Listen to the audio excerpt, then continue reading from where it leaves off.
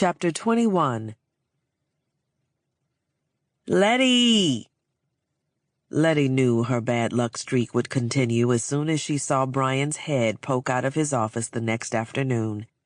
She'd wanted to build a pillow fort and hide away from the world, but grad school didn't allow for recovery from life's minor tragedies, or comedies.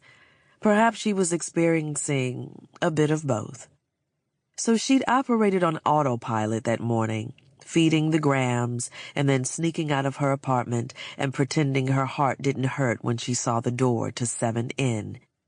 She had barely slept, thinking that he might show up across the hall at any time, then reminded herself that this little game of slumming it with the commoners had been found out, so he'd probably relocated to classier digs, maybe with his new fiancée. Deep breaths. You don't care. He's just another case study for Fuckboy Monthly. The necklace he'd given her shifted under her shirt. If she was stronger, she would have thrown it at him as the elevator doors closed, a dramatic form of closure. But she couldn't. The scent brought her comfort, and it was the most perfect gift she'd ever gotten, even if it had come from a scumbag. She'd left her phone at home. She'd removed the battery with shaking fingers on the ride down in the elevator to avoid Portia's impending barrage of messages. Jamal, Thabiso, had hurt her, and badly. But deception by a guy was unexceptional. From your best friend, it was unbearable. "Good morning, Brian," she said politely, refusing to show emotion in front of him and also really not up for his shit. "My favorite lab assistant. I've told you you're my favorite, right?" She wondered if he really thought the constipated grimace he was sporting passed as a smile. She supposed he thought if he asked nicely, it wouldn't matter that he somehow only had eyes for her when it came to foisting his work on her. "I know you're supposed to do the right GIMSA staining today, but Kevin was on SAC duty this morning and he's out sick." Again? Letty had been exhausted for a long time, but she was veering dangerously close to burnout. Going into the lab after the shit show of the previous night was supposed to be a reprieve. Do some cytospin, stain some cells, try not to think about the handsome jackass who had gotten past her defenses, not once, but twice. Jamal's reveal had also unearthed a pressing question, one she had been hiding behind her anger and disappointment all night. If the prince was real, what was she supposed to make of all the spam emails she'd been receiving from Thisolo? "Naledi!" Brian's brows lifted, crenellating his forehead like the tiny brains he wanted her to retrieve and slice up. "You can do the mouse sacrifice, right?" He held her lab coat and safety goggles out as if they were the sacred garments needed to perform such a ritual. "If you could do a transcardial perfusion on the C57BL/6 back-crossed group, that'd be super." He dumped the coat and goggles onto the table beside her as if she'd already said yes. She'd barely processed her own life, and now she was supposed to serve as rodent executioner? Fucking Brian.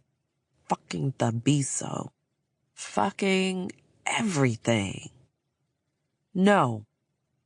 Brian kept walking, so she said it again a little louder. "No, Brian." He turned around, annoyance plastered over his face. "What do you mean, no?" Letty inhaled deeply. "I mean, I have my own stuff to do this morning, and I can't do the sacking.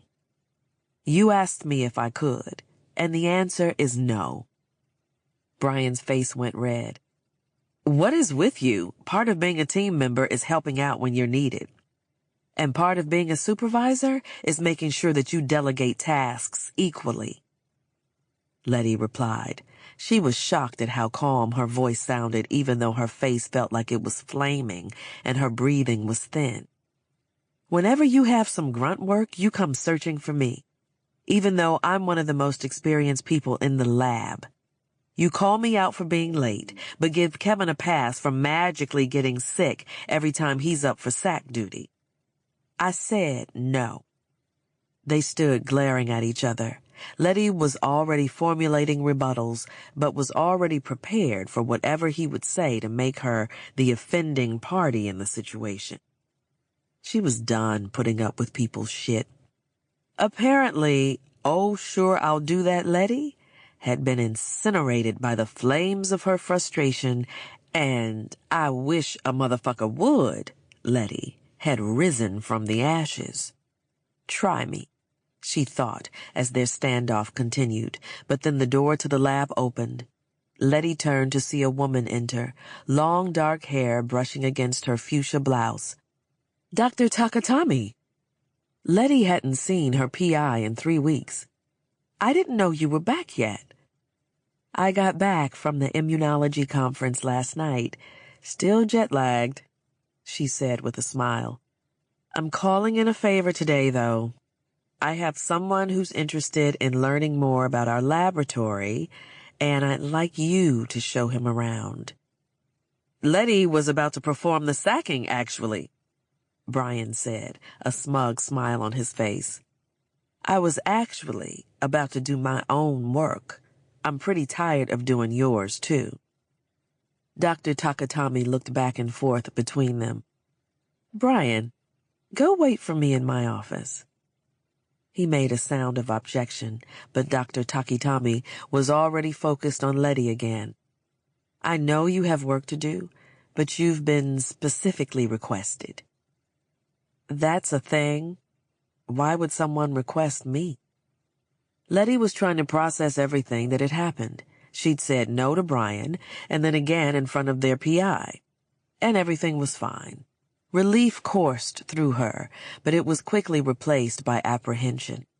Nothing good had happened in the last few days without exacting a hefty toll. Why should that pattern suddenly deviate?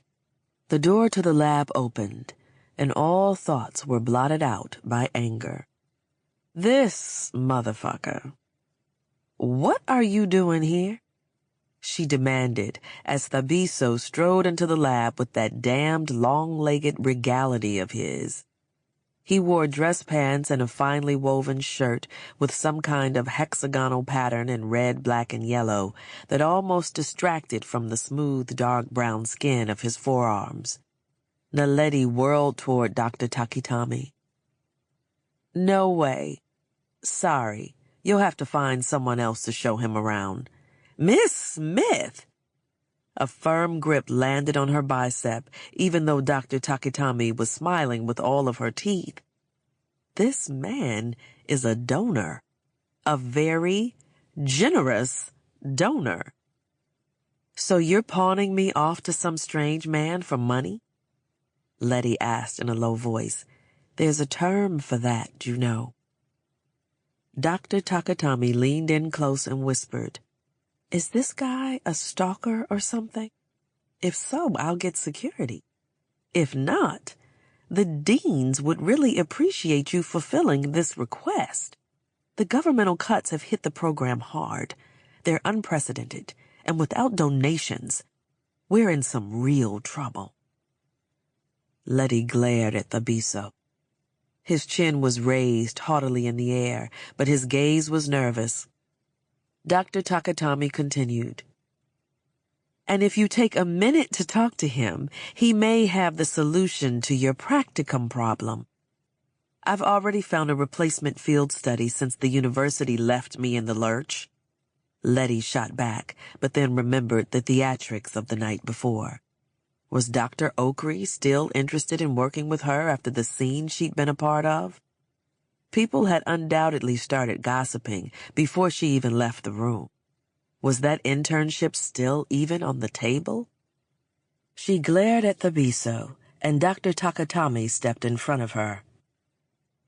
"I don't know what you found, but the probability of it being as useful to your career as this is doubtful.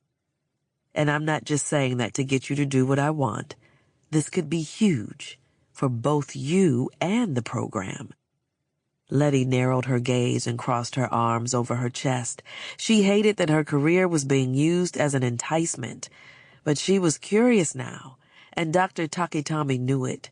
The woman looked back and forth between Letty and Thabiso. "Shall I leave you to it, then?" "Sure," Letty said.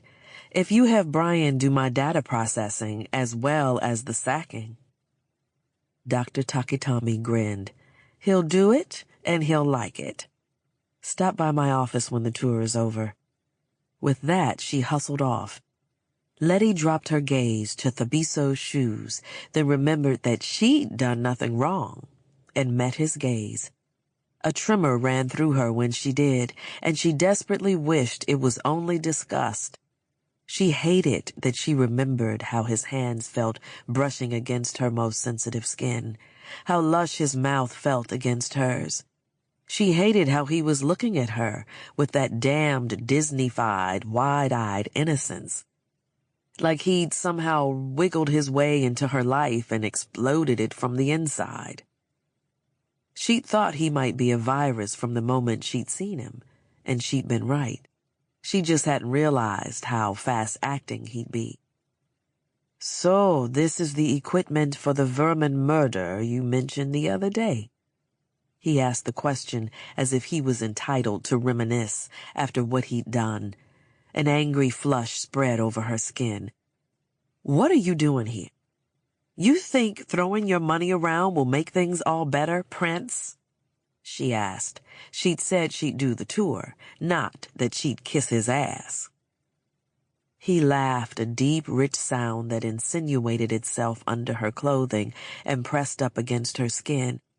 Letty steeled herself against the sensation.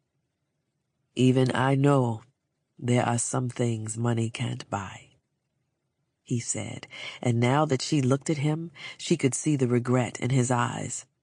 "But you have to know that I was going to tell you." "No, you paid for an informational session, not for the chance to worm your way back into my life." Thabiso leaned back as if evading a blow. "I understand that I've ruined everything, but do you not think you deserve an explanation?" Letty rolled her eyes. "Explanations are for people who care, and I'm not in that cohort. I don't need you," she said. "I don't need anyone." The words had always been the truth before, but they felt like a lie now, one that tripped clumsily to the ground and drew everyone's pitying stares. "I wish I could say the same," he said, shoving his hands into his pockets. "This is the lab," Letty said in a flat tone, spreading her hands out like a lethargic museum guide. She refused to listen to any more of his lies, especially when it was so tempting to believe them. "Science stuff happens, kind of like magic, but with more paperwork." "I don't want a tour, Naledi," Thabiso said quietly. "Here are the high-powered microscopes," she said with a wave of her arm. "When you look into them, you can see the tiniest details of a life form. Nothing hides from that Zeiss lens. It's really too bad there isn't one for screening men like you."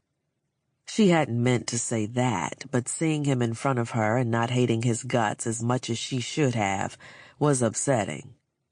"Naledi." His fingertips brushed her arm and she stepped away from the sensation that webbed over her skin. She refused to look up at him, but she could smell the familiar scent of him, the scent of happiness. Her throat went rough.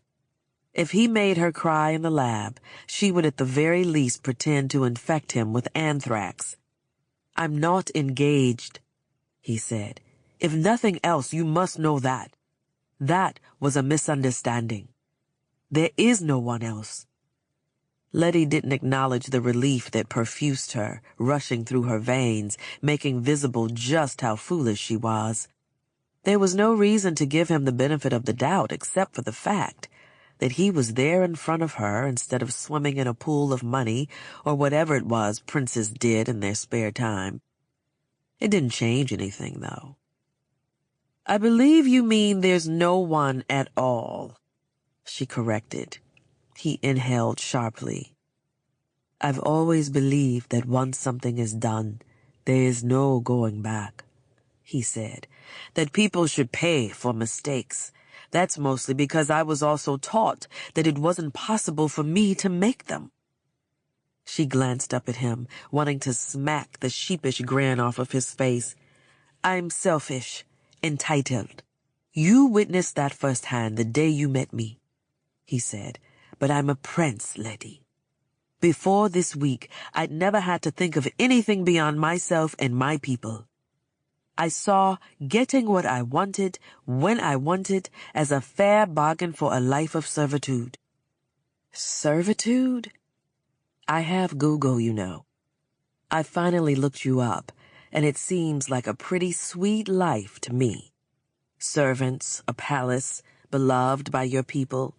Forgive me if I don't shed a tear for you. Thabiso frowned. You may sneer at my riches, but that's the life you would have had if your parents hadn't fled. You would likely already be my wife, living in that palace, being waited on by those servants, and beloved by your people. Our people. Letty took a deep breath, one that bordered much too close to a gasp. When she was a child in those strange homes, she told herself the silliest stories as she lay awake at night, stories with castles and royalty, and where foster homes only showed up in nightmares. She'd long ago buried all of those foolish dreams, but now they were being dragged back to the surface. Why are you doing this? If what you say is true, my parents are the only thing that tied me to Thesolo. They're dead. Any ridiculous pact they made when I was a child has nothing to do with me. The words were cold, but she needed cold to fight the hot tears rising in her. He knew everything about her, and she knew nothing. This was about more than his betrayal now. Living in the dark had allowed her to go through life in her self-contained way. Now, he was offering to bring her into the light, and that would change everything. Fear gripped her tight with this one simple truth. If she knew who her parents were, she would know what she'd lost, what she'd been denied. She wasn't sure she could take that. Jamal, Thabiso, nodded. I shouldn't ask anything of you, but a good prince is also a businessman. I have an offer that is mutually beneficial. Letty wanted to turn and walk off, but she couldn't even if she tried. If those emails were true... Spit it out, she said. My country is in the midst of a medical crisis, he said. My people are falling ill with a sickness that seemingly has no source, and our best doctors have been unable to resolve it. This has caused several problems, including people turning to witchcraft and superstition for explanations. He sighed and scrubbed his hand through his beard. There is a small but important sect of religious leaders who believe that this sickness has befallen my people because the goddess is unhappy with me. Letty tilted her head as if that would help her to understand better. For being a lying jerk? She asked. His gaze flicked to hers, then away. For remaining unmarried. Are you fucking... Hear me out, Naledi. He held out his hand to stay hers, but his fingers curled away from her skin and into his own palm at the last second. Letty wished she didn't feel a pang of regret at the near miss with his fingertips. This is my proposal. Come to Thesolo. I will give you unfettered access to my team of epidemiologists and doctors as they track this situation. Novel is what the scientists are calling it. Novelties are quite important in your field, if I'm not mistaken. Damn it, he was right. Working at the NYC Health Department would give her something to write about, but it would be a bottom-of-the-barrel thesis unless something remarkable happened. She was fairly certain no other grad students in her contingent, and perhaps the whole of the U.S., would have access to a small-scale outbreak in a homogeneous African kingdom. She hated that people were suffering. But if she went, she'd get to help stop that and to make a name for herself all in one shot. And you can also learn about your history, your people, the country you never knew. I told you that I don't care about that, Letty said, even though her heart squeezed at his words. You can meet your family, he said quietly, as if he were ashamed to pull that card. I have family? She felt a brief, unexpected burst of joy, followed by a chaser of rage. I have family, and you waited to tell me? The words came out louder than she had controlled for. Fabiso flinched, and Letty pressed her lips together, mentally slicing away at the anger and hope and betrayal that were coagulating around her. She couldn't be overwhelmed. She refused. I asked you directly, and you said you didn't want to know, he said. Was I supposed to force the information on you against your will? Yes! A fierce whisper. Then she remembered how adamant she'd been at Fort Tryon Park. No. Well, just tell me now. You have an uncle and a cousin. Your grandparents, your mother's parents, are among those who have fallen ill. We're trying to save them. Letty stared at him. She was shit at telling if he was lying, but she couldn't believe he'd sink so low as to lie about that. What do I have to do? And what's in this for you? Thabiso sighed, but this time he didn't look away. You don't have to do anything more than you've ever done, really, he said. You just have to be my betrothed. Letty held one hand to her forehead and another up in front of Thabiso. Wait. You came here to apologize for lying about your identity, and now you're asking me to lie about mine? You're ridiculous. I'm not asking you to lie, he said. You are my betrothed, by royal and religious decree. I'm not asking you to pretend that you love me. Good. I'm a scientist, not an actress, Bones. Bones? She stared at him, and he dropped the query. Never mind. Right. Thabiso shoved his hands deeper into his pockets. Rumors are already spreading after the event last night, but we can spin this. We can go with the story that you were unaware of who I was, who you were, and you can return a prodigal daughter. That should placate people who were angry about your parents fleeing. Then, once the outbreak is handled and things go back to normal, you can say that you missed the U.S. and go back home. Letty was trying so hard not to care, but his last words shanked her right in a vulnerable spot. Some stupid romantic part of her had hoped he might beg her to stay, even if that was the last thing she wanted. Didn't she deserve that lie, too? Then she remembered that no one ever wanted her around for long. Defective Velcro. She almost told him no. This is for work. This could make your career. Fine. I'll pretend to be your betrothed, she said, holding out her hand. She squeezed his hand hard and then dropped it. And then I'll leave. Chapter 22. Letty had packed and repacked her suitcase several times over the course of the last week, between bench exams, finding a mouse sitter for the grams, and getting last-minute vaccinations, a passport, and special visas that were expedited at the behest of the Thessalonian consulate. All that, and dodging Portia. I should have just confronted him myself and asked once I was suspicious. I didn't think it would hurt you this much if I was right. Letty had to admit that she'd spent years convincing Portia and herself that nothing a man did could hurt her. But Portia should have known how much she could hurt Letty. I shouldn't make excuses. What I did was wrong, and I'm so sorry. Letty put her phone away, her sadness weighing down on her. She missed her friend, despite Portia's ridiculous, thoughtless behavior. But she needed time to think before speaking to her.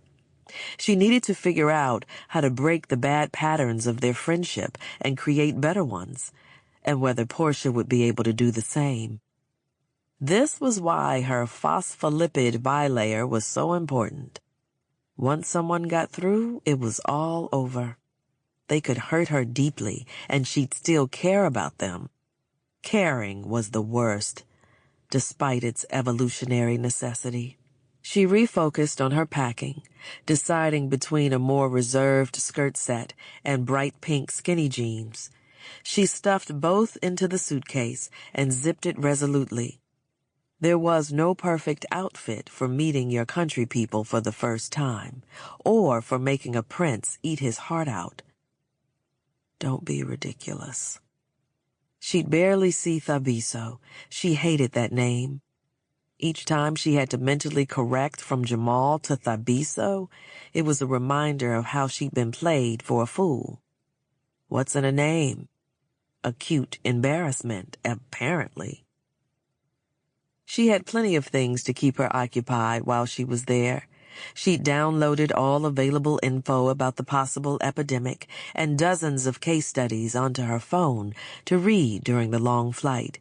She'd also compiled the emails about Thesolo, the most recent ones that had suddenly started explaining the country's history and culture. She now realized those emails had been Lakatsi, Thabiso's mystery friend, actually his assistant, who she'd met in the hallway of her building, prepping her for Thabiso's confession that never came to fruition. She'd read through all of those already, soaking up the facts and photos like a sponge left away from the water until it was hard and dry. It was too much to absorb at once, and she'd read them again and again, telling herself it was the same thing she'd do with any assignment she received in class.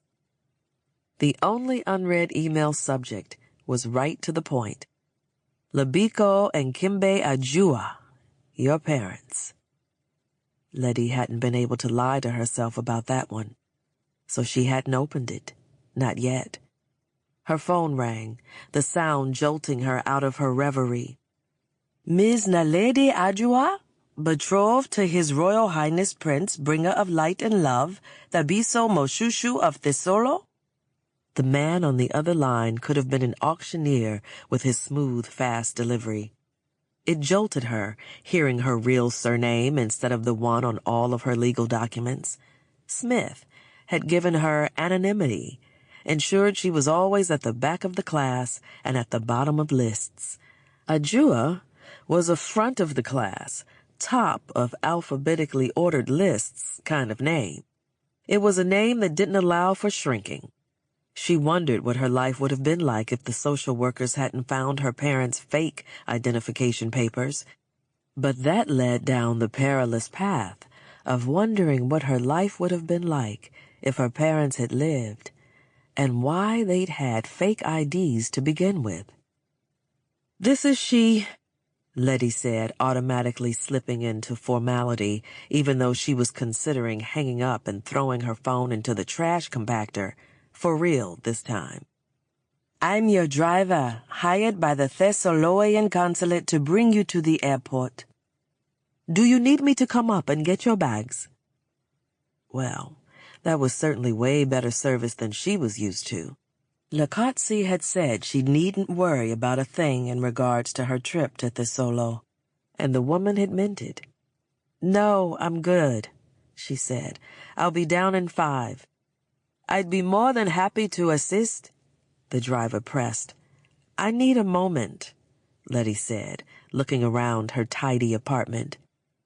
She touched the space on the windowsill where the Graham's cage usually sat and took a deep breath. "I understand. Take your time." "Thanks." She locked the phone and slipped it into her pocket. She steeled herself against the enormity of what awaited her as she rolled her suitcase out of the apartment and locked the door behind her. She had lived her entire life, what she could remember of it, rootless, being passed around like Brussels sprouts at dinner before they became trendy. Now, she was about to take a trip to the motherland, her actual motherland, and she had no idea of what she should be feeling. The door to apartment 7N opened, and Mrs. Garcia, tanned and radiant, peeked her head out. "Hey, Linda, I've barely seen you since I got back, and now you're leaving." Letty tried not to look like someone who'd done unmentionable things on her neighbor's sofa. "Hi, how was your trip?" "It was amazing. I got to go to the beach, a real beach, see my family, and catch up with friends I hadn't spoken to since I left when I was a teenager." Mrs. Garcia grinned. "That rich guy who sent me on the vacation so he could stay here? I think he was an angel. Really, it's crazy how one person can show up and boom, suddenly your life is completely different." Letty decided against telling Mrs. Garcia that Thabiso was a lying fraud who used his wealth to get what he wanted. What had he wanted, exactly? It didn't matter. Mrs. Garcia was happy, and she wasn't necessarily wrong. Letty's life had certainly taken a turn in the last 2 weeks. Whether it was for the better or the worse was still up for debate. "Didi, ven aquí, mi amor." A gruff male voice called out from the recesses of the apartment. That's when Letty realized that only Mrs. Garcia's head and shoulder, bare shoulder, were visible through the cracked door. "I have to go," she said with a sly smile. Letty distinctly heard the sound of footsteps approaching, and then Mrs. Garcia's face went pink. "An old friend I reconnected with in PR is visiting. You know how it is. Have a good trip." The door slammed closed, and low laughter, male and female, sounded from behind it, followed by the squeal of plastic. Letty wished Mrs. Garcia better luck in love than she'd had. She took the 7 flights of stairs slower than she ever had, and was so lost in her trepidation as she stepped out of the building that it took her a moment to notice the small crowd. Several people were holding up their cell phones. "You think someone famous is in there?" A teenager zooming in on his iPhone asked. "Yo, what if it's Beyonce?" his friend asked. The crowd was staring excitedly at the long, sleek limo double-parked in front of the building. Letty got pulled into the excitement. If Beyonce had randomly dropped by the neighborhood, she might have to tell her driver to wait. The car door opened, and a balding man in a black suit got out and scanned the crowd. He smiled in recognition when his gaze landed on her. "Ms. Ajua." He began walking toward her, and the crowd parted, their camera phones turning toward her as the driver took her suitcase from her. "Follow me, please." Letty stood still for a moment. "I'm not Beyonce," she said, confused. "Damn right you're not," an older woman in the crowd said. "No need to be rude, madam," the driver said with a disapproving look, then took Letty's arm and escorted her toward the limo. He opened the door and inclined slightly, waiting for her to enter. "I think there's been some kind of mistake," Letty said. Are you Naledi Ajua, betrothed of his Yes, that's me, she said, cutting him off. People were recording, and she didn't need word of her fake engagement getting around the neighborhood or the internet. She'd kept a low profile for years, and this limo business would be hard enough to explain when she got back. Because she'd be back eventually, alone as ever, and didn't need neighbors thinking she'd lost a prince when the truth was she'd never had him. Then there is no mistake. Get in, and I'll have you to the airport in no time at all. Letty climbed into the limo and sat awkwardly in the middle of the back seat. She felt ridiculous in the enormous interior of the car, which was decked out in sleek wood and smelled of leather, and something she couldn't quite place. Money, she thought.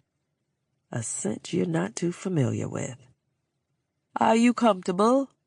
The driver's voice filled the car, emanating from hidden surround sound speakers as they pulled into traffic. There are beverages in the refrigerator and a crudité platter and some appetizers. If you prefer something warm, there are some microwavable items. There's a microwave? She asked. Of course, the driver replied, as if she questioned his honor. There's also a Keurig if you need coffee or tea. Thank you, Letty said. Traffic was moving pretty smoothly, but she worried they would hit a snarl along the way. What is the exact time of my flight, by the way? Lakatsi only told me when to be ready for the car service to pick me up. There was a pause. Pardon? What time is my flight? Letty repeated. She looked around to see if there was some kind of intercom button so he could hear her better. When she pressed a small button on the interior wall beside her head, a panel slid away, revealing a touch screen dotted with various icons. One with a martini glass likely represented the bar. One with wavy lines seemed to represent the AC. She wasn't sure what the icon with the flames represented, but figured it was best not to touch, that lest she end up a victim of her curiosity. I imagine it's in about an hour and a half, he said, much too vague for Letty's liking. Are you sure? She asked. She tapped an icon with a bottle of water on it, and another panel slid open, revealing an empty cubbyhole. A second later, a petite bottle of mineral water dropped down. What the hell? I read that you're supposed to get to the airport 2 hours ahead of time. I don't want to miss the flight and have to rebook.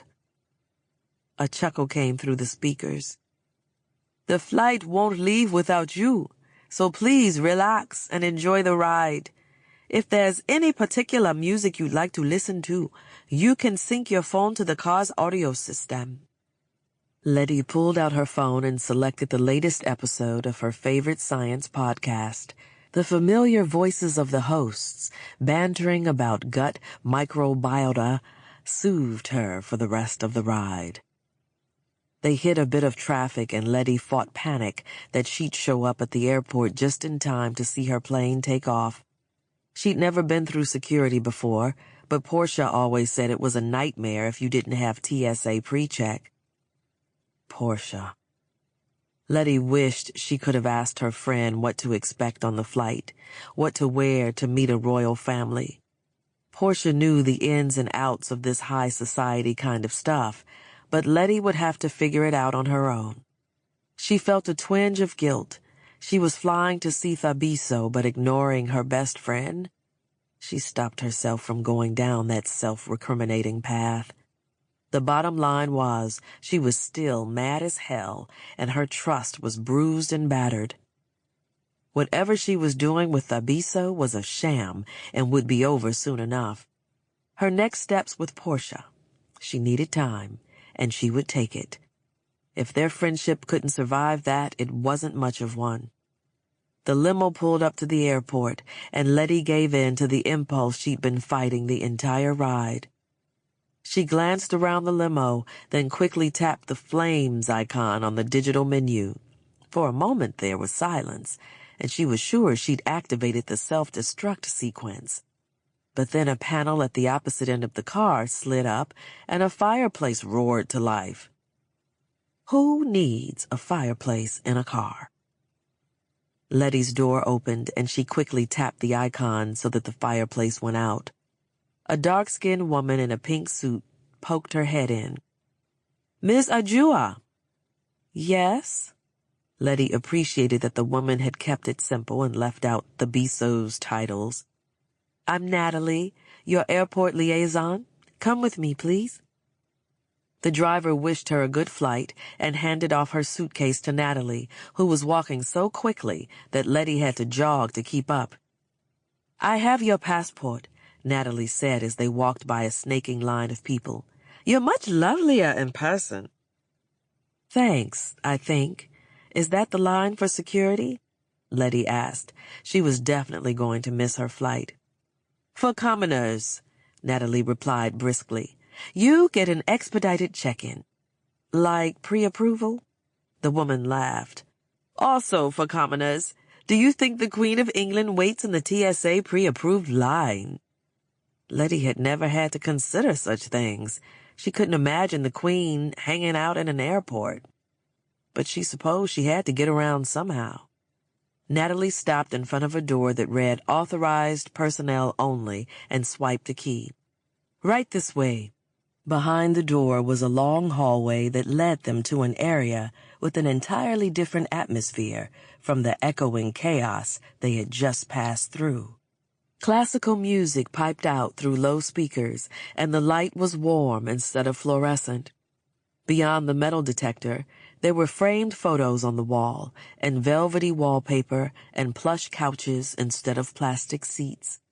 She was underdressed in her jeans and sneakers, which was overdressed for flights where people could often be found wearing their pajama pants. "Wait right here," the woman said, and approached the TSA officer seated at a wooden desk. She showed him Letty's passport and placed her bag through a scanner, then walked through a metal detector. "Come on, Ms. Ajua." Letty followed her, and a moment later they were walking through a clean, comfortable-looking seating area. Expensive-looking chairs rested on bright area rugs, interspersed with wooden tables outfitted with chargers, magazines, lotions, and other necessities. "I didn't know this kind of place existed," Letty said, gawking at the opulence around her. She'd heard so many terrible stories about what a shit show LaGuardia was.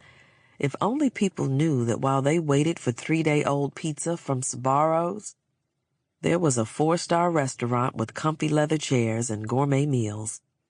"Very few people do," the woman said. "Celebrities sometimes try to get in here, but to no avail.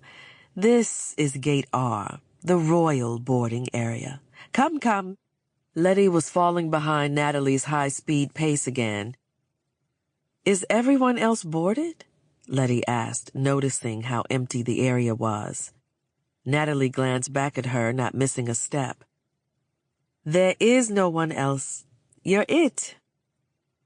They stepped up to the huge glass windows that looked out onto the tarmac. Sitting outside was the kind of jet Letty had only seen in articles decrying the carbon footprints of the rich and famous. A yellow flower was painted onto the fin of the plane. Letty's stomach flipped and she stopped, letting Natalie continue on without her. It was crazy enough to be going to Thesolo, but the limo, the secret gate, the sleek plane waiting to ferry her around the world. She was a woman who lived in a tiny apartment with 2 mice, who ate a steady diet of ramen and swaddled her phone in layers of protection because breaking it would be unthinkable. Is this real life?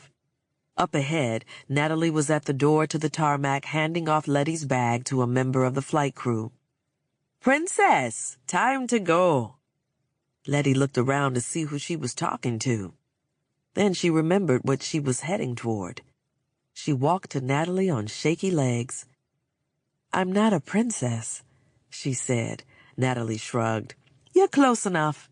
If you weren't, you wouldn't be listed as fiancée of Prince Thabiso, and you wouldn't be at Gate R."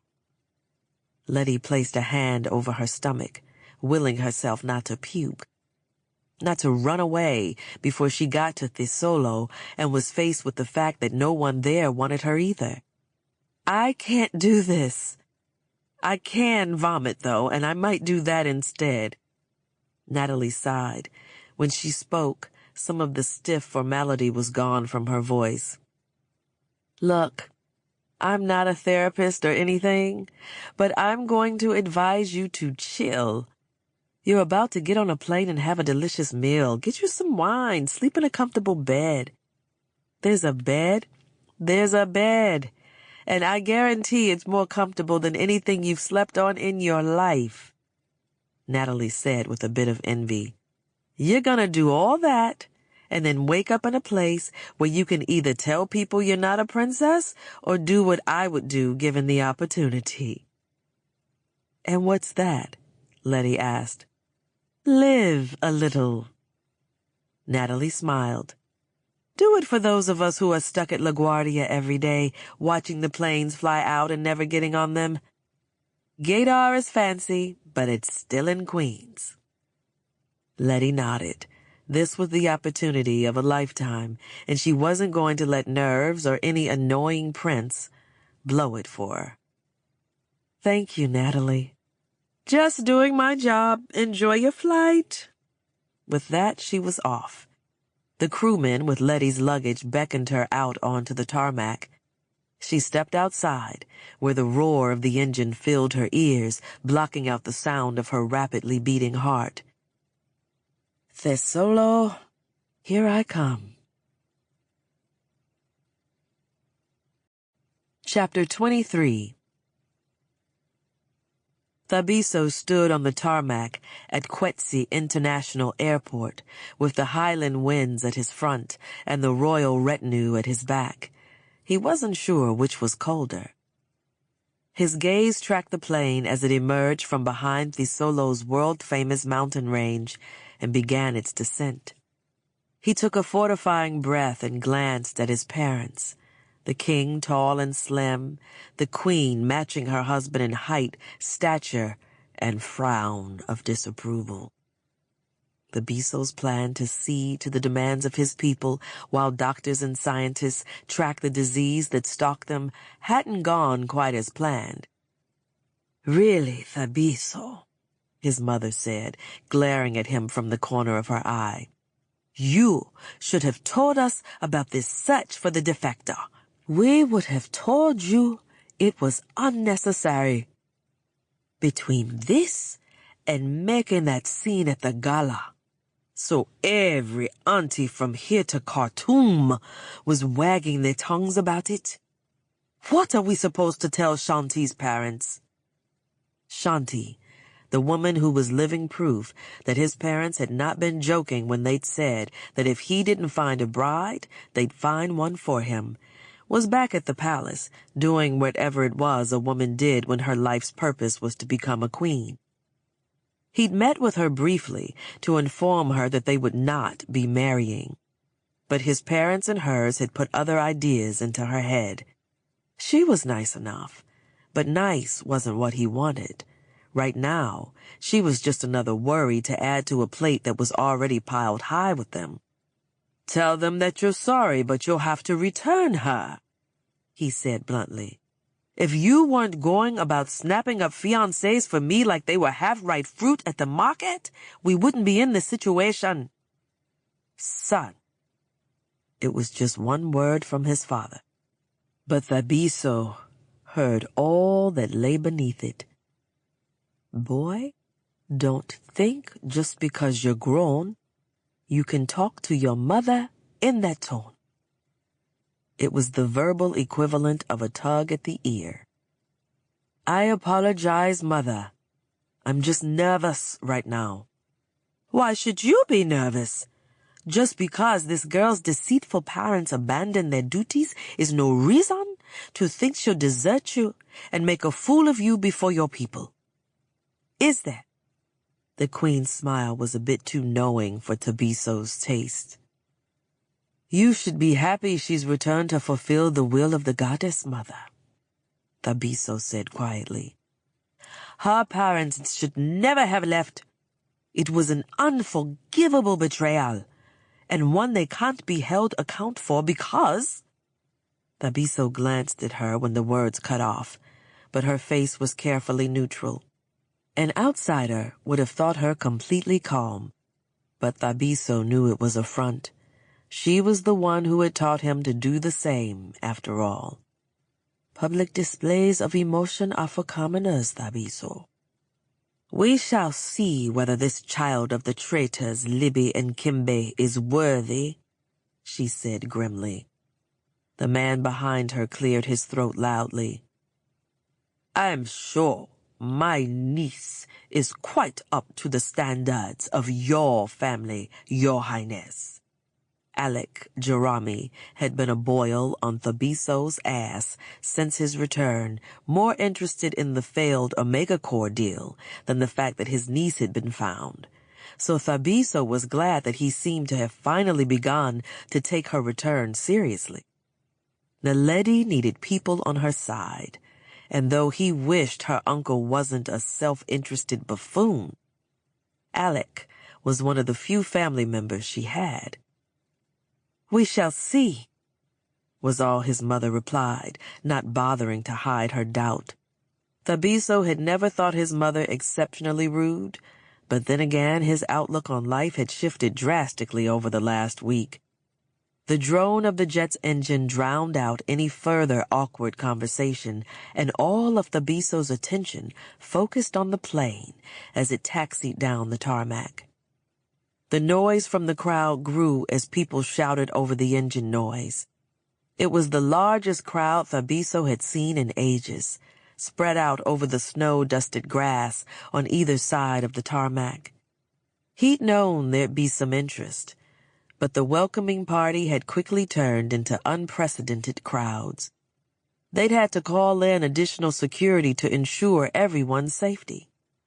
Vendors had set up stands selling caps and T-shirts emblazoned with #RoyalReunion, which was apparently the official social media hashtag.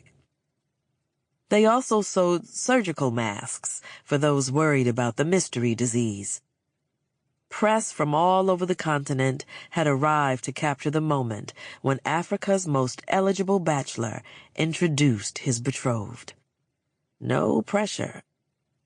When the plane finally drew to a stop and the engines powered down, several tribal representatives, each clad in the intricately woven cloaks of their people, formed a procession behind the ground crew. A red carpet was unfurled at the foot of the jetway and strewn with flower petals, scenting the air with hope. The citizens of the council lined up along the carpet, some smiling uncertainly, others wearing dubious expressions. Letty's family's betrayal had been a source of national discontent, but now the populace was being told to welcome her back unconditionally. For a moment, Thabiso wished he could play the role of Jamal amongst his own people, to move among them as a normal citizen so that he could know their thoughts and feelings. But Jamal was retired, and the people's doubtful expressions would have to suffice. Only the children, whether the goat herds barely taller than their wards or the young choir members nervously awaiting their moment in the sun, were unequivocally happy about the arrival of their soon-to-be princess. The children and Thabiso. He tried to resign himself to the fact that he had ruined things. When it came to love, people were often given second chances. Unfortunately, he'd already used up his second chance and was sure that third ones were rather rare. But even though she detested him, even though he deserved her detestation, she had still come. He'd been alerted as soon as she'd boarded the plane. He would get to see her rediscover the country she had forgotten. And he just might be able to help with the career that was so important to her. It was a paltry consolation prize compared to having her as his own, but it still made him happy to know that perhaps her life could be different, better now. That she wouldn't be alone anymore, even if she wasn't with him. The low-level murmuring of the crowd grew louder as the door of the plane opened and she stepped out. Her T-shirt, completely inappropriate for the low temperatures of winter in the mountains, was rumpled from the long flight, and she blinked like an owl in the bright afternoon sun. She wore no makeup, and the thick hair that he knew was soft to the touch was pulled into a messy ponytail atop her head and wrapped in a scarf. She moved to smooth a palm over her hair, and then a look of shock crossed her face. She ran back into the plane, only to emerge a moment later, scarf gone, hair down around her shoulders. She smiled nervously and brought a hand to her stomach. "This is who you choose over Shanti?" his mother asked through her tight smile. "Indeed." He realized in that moment that he was exactly the selfish bastard that Naledi thought he was, that he would be happy for her altruistically, platonically. Yet another lie in a long string of them. She stood at the door to the plane, green under her brown skin and dressed like she was going to the bodega, and he wanted her so badly that he had to close his fists against it. He wanted to feel those hips that swayed as she walked down the plane steps beneath his hands. He wanted to taste the lips that pulled into a smile as a boy approached and handed her a bouquet of flowers. He wanted Naledi Ajua, even though he had no right to her, despite their betrothal. Only she could bequeath him with that honor. The warmth in his chest transferred into a throb, one that synced with each step Letty took toward him. "Sire, you are making her walk into a strange land, toward a strange people, alone?" The tip of Lacazzi's pointy Italian loafer dug into the back of his ankle, propelling him into action. Thabiso moved toward Letty, and although the first step was one of uncertainty, the next brought him closer to her. And there was assuredly nothing he wanted more than that. He knew that she knew he was approaching, although she kept her attention on a little girl who had grabbed her by the hand and gazed up adoringly. "Welcome home, my dear Naledi," he said as he approached, his voice almost drowned out by the children's chorus that had begun to sing their national anthem. She finally turned to him. "Oh, hi, dear," she said with a wry smile. "Nice crown." He touched the ring of platinum encircling his head.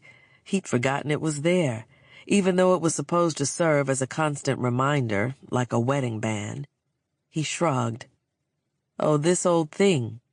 This is my casual crown. The formal one is 8 inches tall." She wrinkled her nose. "We Mashushus are not known for our subtlety," he said. "The princess is beautiful," the little girl holding Letty's hand said, ducking her head shyly. "That she is." The girl darted back into the crowd when Thabiso addressed her, hiding behind her mother's long patterned skirt. "She is also underdressed," Letty said through chattering teeth. "Isn't it supposed to be hot in Africa?" He could see her shivering. She was still dressed for spring in the northern hemisphere, not winter in the southern. He removed his thick wool cloak and wrapped it around her. A gasp went through the crowd. Sharing one's cloak was an act of intimacy. It was like sharing your second skin. As he pulled the collar closed, he noticed the thin, serpentine metal glinting against her collarbone. The necklace. What did it mean that she still wore his gift? Hope, stronger than logic that told him nothing could bring Letty back to him, spread in his chest like one of the great winged creatures said to serve Ngoka's will. He inhaled deeply as he tucked the collar of the cloak and fixed it in place with a button. "It is hot on some parts of the continent. Your current location is 1,500 feet above sea level. nestled in the mountains, and it is winter. It's ski season here. Of course, Letty muttered. Thabiso wondered how Naledi, lover of data, had been remiss in reading up on the local climate. He was sure Lakatsi would have informed her in one of her emails, but then he remembered how Naledi ignored that which caused her emotional discomfort. Are you ready to meet your people? I guess. She was looking down at her sneakers. He held his hand out, and when she took it warily, he tugged her toward him, gently folding her arm under his so that she was pressed against him along one side. What?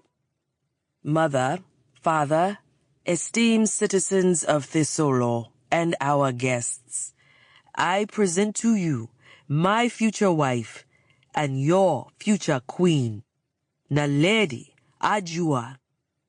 Polite clapping broke out from the crowds that had gathered to witness this historic event. He felt Letty stiffen beside him.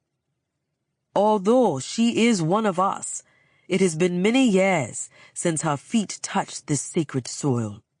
The people of this solo are world-renowned for their kindness and hospitality, and I have no doubt you will help show her just how wonderful her homeland, our homeland, truly is. That bit was met with thunderous applause.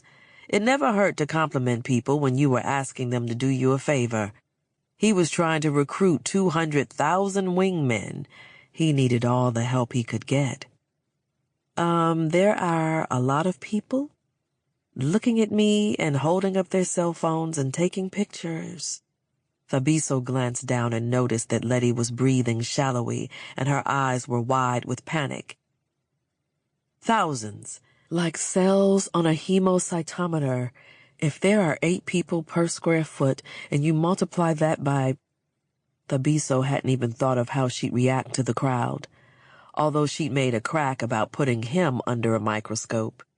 The truth of the matter was that he always had been. He expected to be stared at and photographed as soon as he left the privacy of the palace grounds. He didn't know what to say to calm her. Instead, he lifted his hand to her face and brushed his knuckles along her jawline.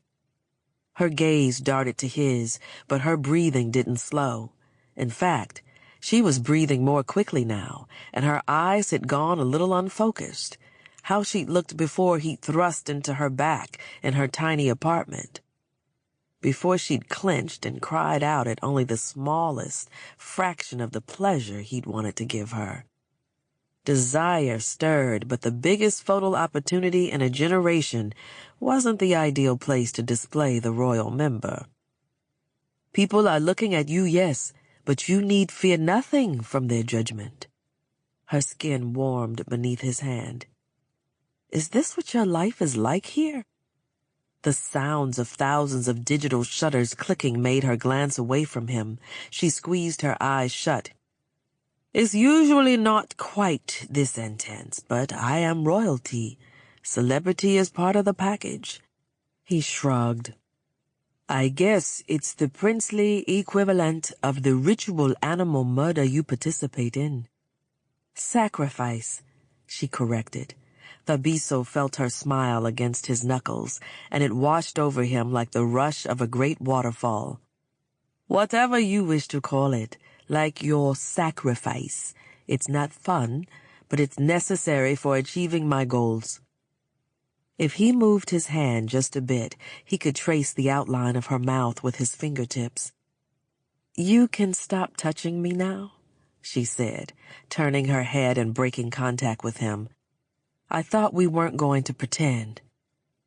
He hated to lose the feel of her soft skin, but he pulled his hand away.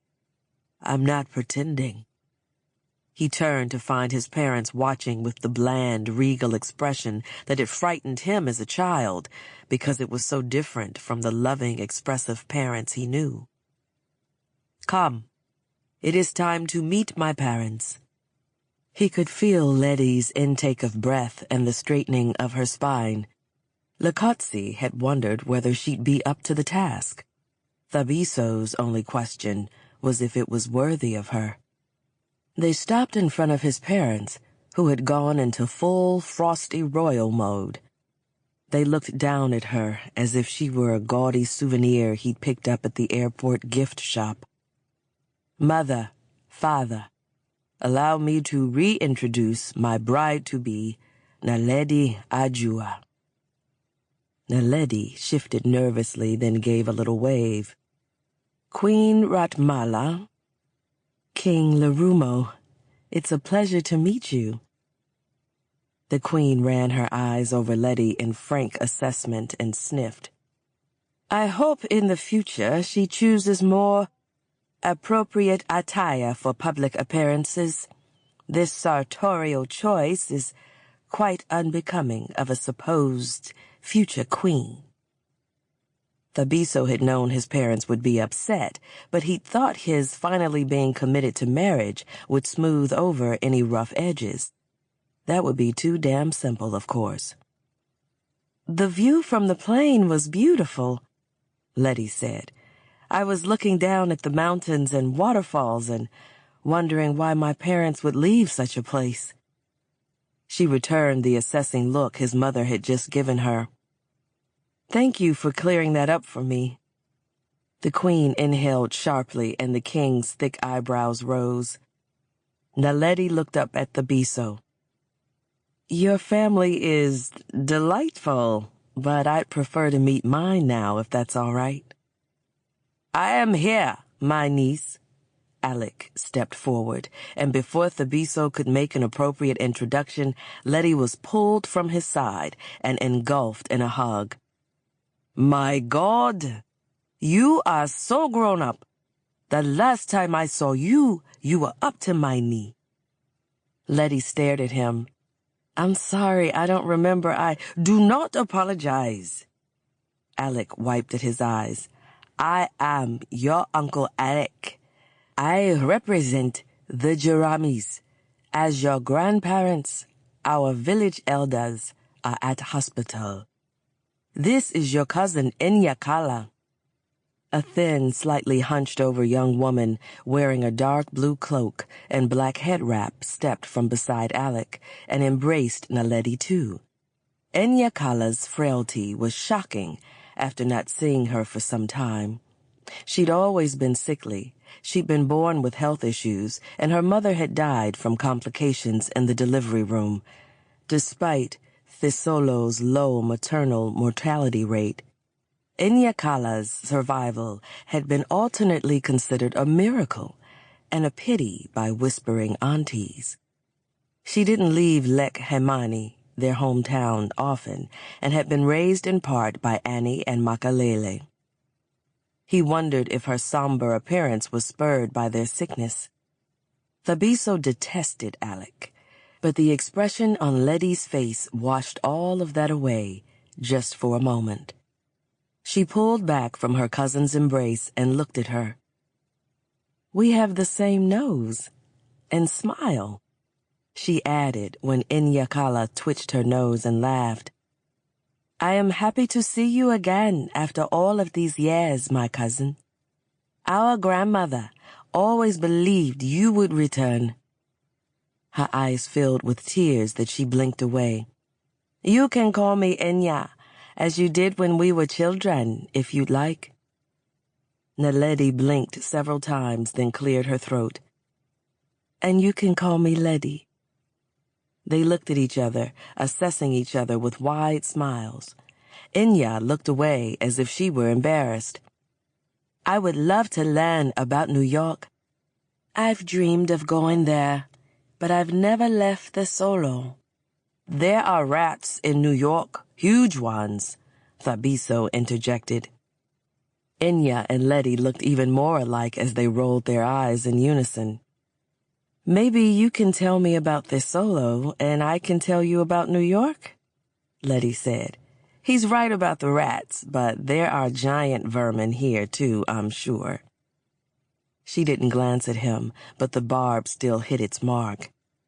"We should return to the palace to prepare for the engagement celebration," the king said. His voice boomed, but there was a glint of amusement in his eyes. "Naledi will ride with us," Alex said, stepping between her and Thabiso. "No, she'll ride in the royal carriage," Thabiso said. "It's cool," Naledi said, giving Thabiso's arm a pat.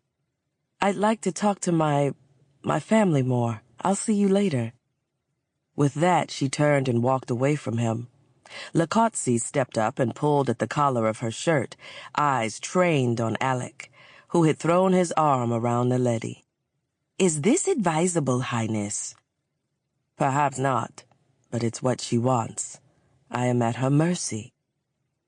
"The Jaramis are known for their stubbornness, sire," Lakotsi reminded him. "Mercy is not in her DNA." Thabiso hoped that Letty had taken after her father's side of the family. Chapter 24. This wasn't exactly how Letty had imagined her evening would play out. Clad in a too-short robe and perched on a stool, a fancy upholstered one, but a stool nonetheless. The fabric covering the seat was itchy against the backs of her thighs, or maybe that was her nerves. Whatever it was, Letty couldn't sit still. "I would rather not be known as the woman who maimed the future queen," Inya warned with a faint smile before attempting to line Letty's eyes with coal for the 10th time. Letty sucked in a breath and stilled herself as Inya finished. Nothing was as she'd expected. She thought she'd immediately be taken to her room, be able to gather her wits alone, and then meet with the local epidemiologists.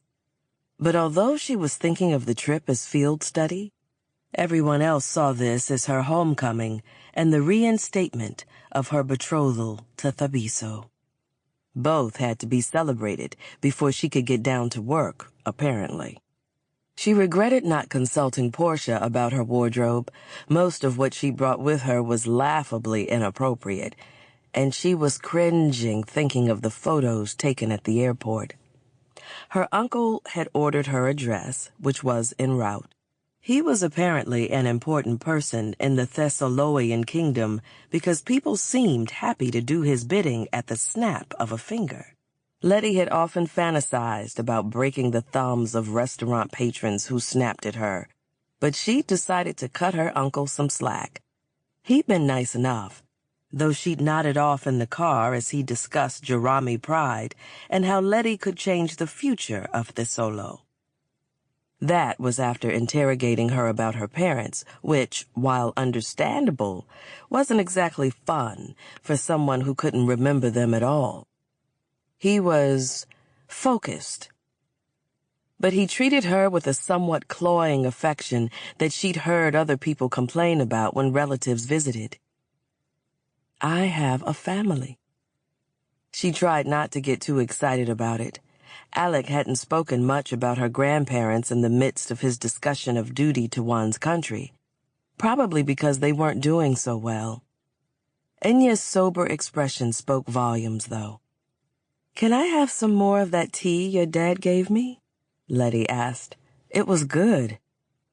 She tried to stay hydrated on the plane, and the stewardess had urged her to drink water and use the scented oils and facial masks, but she was more parched than when she'd landed. "You should taste the water fresh from our mountain springs. They say they were blessed by Ngoka, and that the water is imbued with the essence of Thessalo itself."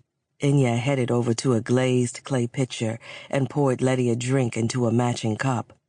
Letty had read enough to know that Ngoka was the main deity worshipped in Thessalo, and that she, and the priestesses who worshipped her, were an important part of Thessaloian culture.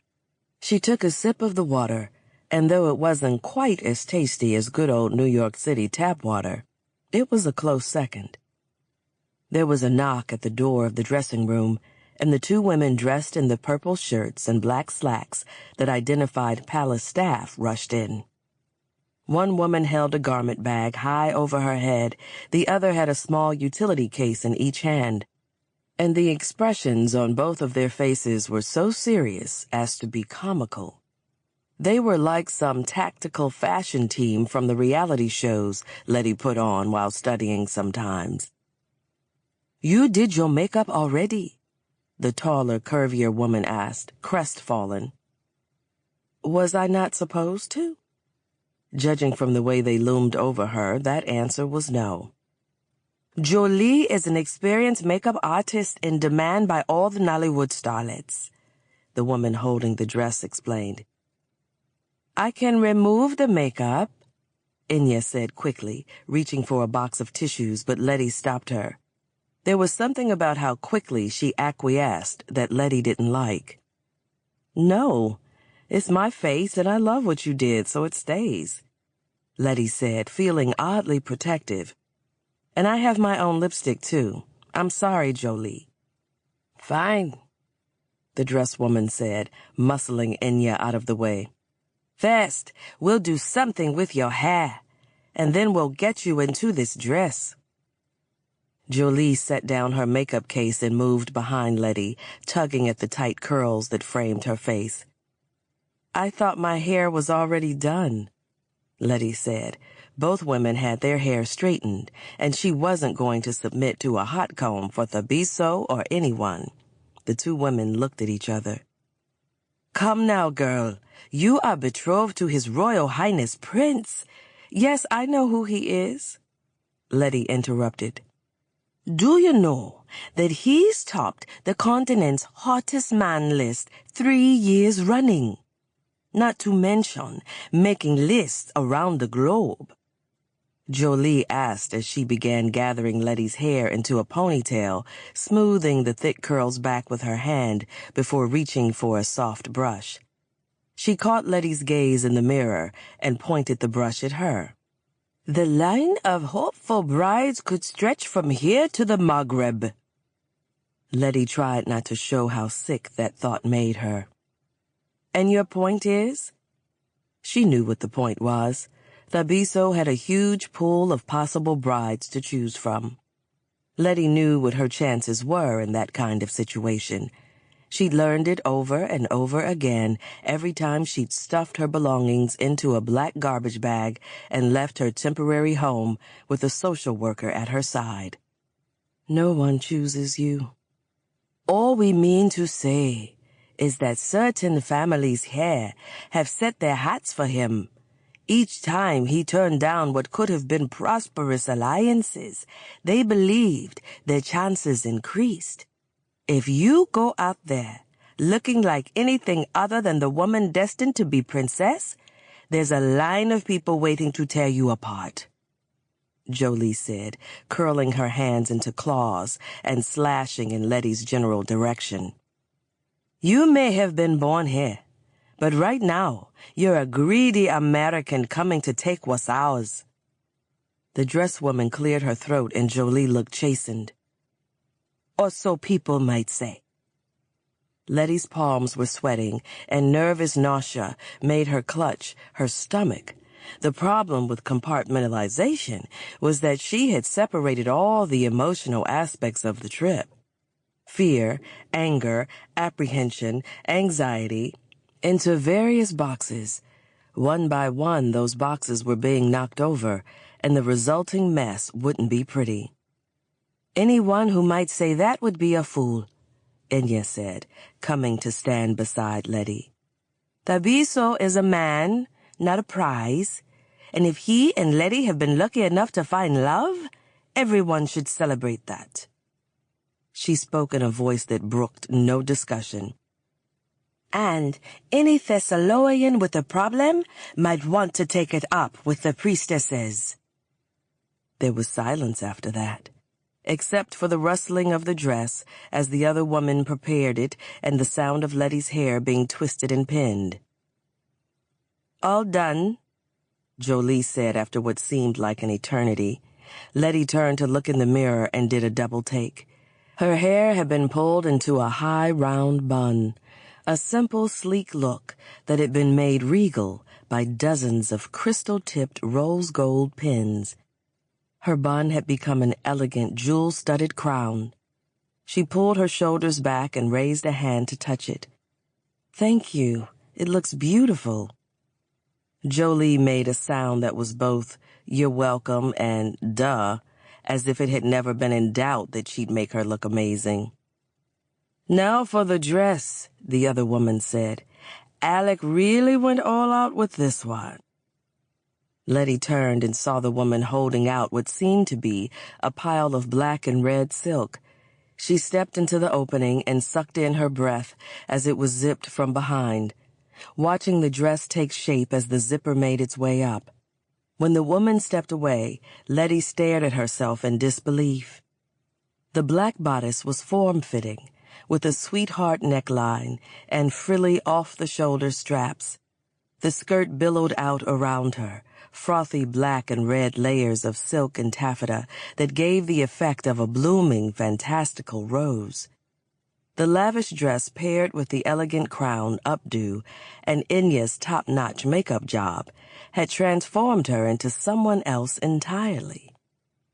Perhaps the woman she would have been if her parents had never taken her to New York. "The prince will not be able to tear his gaze from you tonight," Inya said, "and your red lip stain will match perfectly." Letty let Jolie apply the lip liner and stain, not wanting to step on any more toes, then checked herself out in the mirror. "Wow," she said, allowing herself a moment of vanity. "Wow," Jolie repeated with a little laugh.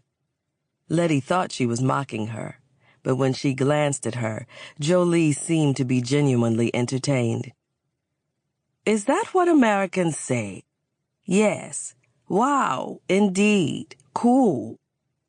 In the mirror, Letty noticed Inya looking at the tube of lip stain wistfully. Inya's dress was simple instead of sumptuous, loose-fitting instead of accentuating her slim curves. Her hair was wrapped in a black head wrap, but that was simply done too, not like the structural marvels Letty had seen at the gala. She wore no makeup. She was lovely, but there was an air of neglect about her that was concerning. Letty wondered why Alec had lavished her with this gift while his own daughter was in Cinderella clean-the-kitchen mode. "Do you want to try some?" she asked. "That is too bold for me. Red is not for dark-skinned girls anyway," Inya said. "Says who?" Letty tilted her head and regarded her cousin. "I'm the same color as you." "But," Inya eyed the lip stain covetously, "you're a New Yorker. I'm just a village teacher." Ah, that explained the shut-up-and-sit-down tone she'd used on Jolie. "I'm a waitress and a glorified number cruncher," Letty countered. "You're not exactly speaking to a paragon of glamour." Letty hadn't known the woman for more than a few hours, but already she could see the resemblances that went deeper than the surface. The way Inya folded in on herself and tried to be inconspicuous, for example. "Tell anyone who asks that the bossy American made you do it," Letty said, unscrewing the wand from the tube and handing it over. She watched as Inya carefully applied the bright color, and she saw the way her eyes lit up when she looked at herself in the mirror. "Jolie, since you didn't get to do my makeup, can you do hers instead?" A few minutes later, Inya had been contoured, concealed, rouged, and eyelashed. Her head wrap had also been redone in a style that they'd call gele, a fancier, more structured shape. She had already been lovely, but now she looked like a star. "This calls for a selfie," Letty said, and struck a ridiculous pose beside Inya in the mirror. She snapped a series of photos and chose the best one, when both of them had burst out laughing, red lips stretched wide. She was in the process of texting it to Portia before she remembered that she wasn't talking to her. It seemed like a sin to waste such a good selfie, though, so she went to her Instaphoto account to upload it. So what if she only had 3 followers and one of them was Portia? She had no one else to share the current weirdness of her life with. When she opened the account, she noticed what must have been an error. Thousands of notifications. She definitely had more than 3 followers now, and she'd been tagged in at least 100 photos. Her stepping off of the plane, Thabiso looking down into her eyes like he actually cared. Yes, literal queen. Relationship goals. Someone who looks at me like PT looks at his fiancée. Hashtag royal reunion. The caption read. Ugh, so jealous, read the first response. Her, really? Read the third. She left the app without uploading her photo and put the phone away. She hadn't entirely thought this thing through. She reminded herself that it didn't matter what strangers on the internet said anyway. This whole relationship was a scam, and Thabiso was just another person who didn't particularly care if she stuck around. And then you can go home. Still, that her, really? Pricked at Letty's pride. She pulled out the phone and uploaded the photo of her and Inya, captioning it with a sly smile emoji. Yes, her, you jerk, really. Come, ladies, enough dilly-dallying. Time for us to make our entrance. Alec knocked at the door with an annoyed vigor, as if it was his 5th time coming around when it was really his first. Sorry, Inya said, and Letty could tell that she was used to apologizing for the man. It was then that Letty realized that her cousin hadn't spoken of a significant other, or children, or a home of her own. Not for the first time that day, she wondered if she would have turned out more like Inya if she'd never left the solo, or if Inya would have been more like her. They stepped out into the hall and were whisked into a whirl of color that made the African charity gala look like small potatoes. Alec kept up a steady stream of conversation that Letty pretended to follow. Although she didn't catch a word of it, there was too much to see. The royal guard lined the long hallway leading to the ballroom, each clad in a crisp blue uniform with a saber hanging from one hip and a horn from the other. The hall was full of people making their way into the room, but her eyes immediately focused on one. Thabiso stood at the end of the line of sentries, gazing at her. He wore what appeared to be a traditional black suit, the top of a longer robe-type garment with a high collar instead of a formal tux like Alec was wearing. Clinging to the old ways as usual, Alec muttered before clapping her on the shoulder. Hopefully you can change that. She replied. Thesolo was consistently listed as one of the most progressive countries in the world, with more technological and environmental advancements being put in place as Thabiso took on a larger role in government. She'd never seen him use a cell phone, but she wouldn't exactly call him backward thinking. And if that outfit signified the old ways, then the old ways were quite all right by her. The suit was finely tailored, enhancing his broad shoulders, accentuating the width of his chest and the taper of his waist. The hems of his sleeves were piped in scarlet, matching her dress. Alec released her arm and gave Thabiso a grimace. Inya gave her a thumbs up before being pulled along with her father. Then she was gone, and there was just Letty and the weight of Thabiso's gaze. Her skin felt suddenly taut and sensitive, betraying her resolve to be unmoved when it came to Thabiso. She knew the technical reason behind her arousal. What she didn't understand was how she could still feel that way after he'd lied to her. After he'd pretended to be Jamal, making her laugh, making her Hey now, what was that? Just the possibility of the unfinished thought made her want to turn and run back to the airport, but her traitorous feet kept carrying her forward until she stood close enough that she had to look up at him. She steeled herself, reminded herself that this was not the man she'd grown close to over the last week. Prince Thabiso, she said, his name another barrier she could throw up between them. My beautiful betrothed, he responded. He said the last word so warmly that anyone watching would think he was a man looking forward to marriage. Then again, she'd never thought Jamal might be a prince in disguise before the night he'd stepped on stage. Her chest tightened at the memory. "Are you sure you're not too tired to attend this event?" he asked. His hand went to her shoulder in concern, and she closed her eyes against the pleasure of his touch on her bare skin. She was exhausted. She had no idea what time it was in NYC, but she was jet-lagged, and meeting her family and an entire nation of people had compounded that. She hadn't factored in that Thabiso's presence would be this hard.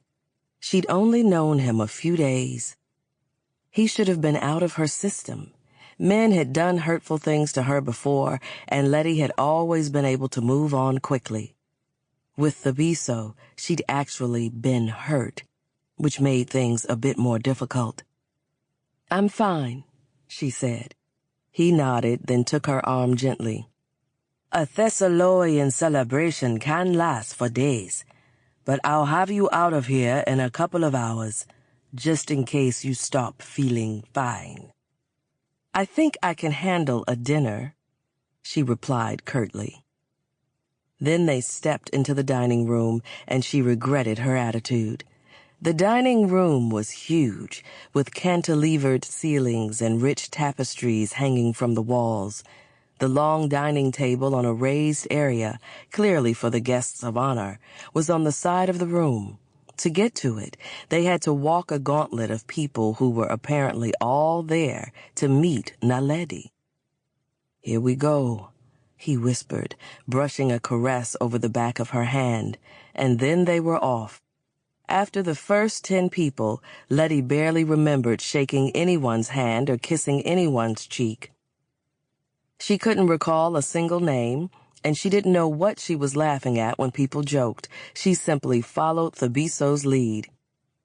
My, you look just like your mother," an older man said, after nearly cutting off circulation in her hand.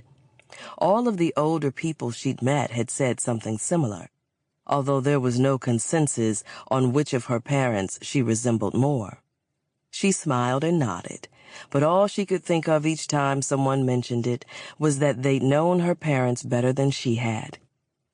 "Yes, Letty is surpassingly beautiful," Thabiso said, clapping the man on the back heartily enough that he dropped Letty's hand. He ran interference for her constantly, stepping in every time she was at a loss for words or overwhelmed. "They're about to serve the salads. We should get to our seats." He tucked her arm in his again, and though Letty had resented the gesture before, she was fairly certain he was holding her up. She wasn't sure how much time had passed since they descended onto the main floor, but it could have been days given how many hands she'd shaken and how tired she was. She didn't want to lean into him, but she was a practical woman, and he was the nearest source of support. She leaned. "You're doing very well," he said in the same tone a teacher would use when giving out participation trophies.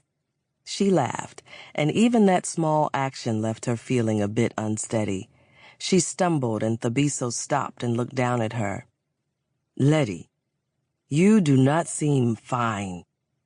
"I'm not," she admitted. "Can we sit down?"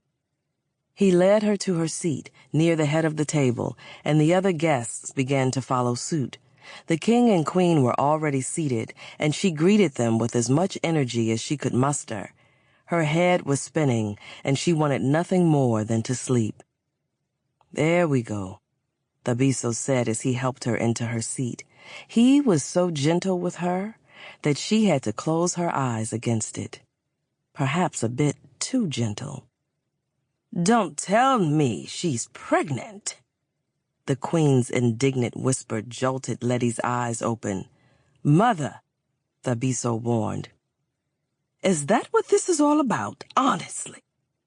"I'm not pregnant," Letty said. She was too tired and out of sorts to feign politeness. I know how to use a condom correctly, but I also have an IUD in case of accidents and just had my period. Need anything else cleared up? Want me to pee on a stick for you?" "Now, Letty," Thabiso choked. The king picked up his glass of wine and took a hearty drink. The queen regarded her with a strange look that Letty ignored. She wondered if that's what everyone thought, that she had entrapped him with a baby or some other soap opera nonsense. The thought distressed her. Then she remembered that they were actually pulling off something even more audacious, and she smiled. She wasn't pleased to be his pretend betrothed, but having that secret felt like a special fuck you to his parents, who were doing their best to make her feel unwelcome. "You're smiling," Enya said as she sat down beside her. "I hope you're enjoying yourself." "I'm feeling a bit ill, but I think it's just the jet lag," Letty said. Enya's smile faltered. She reached into her purse and handed Letty a small bottle. "Can't have you feeling out of sorts. It's a local cure-all. It should help with any queasiness and fatigue. Take one with some water." Letty scanned the ingredients before opening the bottle, shaking out one of the giant capsules and swallowing. When she tried to hand it back, Enya shook her head. "I have more at home. I'm sure you'll need it, since the next few days are going to be very busy for you. Take one in the morning and one before bed." "Thanks," she said. Letty began to feel better shortly after, but as dinner progressed, she started to wonder if maybe Enya had slipped her a hallucinogen. Is this really my life? She was fairly well versed in international cuisine, but the variety of rich stews, tender meats, and desserts that ran the gamut from sweet to sour was like some kind of fairy tale feast. Letty considered herself an awesome server, but she had nothing on the palace waitstaff. At times it felt as if food was appearing by magic in front of her, and her dirty plates were disappearing into the ether. She half expected one of the candelabras to start singing and offer her a treat by the time the last dish was taken away. Enya helped her navigate through Thessalian society from one side, pointing out important people and providing gossip about others. The king and queen sat across the table, occasionally asking questions of Letty that were either purposefully insulting or sounded that way because of cultural miscommunication. Letty was fairly certain it was the former, though. She only spoke English, but was fluent in shade. "So, an epidemiologist?" the queen asked between delicate bites of her meal. "Not a doctor? It's best when one knows one's limitations." "Doctors diagnose diseases, Mother. Epidemiologists save the world from them," Thabiso said from her other side, where he'd remained mostly silent throughout the meal. Instead of making jokes, he'd responded to his parents' questions with clipped responses. Each time he tried to talk to her, he'd been interrupted by a minister or an advisor or a priestess, all demanding his time and pressuring him about one thing or another. She started to feel vicariously stressed on his behalf, and she was only half listening. Letty thought of his silly jokes in Mrs. Garcia's apartment and of how he'd made her dinner and been so proud of that small accomplishment. Jamal was truly a different person from the stiff, overburdened Thabiso, who seemed to be on the job even in the midst of his own celebration. A small part of her, just a few molecules really, thought maybe it was understandable that he'd wanted to be someone else, even if just for a short while. "So, you have no memory of your parents at all?" The king jumped in, continuing the tag team pattern he and his wife had established. "That's quite convenient." Letty choked on the bite of cake she'd been swallowing, and both Thabiso and Enya pounded at her back. She'd allowed the king and queen their polite rudeness, but she'd had about enough. Heat rushed to her face as she stood and glared down at them. There are many ways to describe growing up an orphan, but convenient isn't one of them. Enough, Thabiso said in a tone Letty hadn't heard from him before. It was deep and rough and shot straight through Letty's eardrums and down between her legs. She liked his commanding tone, it seemed. A lot. Yes, tell her to have a seat, the Queen said. Actually, it's you who should have a seat, Mother. The Queen tilted her head at him, genuinely confused. I'm already sitting. The King leaned toward her. Oh, that's something the youth are saying these days. It means you're going to stop blatantly disrespecting your future daughter-in-law, Thabiso said. Immediately. There was a taut silence, and then the King picked up his fork and dug into his dessert. This cake is delicious, isn't it? Letty slowly sank down into her seat. Yes, delicious. My compliments to the chef. Our culinary school turns out some of the best chefs in the world. The King made congenial small talk about cakes, pies, and pastries for the next few minutes. The Queen sipped her coffee in silence. Her gaze slipped into Letty every once in a while, but her expression was unreadable. The rest of the dinner passed amicably enough.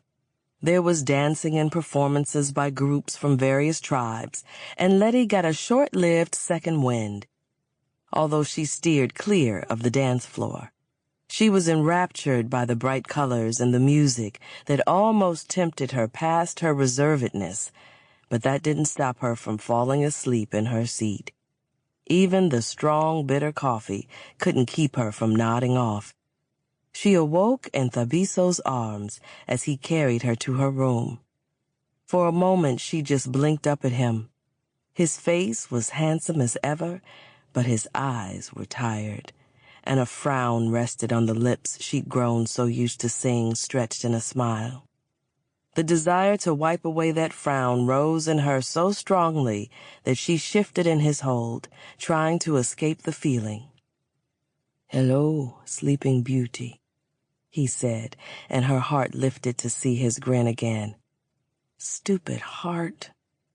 It hadn't done anything but pump blood at a steady pace before Thabiso had come into her life, but it had been engaging in all kinds of bizarre behaviors since he'd stepped into the kitchen at the Institute. You've read too many fairy tales, she said grumpily as he deposited her in front of her suite. I hate to break it to you, but there's no such thing as a happy ending. One can never read too many fairy tales, he replied. He moved closer, the bulk of him reminding her of how good it had felt to be pressed beneath his weight as he pushed into her. Her body was suddenly warm, and the heaviness of the material wasn't the only reason she wanted out of her dress. Thabiso lifted his hand and skimmed his knuckles down the length of her neck, and if there was anything fairy tale about the feeling it produced, it was from the naughty retellings she'd found on the internet. Lust, slickness between her legs, and a tremble in her knees just from that one touch. And I know you've experienced a happy ending. At least two. His hand stopped feathering down her neck. I felt you shake in my arms. Cry out with my name on your tongue. Your next happy ending is waiting for you whenever you desire it, Naledi. And then his hand slipped away, and he turned and made his way back down the long hallway. Letty realized that she was on her tiptoes, every sensitive part of her body angled up toward the space Thabiso had just vacated. She lowered herself onto her heels and exhaled.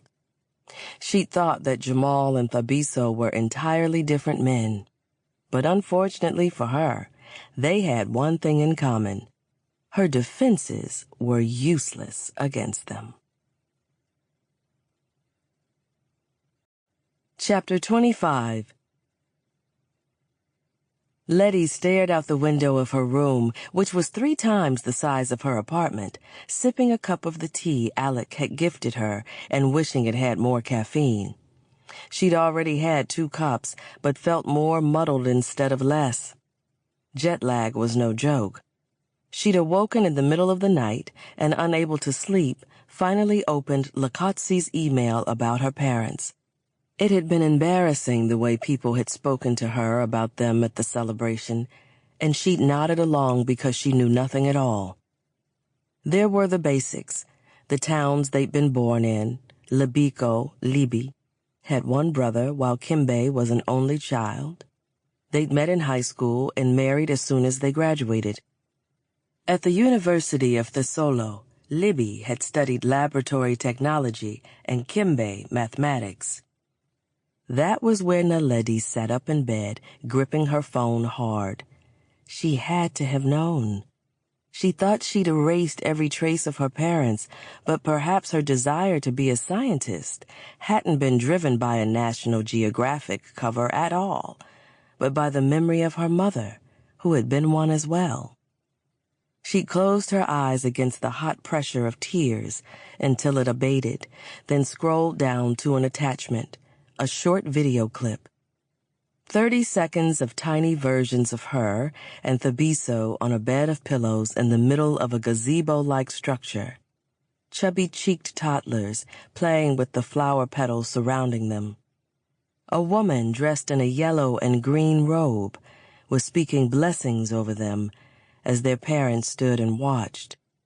Just before the clip ended, her mother leaned over and whispered something to Queen Ratmala, who laughed and clasped her mother's hand. Her heart had ached at the way they looked at each other. It had made her miss Portia with a fierceness she hadn't imagined. Letty had put her phone away then and pulled out the book she'd picked up about 20th century African epidemics, mostly because it was lighter reading than her parents' biography. Now she watched as morning sunlight spread over the winter garden below her room. She'd been told it was called the Lesser Garden. She couldn't imagine what the Greater Garden looked like. Hardy, cold-resistant shrubs and trees lined snow-dusted pathways, and small animals darted here and there. A burst of color caught her eye. For a moment, she thought the jet lag and fatigue were really getting to her. But that was, in fact, a peacock walking proudly down one of the paths. Thabiso hadn't been lying when he described his childhood park, though he'd omitted some vital information, such as the fact that the park was part of the palace grounds. He'd been describing the place that might have been her home already if she had stayed. She was too overwhelmed to parse that, and way too confused by her reaction to Thabiso after the celebration. She'd been exhausted when she stumbled into her ridiculously large suite, but also so annoyed and so horny that she hadn't been able to sleep until she slid her hands between her legs and massaged away the ache that Thabiso had started in her. And just as she had that first night he arrived in apartment 7N, as she'd eaten the dinner they'd made together, she wondered if he was doing the same. Could the way her body had arched and trembled at the thought of him stroking himself be blamed on jet lag too? Probably. She moved away from the window, put down her lukewarm tea, and sat down on her bed just as a knock sounded at the door. "Come in." She stood, twisted her hands together nervously, then tightened the drawstring of her robe. The door swung open, and a rack of clothes wheeled itself in, or so it seemed at first. Another magical aspect of the palace? Then Naledi spotted the feet underneath and realized there was a woman on the other side. "Imoro, Ofelajang," the woman called out from behind the rack stuffed with clothing. "Oh, Letty scrambled to the desk to grab the index card with basic Thessalonian phrases she'd copied down. "Lanthe Fela Anwo Fela Jang?" A hoot of laughter rang out, and then a short, middle-aged woman stepped out from behind the rack, clad in her purple shirt and black pants. "Oh, they were not joking when they said you've been Americanized," she tisked, but she was still smiling. "Your accent is very cute, but I can speak in English, okay? We all speak English here too, so there is no problem for you." The woman gave her a thumbs up, and Letty returned it, both annoyed and appreciative. It was frustrating to know that Thisolu had been her native language, and now she stumbled over the words with the clumsiness of a stranger.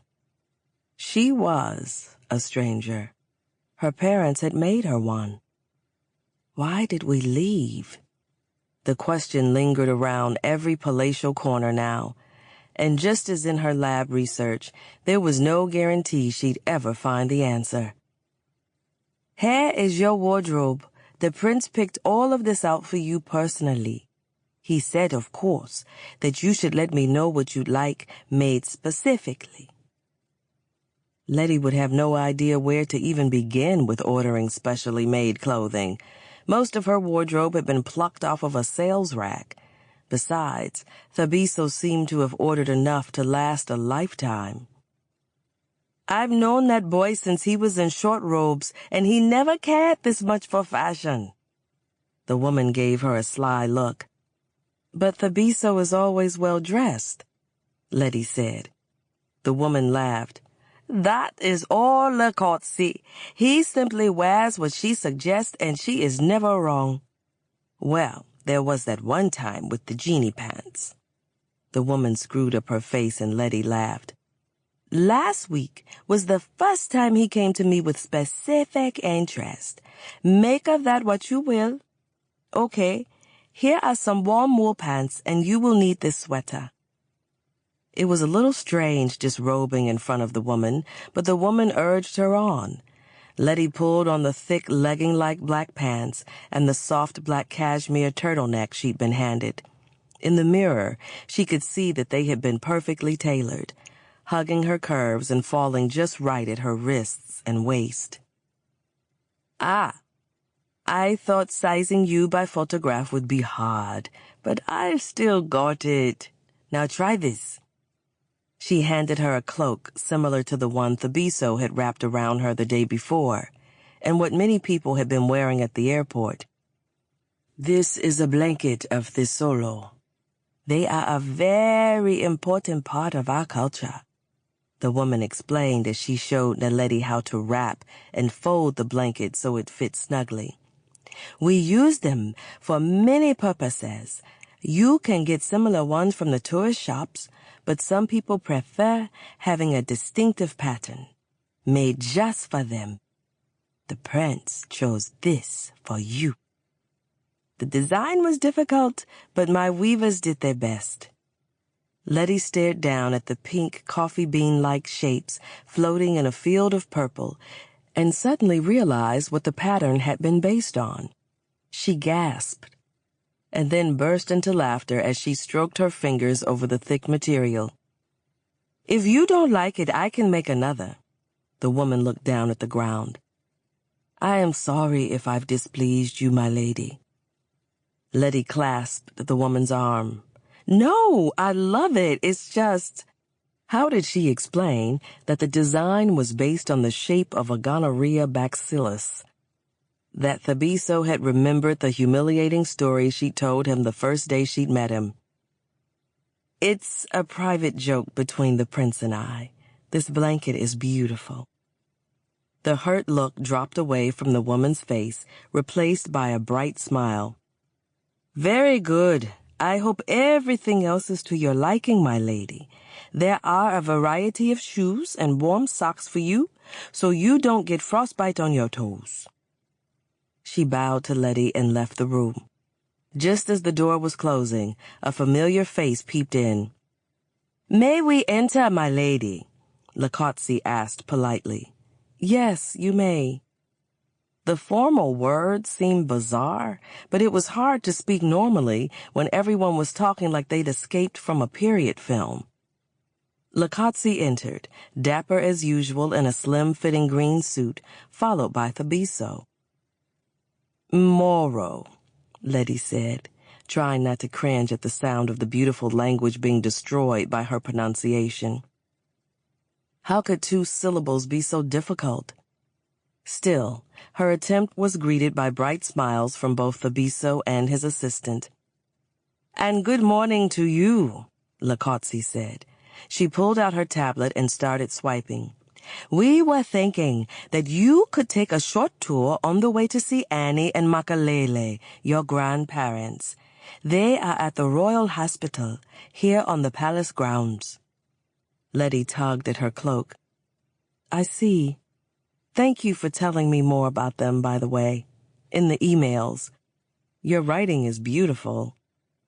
She discovered the source of the persistent emails, and now that she knew the truth behind them, she realized what a kindness Lakotsi had done her, even if she had been complicit in Thabiso's lies. As she'd read through the emails in the aftermath of the truth, they changed from demands for response to informal histories of the people Letty had never known, more intimate than the Wikipedia pages and tourism websites she'd found could provide.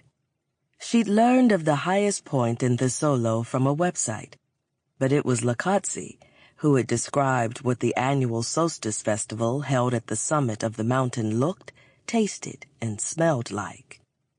She'd learned her parents' names, but it was Lakotsi who had shared stories of how they met, their hopes and dreams.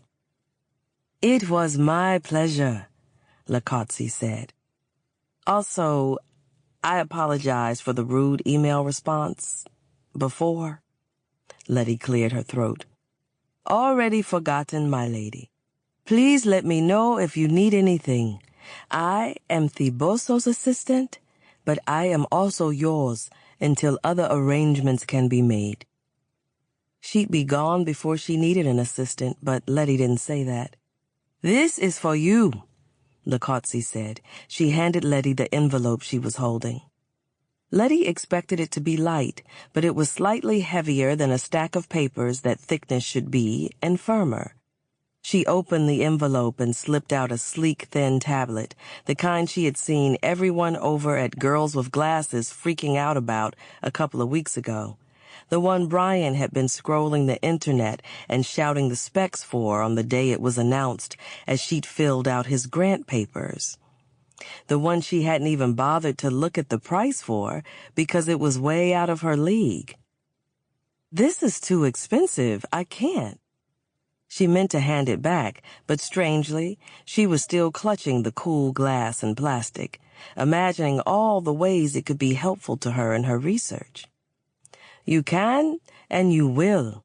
I had important papers such as your birth records, a selection of your parents' papers from university, and family photos uploaded. It's already been personalized." "I guess I'll keep it then." She placed the tablet down on her pillow. She would peruse the photos later when she was alone. She walked over to the rack of clothing and chose a pair of socks and pink leather ankle boots and sat on a chair. "May I suggest these instead?" Lakotsi held out a pair of knee-high black boots with thick, rugged soles. Her expression intimated that it wasn't actually a suggestion. Letty took the boots. "Now do you see what I live with every day?" Thabiso said with a smile. He'd been surprisingly quiet, but Letty had never forgotten he was there. Keeping her gaze from drifting to him was difficult, even when she was giving her full attention to Lakotsi. Lakotsi sucked her teeth. "Trying to act like you don't ask me which shoes to wear every morning isn't becoming, sire." Thabiso feigned shock. "That's not true. I haven't asked your opinion in days, maybe even a week. Ignore her, Naledi." Letty smiled, even though the interaction made her chest hurt. This was the man she had known in Manhattan, playful, open, eager to make her laugh. She didn't know how she was supposed to react, couldn't even suss out how she actually felt, really. Why was it so natural to sit and chat with Thabiso and Lakotsi? Why was she eager to see her cousin Inya and hear how the rest of her night had gone? Was she supposed to care about Annie and Makalele, people she didn't know at all, but who were responsible in part for her existence? Would it make her a terrible human if she met them and she didn't feel anything at all? She glanced up to find Thabiso staring at her feet as she slid on her socks. She wiggled her toes, showing the pink polish. "It matches my cape," she said. "Do you give all the girls venereal diseases?" "Your Highness!" Lakotsi narrowed her eyes at Thabiso, who was attempting to keep a straight face. "Only the ones I really like," he said. "It fits you well." She finished zipping up the boots and sighed, spitting out the question that she really needed to ask. "Annie and Makalele, are they going to die?" "We don't know," Thabiso said, his expression solemn. "Dr. Bata, the woman you'll be working with, is out collecting data. You can speak to her more about the symptoms and the potential outcomes when she returns." Naledi nodded. "I think I need some coffee before we head there." "Your coffee awaits, along with your chariot." Lakotsi swung the door open to reveal 3 Segways parked outside her door. One had a cup holder already stocked with a travel coffee mug with a beautiful watercolor floral design. Letty was sure this was some kind of practical joke. She grabbed the coffee and took a sip, noting how expensive it tasted, then eyed the Segway with trepidation. "Are you serious with this?" "The palace grounds are quite large, my lady." Lakotsi stepped onto her Segway and turned it on. "In older times, royalty was conveyed about on rickshaw-type means of transportation. We upgraded to these babies from golf carts a few years ago. Much more fun, if I do say so." "I don't know how to use it," Letty said, stepping on. She put her coffee cup in the cup holder and pressed the on button, as she'd seen Lakotsi do. "How do I make it move?" "It's simple." Thabiso's familiar bulk stepped behind her, and his arms reached around her. "Just lean, like this. It moves in the direction you push it toward." He moved so that his whole body was pressed against hers, and even through the thick cape, she could feel the outlines of his muscles, the flex of them. "That sounds too easy," she said, hating the tremor she heard in her voice. Thabiso's voice dropped, husky and low. "It is simple, Letty. It will do what you tell it to do. You decide what path to follow. You are in control." Fuck. She wondered if Lakotsi had provided Thabiso with a docket on her, or if he innately knew the right thing to say to make her want to turn around and wrap her legs around him. "Ahem. Forward, my lady. You are currently leaning back." Lakotsi didn't bother to hide the amusement in her tone. "Oh, right." Letty leaned forward and felt the wheels kick into action, moving her away from Thabiso's heat. "This isn't so bad." She got the Segway moving at a steady pace through the hall, fast enough that her hair fluttered around her face, and she felt a burst of excitement at the sensation of freedom. She was driving, kind of. She glanced back triumphantly, just in time to see Thabiso's smile turn to a frown and Lakotsi reach a hand out. Then there was the thump of her vehicle coming to an abrupt stop that flopped her back onto her ass. The sound of 2 sets of footsteps running toward her echoed in the vast hallway. "My lady, you have to lean forward and look forward, too." Lakotsi wiped at the indentation in the giant wooden carving, the very well-endowed wooden carving, that Letty had crashed into. Thabiso took her by the hand and helped her up. Perhaps we should walk. So much for creating my own path, Letty said. His hand flexed around hers. Choosing a path straight through a likeness of the god of lust was an interesting choice. I like where you go when you decide to take control. Can you not? She pulled her hand away and retrieved her coffee. The cup was warm against her skin, too, but it didn't make her body tighten like the Bisso's touch had. It took them about 15 minutes to get to the hospital. On the way, Letty lost track of the priceless artwork, random wild animals, friendly palace staff, and the running commentary Licazzi gave about all of them. Her head buzzed, and she started to lose the thread of the conversation as more and more information was thrown at her. She'd been training to be an information processing machine for the last 5 years, so it felt strange not to be able to keep up with simple conversation. It's the jet lag.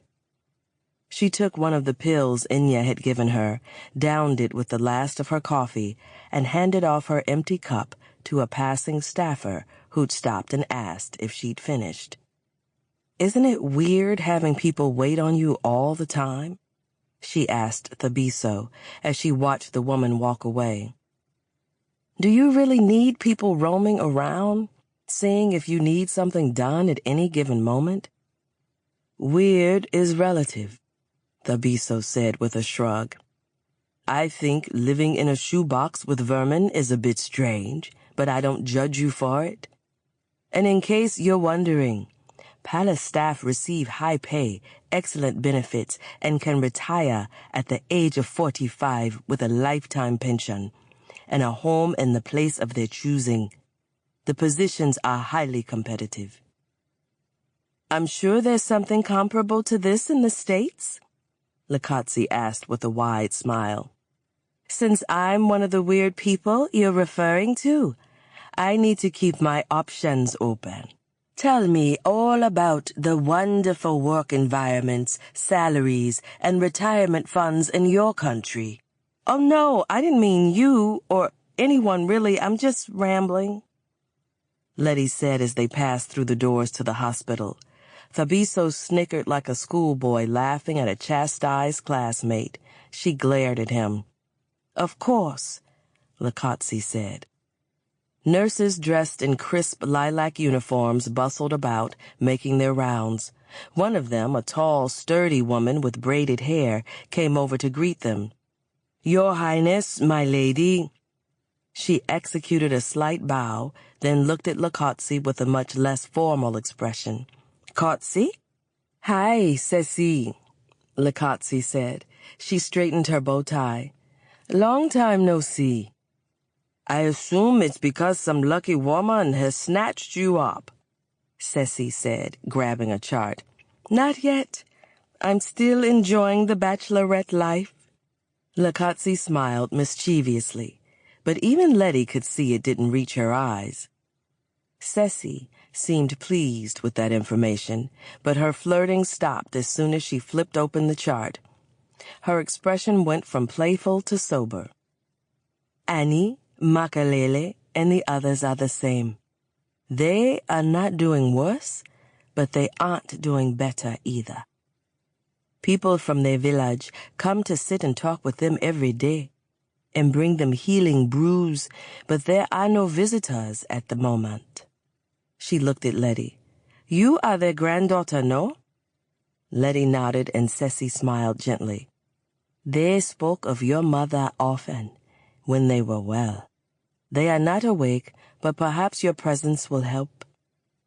Letty knew the woman was trying to be comforting, but instead, the low-level nervousness she'd been feeling kicked up a notch. She tried to smile back, but if it looked as forced as it felt, she wasn't fooling anyone. Then a familiar warmth slid over her fingers. Thabiso gripped her hand lightly as they followed Ceci, leaving her room to pull away again if she wished. She didn't. He leaned down and said in a low voice, "Do not pressure yourself, Naledi. You know how I feel about fairy tales. but no one is expecting them to hop out of bed and start dancing as soon as you walk into the room. If that does happen, I'll have to fight our priestesses from taking you into their order." "Being a priestess sounds kind of cool," Letty said, happy to talk about something apart from her sick grandparents. Her stomach lurched as they passed through a door into the intensive care wing. Thabiso gave her a faux serious look. "Yes, I forget you have experience with ritual sacrifice. I'm not sure if you'd appreciate the celibacy, though." "I've been considering it, actually, given my last few experiences with men," she said, tugging her hand from his at the reminder of what had passed between them. She wanted his comfort, but last time she'd opened herself up to it, it had come at the price of her trust. He took it in stride. "In the old days, the king got to wed the priestess of his choosing." Letty ignored him. He was trying to distract her, but Ceci was handing out masks for them to place over their mouths and paper robes and gloves, then pushing open a door. "Here we are," she said. "My lady, would you like to go in alone?" Letty didn't want to go in at all. She wanted to turn and run down the brightly lit white hallway. She wanted to throw up. Maybe she would do both at the same time. The thought of going into the room alone sent a surge of panic through her. She turned and looked behind her. "Can you come with me?" Thabiso stepped forward, but Lakatsi brushed a touch over his arm. "I believe she was speaking to me, sire." "Oh, of course." Letty ignored the disappointment that passed over his face and the corresponding pang she felt that it wasn't him accompanying her. Not that she cared if she'd hurt him. She'd be leaving Thesolo soon enough anyway. His feelings weren't her priority. Whether she had made a difference for her grandparents and the other people who were sick was what mattered in the end. She walked into the room, and Lakatsi followed, closing the door with a click. The two standard hospital beds were pushed together, covered with green and brown traditional blankets bearing a circular pattern that seemed to be the same until you looked closer and saw that they were variations of each other. A teapot sat on the side table, and two mugs that had to have been brought from their home, given their well-used appearance. Letty allowed herself to take in their faces, both dark brown like hers and aged, but not crowded with wrinkles. The raised bumps and splotchy red of a rash covered her cheeks and necks, down to below the neckline of their hospital gowns. But it didn't hide the obvious resemblances to what Letty saw in the mirror every day. She felt an odd disconnect, as if she was watching some other orphan meet their grandparents for the first time. "Hi. What did you say to someone in a coma?" "I'm Naledi, your granddaughter. Nice to meet you?" Not nice with the whole coma thing, I guess. There was no response. She walked closer and rested her hand on the safety railing. "I like your blankets. That's a cool pattern. Mine is designed with gonorrhea because Thabiso thinks he's funny." Their heart monitors beeped in sync, but her grandparents didn't move. The whole situation was a bit awkward, but if she could talk to her mice without expecting a response, her grandparents certainly merited it. "I'm a grad student. I study infectious diseases. The workload is awful and it's super expensive, and I spend half my time wondering if I've made terrible life choices. But I love it. And I just found out that love of science runs in the family. Funny, huh?" More silence. She sighed and glanced at the middle of the beds, and that was when emotion hit her like a rogue wave. Someone had placed a pillow between her grandparents. Half on one bed, half on the other. Their hands rested atop each other there, their fingers lightly entwined. Even in this deep sleep, they held on to each other.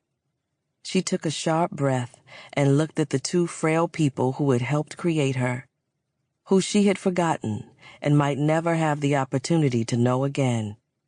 She cleared her throat. The dry air in the room must have been giving it that scratchy feeling. I wish I could have met you before. You guys look like you would have been great grandparents. Like you would have snuck me candy even when my parents said no, and given really good hugs. Maybe you're assholes, though, since my parents did run off. But you look nice. Really nice. Letty stopped talking because suddenly she couldn't. She had filled in her parents' faces on her mental family tree, and now her grandparents were there. Her imagination had this information, and while she didn't consider herself particularly creative, there was one area in which it had always excelled before she'd forced it to stop. Imagining what might have been. Birthdays, shared meals, teen hormone-driven arguments followed by forgiveness. Letty now had the base factors to imagine them all. The feeling of unfairness she hadn't ever allowed to take hold began to get its hooks into her. In that moment, what she wanted more than anything was everything she'd missed out on, good and bad. How could my parents take this from me? Her grandmother's face twitched a few times, and then her eyes fluttered open, focusing on Letty's face. A beatific smile lit up her features. Labico. Her voice was thick, her accent almost masking her single word, but the shock of her mother's newly learned name went through Letty like lightning. Her grandmother sighed and said something in Thessalonian that Letty didn't understand. What? Annie smiled and closed her eyes again. She said, I knew you would return to us my heart. Lakatsi translated, her voice rough. The beep of the machines keeping the elders alive filled the silence that followed her words until the sound of Letty's sniffles joined in. What was going on? If she didn't know these people, then why was her hand at her chest to stop the pain? Why were rivulets of tears coursing their way toward her chin? Why did it hurt to see them like this when she didn't even know what they had been like before? The tears began to wet through the edges of her face mask, and then a handkerchief was pressed into her palm, and she felt Lakatsi's hand on her shoulder. She wiped at her eyes and cleared her throat before speaking. Emotions were a distraction, and she'd come to Thesolo on a mission. You said that you'll assist me with anything I need, right? Of course, my lady. Lakatsi drew herself up straighter, and Letty thought she might salute. Instead, she pulled out her tablet from what had been a custom-made pocket in the interior lining of her suit jacket. Her latex-gloved fingers hovered above the screen, ready to do Letty's bidding. I need to speak with their doctors immediately. I'd also like copies of all of Dr. Bata's latest findings and full access to the hospital records and a briefing on past epidemics, illnesses, and abnormalities over the last 50 years. To start. Lakatsi nodded and looked up at her, and Letty was surprised to see what looked like pride in the assistant's eyes. I will make it so, my lady. Please, call me Letty, she said. She turned and briefly placed her own gloved hand over her grandparents. She didn't know what compelled her, but when she felt the cool skin of her grandfather's hand, she closed her eyes and made a pact with them. I'm going to help find out what's going on here. Chapter 26. Letty. Fabiso pushed open the door to Letty's suite when he got no response, expecting or hoping to find her still ensconced in the silk sheets and fluffy down-stuffed duvet. Instead, she was hunched over her desk, her back to him. The blanket he had made for her was draped over her shoulders and trailed onto the floor. and the papers spread over the desk were illuminated by an ornate desk lamp and the glow of her tablet screen. For a moment, he thought she'd fallen asleep there, but then he noticed her right hand was scribbling furiously, while her left hand traced a path down the printed page beside her. She shifted the page to another pile, and her fingertips traced over the words on the next page. "I brought you breakfast in bed, but it seems I'm too late," he said as he moved across the suite. "Too early," she replied in a gravelly voice. Her hand stopped moving. And then he reached up into the air as she performed a stretch that shifted the blanket completely off of her. She wore a robe made of thick, warm flannel, and the curves of her breasts and the bend of her back were silhouetted against the weak pre-dawn light filtering into the large window in front of her. Seeing her displayed in such a way was a moving sight, but it didn't inspire lust in Thabiso. Instead, he felt a pang of sadness. The palace gardens and Thesolo's mountain range served as a backdrop to her beauty. But if everything went to plan, soon she'd never look upon them again, or he upon her. Was the desperate urge to go to her that struck Thabiso what Letty had felt that night when she opened herself to him in her apartment? No, not to him. To Jamal. Thabiso was simply the man who had crushed the fragile sprout of trust she'd been kind enough to offer. She would not have him. That didn't stop him from savoring the memory of her in his arms after she'd fallen asleep during the welcome dinner. He'd had a preposterous thought as he'd carried her. This is what our wedding night could be like. What kind of nonsense was that? Sentimental and as unlikely as him crawling back to Omega Corps. He'd compromised any future negotiations between he and Letty, and they were simply fulfilling a temporary contract now. He put the tray down on the bed and realized the sheets were still smooth and crisp, and the single ing flower the housekeepers laid on the palace pillows to induce prosperous dreaming hadn't been moved away or flattened. Now that he was closer, he could see that her eyes were bloodshot and ringed with dark circles. "You haven't slept." "Sleep is for the weak," Letty said, then yawned again. "And for people not trying to help figure out a possible epidemic." He carried over the bowl of mealy pap and the cup of coffee and placed them on the desk. "We should reschedule today's event at the temple so you can rest. I didn't bring you here for you to work yourself sick." Letty scoffed and grabbed for her coffee. She popped some kind of vitamin supplement into her mouth and washed it down with a sip of coffee. "I'm a grad student. Sleep is a bonus, but far from necessary. Don't worry about me." Thabiso wanted to argue that she had been running on fumes from the moment he'd met her. But she wasn't the type of woman to be tucked into bed and given a glass of warm milk.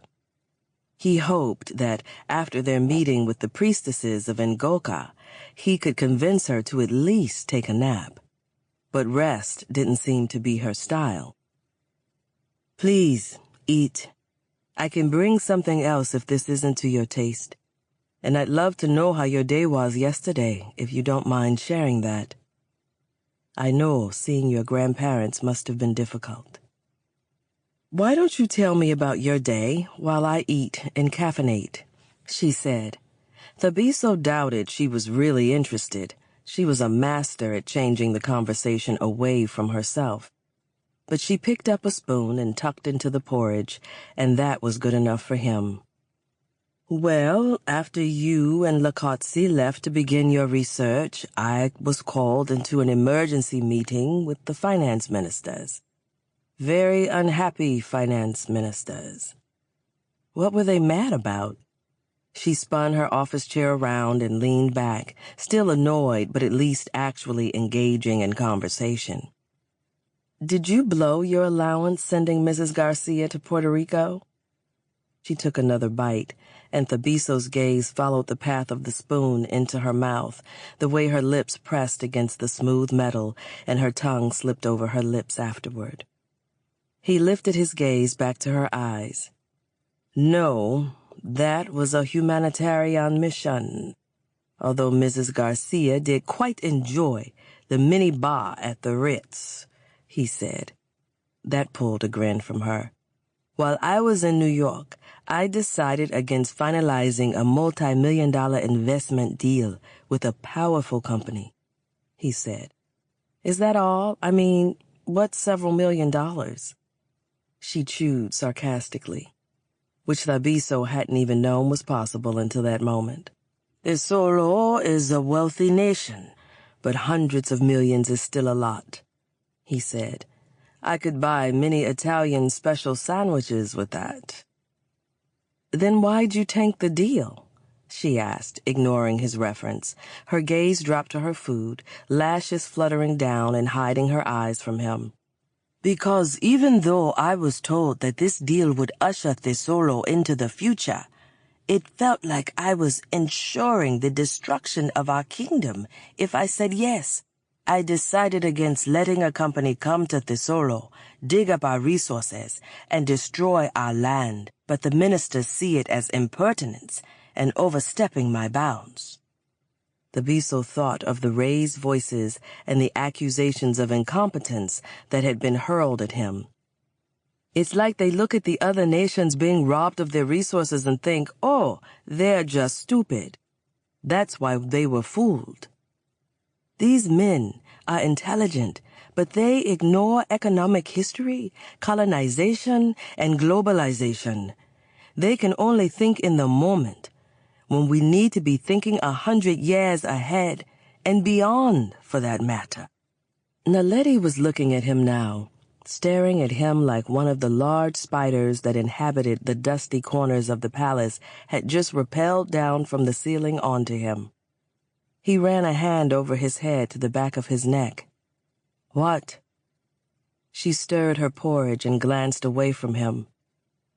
I'm sorry, it's just, you actually know stuff. Thabiso huffed. I'm a prince, of course I know stuff. Well, when you see princes in the news, they're usually just gallivanting around, riding horses or playing strip poker. But you know things. He groaned. Johann really ruined it for us all with that strip poker game. A good prince knows you always frisk for cameras and cell phones before getting nude. Letty rolled her eyes. I'm kidding, mostly. He cleared his throat. The horses and gallivanting are marketing, and they are part of the job in this day and age, no matter what kingdom you hail from. But while I've led a privileged life, and perhaps a sheltered one, I've been preparing to lead a kingdom since I could sit up in my crib. What I know well. I see that, she said. I'm glad. I thought you were just a fuck boy with a crown. But you actually seem to care for your people. Thabiso squelched the reflexive indignation that flared in him. I don't know what a fuck boy is, but my behavior toward you was less than honorable, so I don't doubt you for thinking the worst of me. Less than honorable? That's marketing, I suppose. Pretending to be a commoner in order to get laid is just part of your job. She said the words without emotion, but the implications hit Thabiso in the chest like a blow. You think I lied to you to get you into bed? She looked down. You lied to me. You got me into bed. Am I missing something? I can't fault you for thinking the worst of me. But you, of all people, should know correlation does not equal causation. Letty wouldn't look at him, but he hoped she was listening. He had ruined everything, but she couldn't think that he'd had sex with her as some fucked up royal mind game. I meant to tell you as soon as I walked into the kitchen at the Institute. I had this whole speech planned out. demanding an explanation for why your family had run from Tesoro and never returned. He moved his chair a bit closer to her now, looked down into the face that until just weeks ago had been a blurred curiosity at the periphery of his imagination. He remembered the moment when it had all come into focus. You've been this presence in my life since I was a child, you see. You may not remember me, but I was never allowed to forget you. You became a myth I couldn't escape, a path that had to be closed off to me. I wanted to find you and finally snuff out that silly hope I'd harbored for all those years. And then suddenly, there you were, calling me Jamal and handing me kale like that was completely normal. I had expected some rude, thoughtless woman, and instead you were... you. Letty dropped her spoon into her bowl with a ringing clatter. So, what? Lying to me was some kind of revenge for me leaving? I hate to break it to you, but you're late to the party. I've been paying for my parents' decision for years. Pass the word on to your folks, by the way, since they didn't get the memo. Lying to you was a mistake, the Biso said, but then amended that. No, that's not true. Maybe part of me did want to punish you. Remember, most of my life has been spent hearing how your family betrayed mine. I rationalized my deception by using your families as a measuring stick. But mostly, when I saw you, I wanted to know you. And I've found it's very hard to do that once you utter the words, I'm a prince. You think that justifies what you did? Letty asked, her face scrunched up into an expression of incredulous rage. No, he said. But knowing that if I told you the truth from the beginning means I would never have worked with you, or cooked with you, or ridden the subway and walked hand in hand in the park with you, that makes it very hard to say I would have done otherwise. Letty opened her mouth, then closed it and looked away from him. He didn't like how defeated she looked in that moment. I don't get close to people, she finally said. It's something I've been pretty firm about because of the whole defective Velcro thing. The Biso had to have misheard. What? Velcro? No one ever sticks. The words came out quiet, small, not like Letty at all, or perhaps exactly like the Letty that she hid behind all those walls of hers. But then she shook her head and the anger returned. But for some reason, I felt like maybe you were, Jamal was, someone worth letting in, someone who might stick. And it was all a lie. You expect me to forget that? No. She shook her head. Get out of here. She turned and took up her stylus again and stared straight out the window, waiting for him to leave. The Biso couldn't move. He was still reeling from her words. He hadn't known how deeply he had hurt her. But he also hadn't understood how deeply he cared that he had. Someone who might stick. She hadn't known of his wealth, or his fame, or anything of their past, and she had wanted him regardless. The Biso tried to reconcile that with his lie, and what had happened because of the lie, and what would have happened if he hadn't lied at all. I don't expect you to forget, but Letty, what would you have said if I'd shown up at your job and proclaimed that I was a prince from some African kingdom you'd never heard of and you were my betrothed? Honestly. She kept her back to him. Get out. Exactly, he said. He exhaled loudly and stroked his palm over his beard. Look, we have this ceremony with the priestesses in an hour or so. You've made it perfectly clear that you don't want to be around me, and rightfully so. But we do have a charade to keep up, Bones. Bones? Her head tilted. You said that before at your lab. The Biso was cut off by the thing he least expected at that moment. Naledi's laughter. Just like that, her expression went from pinched to soft and open. She threw her head back as she laughed, and his cock jumped at the memory of her tight around him as she executed a similar motion. Goddess, she was beautiful. All the time, but even more so when she was too preoccupied to push him away. You've never seen Star Trek, have you? She asked. That's the guy with the black helmet and the funny voice, yeah? He knew better, but he wouldn't pass up this opportunity to make her smile one more time. I'm pretty sure I told you to get out. The words were firm, but there was no malice in them. There was the slightest hint of amusement. The Biso would take it. Someone will come for you to bring you to the temple soon, he said on his way out. Oh, I got an alert for that. Lakatsi added it to my planner, she said, picking up her tablet. The Biso was sure Katsi would be pleased that someone finally appreciated her attempts at modern planning. Letty swiped, squinting at the screen.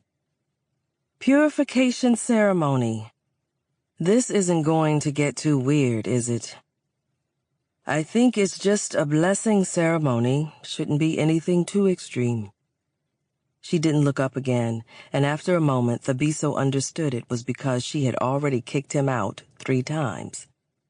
Maybe his affection for her was futile, but if he'd hurt her more than anyone else, perhaps it was because she had cared for him more than anyone else. The minute chance that he was right meant he couldn't give up. Not yet. Chapter 27. After Thabiso's departure, Letty found herself unable to focus on the facts and figures before her. He'd broken her concentration, another thing to add to the list of reasons to hate him that she was compiling. Liar, concentration breaker, shoddy cook, excellent kisser, master of making her toes curl. Wait. She was losing track of her thoughts. Perhaps pulling an all-nighter hadn't been the smartest idea. That had to be why she was giddy instead of angry, why her fingers had been itching to pull up a video montage of a droll, intergalactic doctor for her and Thabiso to laugh over instead of shooing the annoying prince out of her door. She was glad she hadn't asked him to stay. That would have been dangerous. She knew what happened when she watched TV next to Thabiso. Or rather, what happened when she fell asleep watching television with him. And she was a few blinks away from slumber, despite her protests to the contrary. She stood and stretched, almost toppling over from the rush of blood to the head. Yep, the all-nighter had definitely been no good. She grabbed her tablet and then moved slowly to her bed, where she perched on the edge to wait out her swimming head. She'd really underestimated how hard the jet lag would hit her, but her lack of travel meant she'd had no idea what jet lag even was. She'd be kinder to her lab mates returning from overseas conferences when she got back. Because you are going back. She tapped the photo widget on the tablet and flipped through the images in the device. She didn't linger on any particular photo. She couldn't bring herself to do that, although she'd already looked through them several times. A chubby toddler, presumably her, running through a garden, grabbing at flowers. Her parents, sitting on a couch and looking at each other. Her father's hand resting on her mother's belly. Funny how she thought she'd imagined certain features when she tried to recall her parents, like the way her father's eyebrows arched like the villain in a movie. His eyes were large and kind, though. She hadn't remembered that. They looked so happy in all the photos. That made sense, since people rarely took photos when they felt like shit, but still. She couldn't understand what had driven them to leave, to take her away from all that she knew, She had never been angry at her parents before during all those years bouncing around foster care, but now, each memory of the past, each reminder of what she'd had and lost, stoked her resentment. A wave of fatigue crashed into her, and she placed the tablet at her side and leaned back onto the soft bed. It was like falling into a dark well, where thoughts of her parents and Thabiso and Thisolo couldn't reach. "My lady?" There was a knock at the door, and Letty jumped up. She'd only meant to close her eyes for a minute, but now she was sleep-drugged and unsure of how much time had passed. "Crap," she whispered as she sprang unsteadily to her feet. "Coming!" The attendant from the day before entered, this time without her rack of clothing. She had only one item draped over her arm. "Are you ready for the ceremony?" she asked. "I haven't showered or dressed. I'm sorry, but I need a few more minutes." Great. She was going to piss off the priestesses. Hopefully their goddess wasn't a vengeful one. "Dress? Shower?" The attendant's brows rose. "Were you not told about the specifics of the ceremony?" Letty's shoulders sagged. "No." "All you need is this." She shook out the silk robe draped over her arm. "And a pure heart." Okay. 1 out of 2 isn't bad," Letty muttered as she stepped toward the robe. The attendant pulled it away. "Oh, maybe I wasn't clear. This is all you need." She glanced pointedly at Letty's sweater and jeans, and then turned her head away while holding the robe up. Letty sighed and began stripping down. The quicker she was naked and in the robe, the faster she could get to Thabiso and throttle him. "You said this wouldn't be weird," Letty said in a low voice. "So far, I've been scrubbed down and oiled up by some random women, had my feet kissed by some other random women, had my aura massaged, and then had a staring contest." After her examination by the priestesses, a white linen band had been tied around her chest bandeau style, and another length of linen wrapped around her waist like a skirt. She'd been led out onto a stage to stand beside Thabiso, who had the same linen wrapped around his waist. Bare chest and linen skirt was a damn good look for him. They knelt with bowed heads before a group of people, including the king and queen, who stared up at them with solemn expressions. Seriously, that massage delved into places I don't think even I've explored, she whispered, and Thabiso tried and failed to swallow a snort of laughter. A priestess turned and shushed her, and Letty felt like she'd been caught talking in the library, except the draft that swept up beneath her skirt reminded her she usually had on underwear when checking out books. "People pay good money for spa services in New York, don't they?" Thabiso said. She could hear the grin in his voice. "If I find out this has all been some cult recruitment long con, I will end you," she muttered. "I assure you, it's not a cult, and weird is relative anyway," Thabiso reminded her. "We think eating the body and drinking the blood of one's deity is fairly strange, but don't judge others for it." A high, strong voice rang out from among the priestesses. They were all clad in the same loose linen dresses with matching head wraps, and Letty could not tell whether the median age was older than her or younger, because apparently oil rubs and aura massages did a body good. "We, the priestesses of Ngoka, mother of all and sculptress of fate, have spent these last 20 years in doubt." A chorus of yes rose up behind her from the women. 2 decades of recrimination, of wondering whether the goddess had abandoned us or we had been misled by the deceiver. All because of this girl.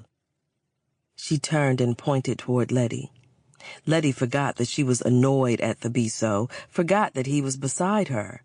The power of the woman's voice enveloped her, paralyzed her, like she was a pathogen, and they were the neutrophils charged with casting her out. The anguish in the woman's voice, she had caused that? She wasn't religious, but had they examined her soul and found it impure, unworthy? The thought of it spurred panic in her. It was defective Velcro writ large, and they were about to tell everyone exactly what was wrong with her. Letty began to rise, but then Thabiso's hand was closing over hers. Why did he keep her there, where she was unwanted, again? Always.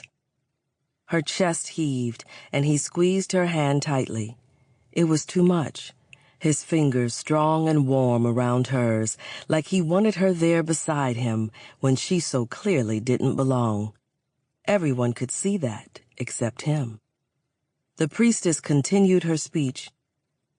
We failed our kingdom by selecting a future queen who deserted us. Sickness stalks among our people, and the future of Tesoro is in jeopardy. Surely Ngoka is punishing us for our mistake, yes? Letty closed her eyes against tears and against the murmurs in the crowd. Why had she agreed to come? Why had she thought anything would be different? No! The voices of all the priestesses combined in one loud, resolute word, one that left Letty's defenses nothing but tattered strands of DNA. We have examined this woman, and she has the same pure heart and bright mind as the girl we chose all those years ago. The spirit of our people is strong in her. She is fit to be a prince's bride and a future queen.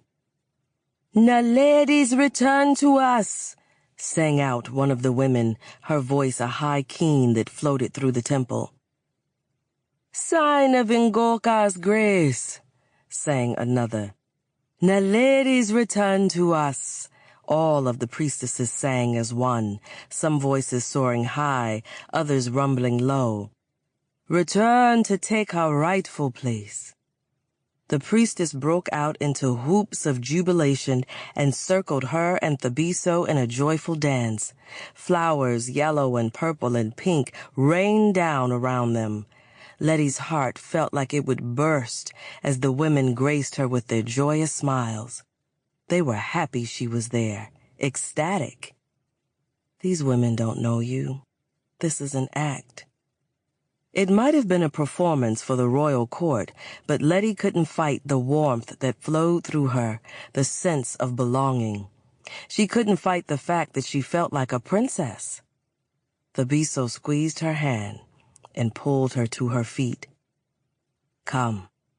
It's about time we did this." "What?"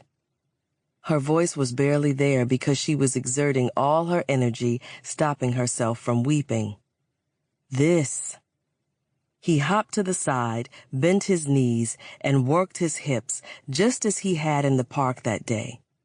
A cheer went up from the crowd, and Letty laughed, delight flooding her senses as the realization hit.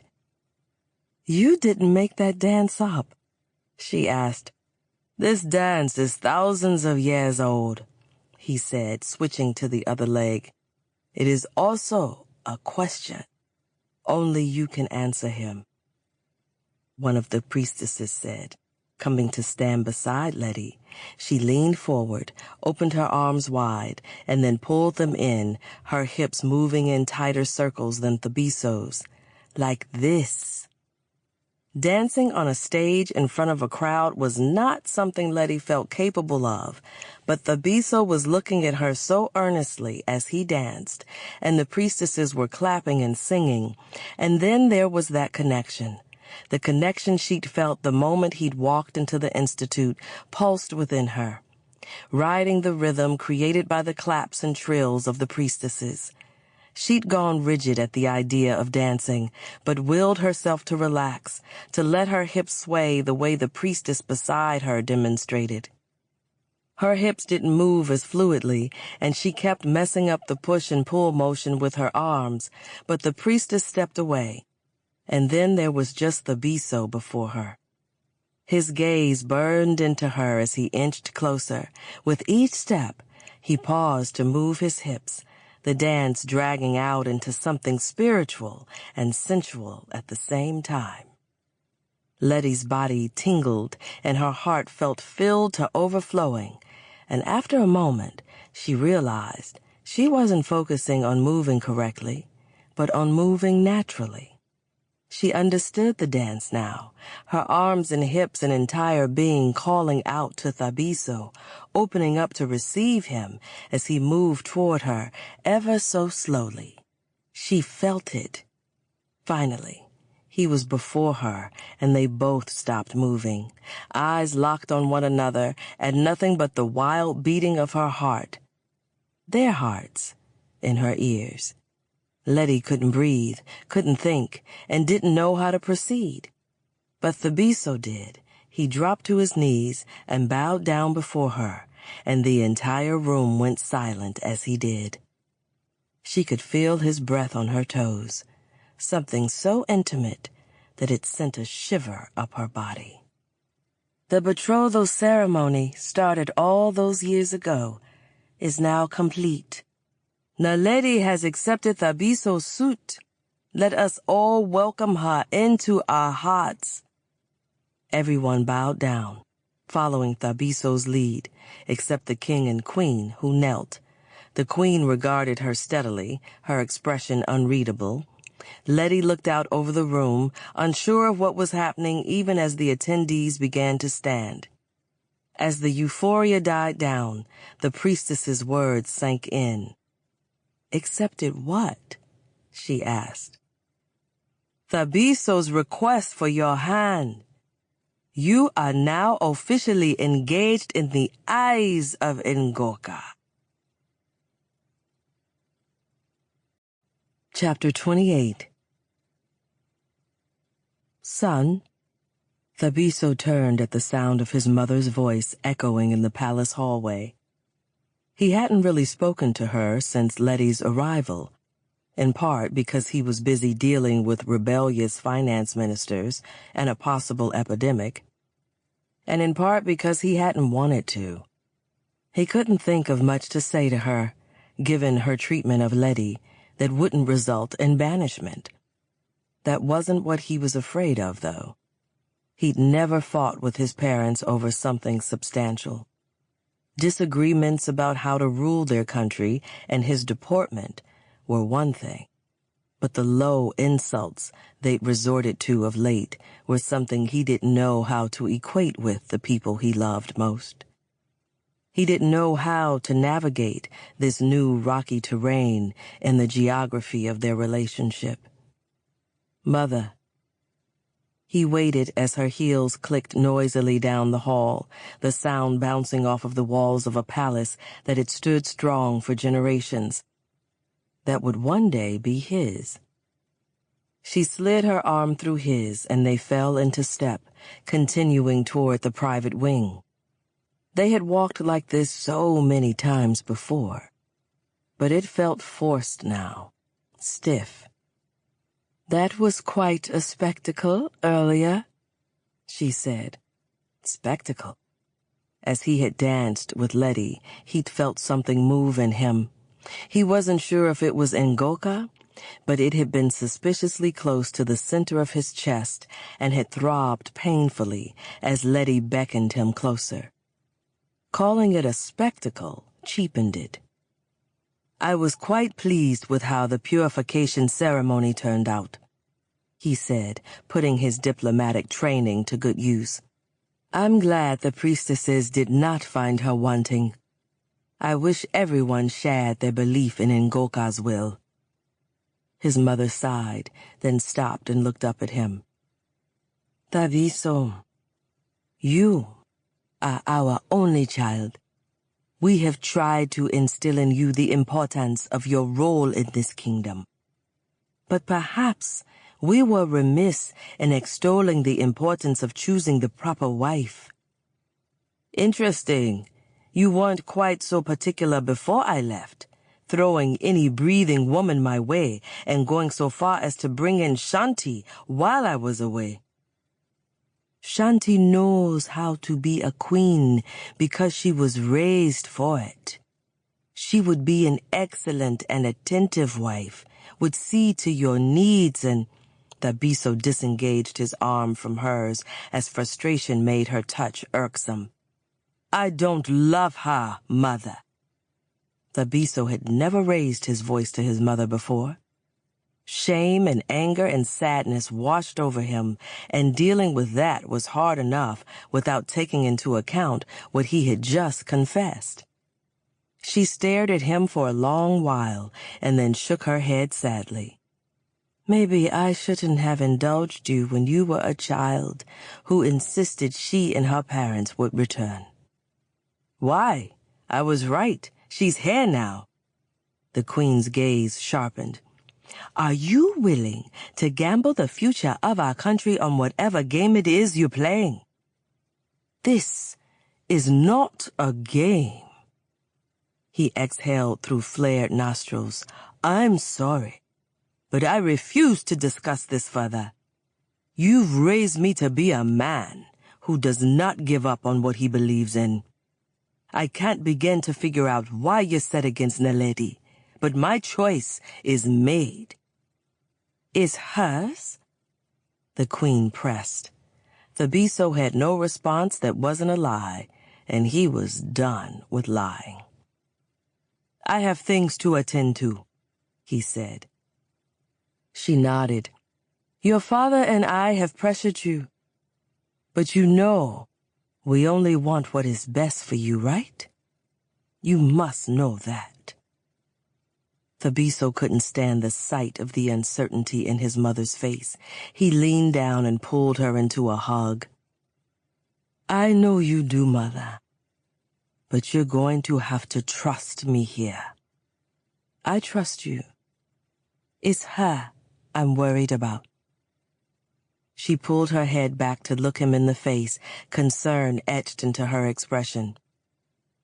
Thabiso, you have never truly experienced loss.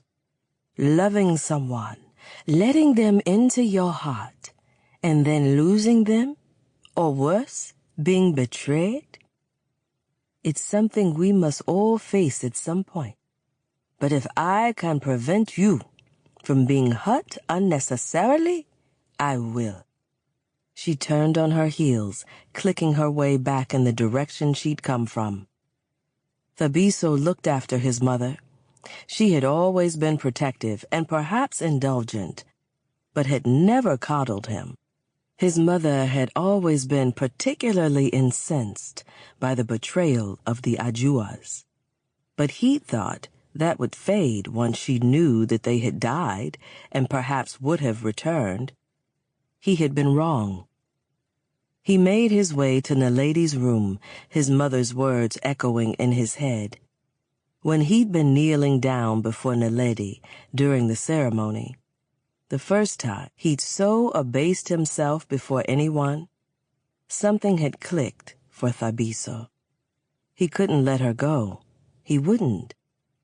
He wanted her, not out of some twisted nostalgia, or because she wasn't a prize easily won, but because she was perfect for him, and perhaps just as important, perfect for his people.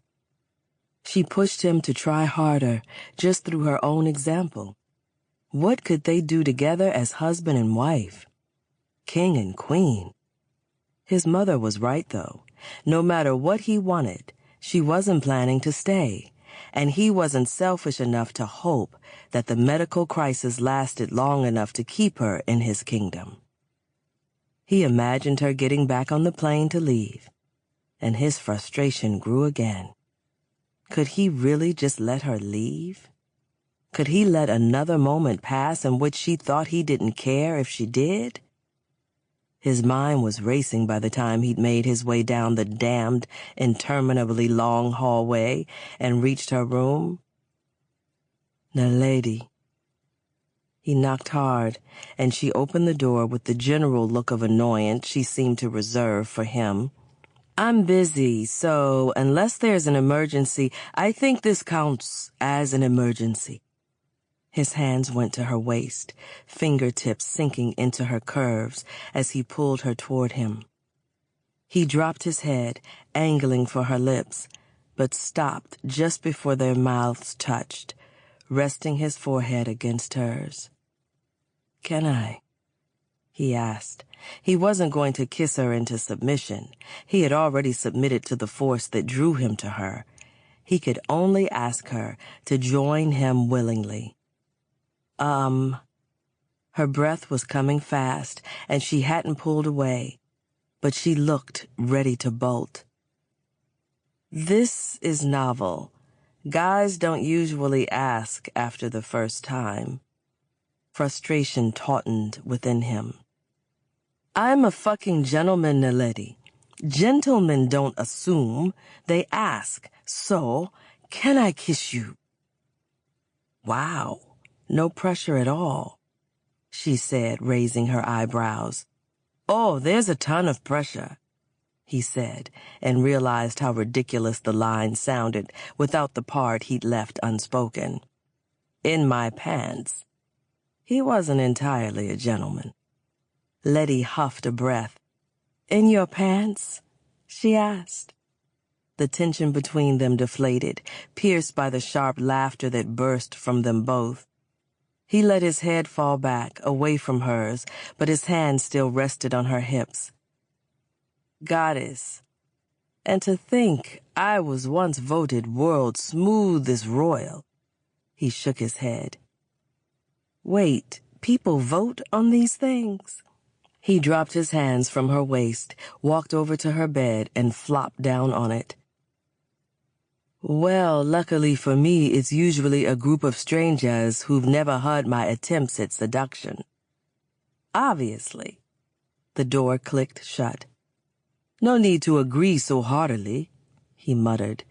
"I needed that laugh," she said with a sigh, sitting on the edge of the bed. "Today has been really intense. I've barely slept. I've been reading case studies all day, and that ceremony really fucked me up. Emotionally." "You're not the only one," he said, folding her pillow beneath his head so he was propped up and looking at her. "I grew up with no one, Thabiso. No one. And now?" Her voice cracked, and she cleared her throat.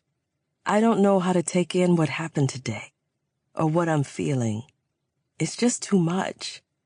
Priestesses singing to me, welcoming me, people bowing to me." Her eyes squeezed shut. "And you. There's you." "What about me?" He leaned up away from the pillow, and her eyes fluttered open. Her gaze ran over his face, and the pain and confusion he saw there lanced through him. "This isn't real." She motioned to the air between them. "But it's starting to feel way too real, and I can't. I just can't." "And what if it feels real to me, too?" he asked quietly. "What if it feels real because it is?" His heart thumped heavy in his chest because, yes, that was it.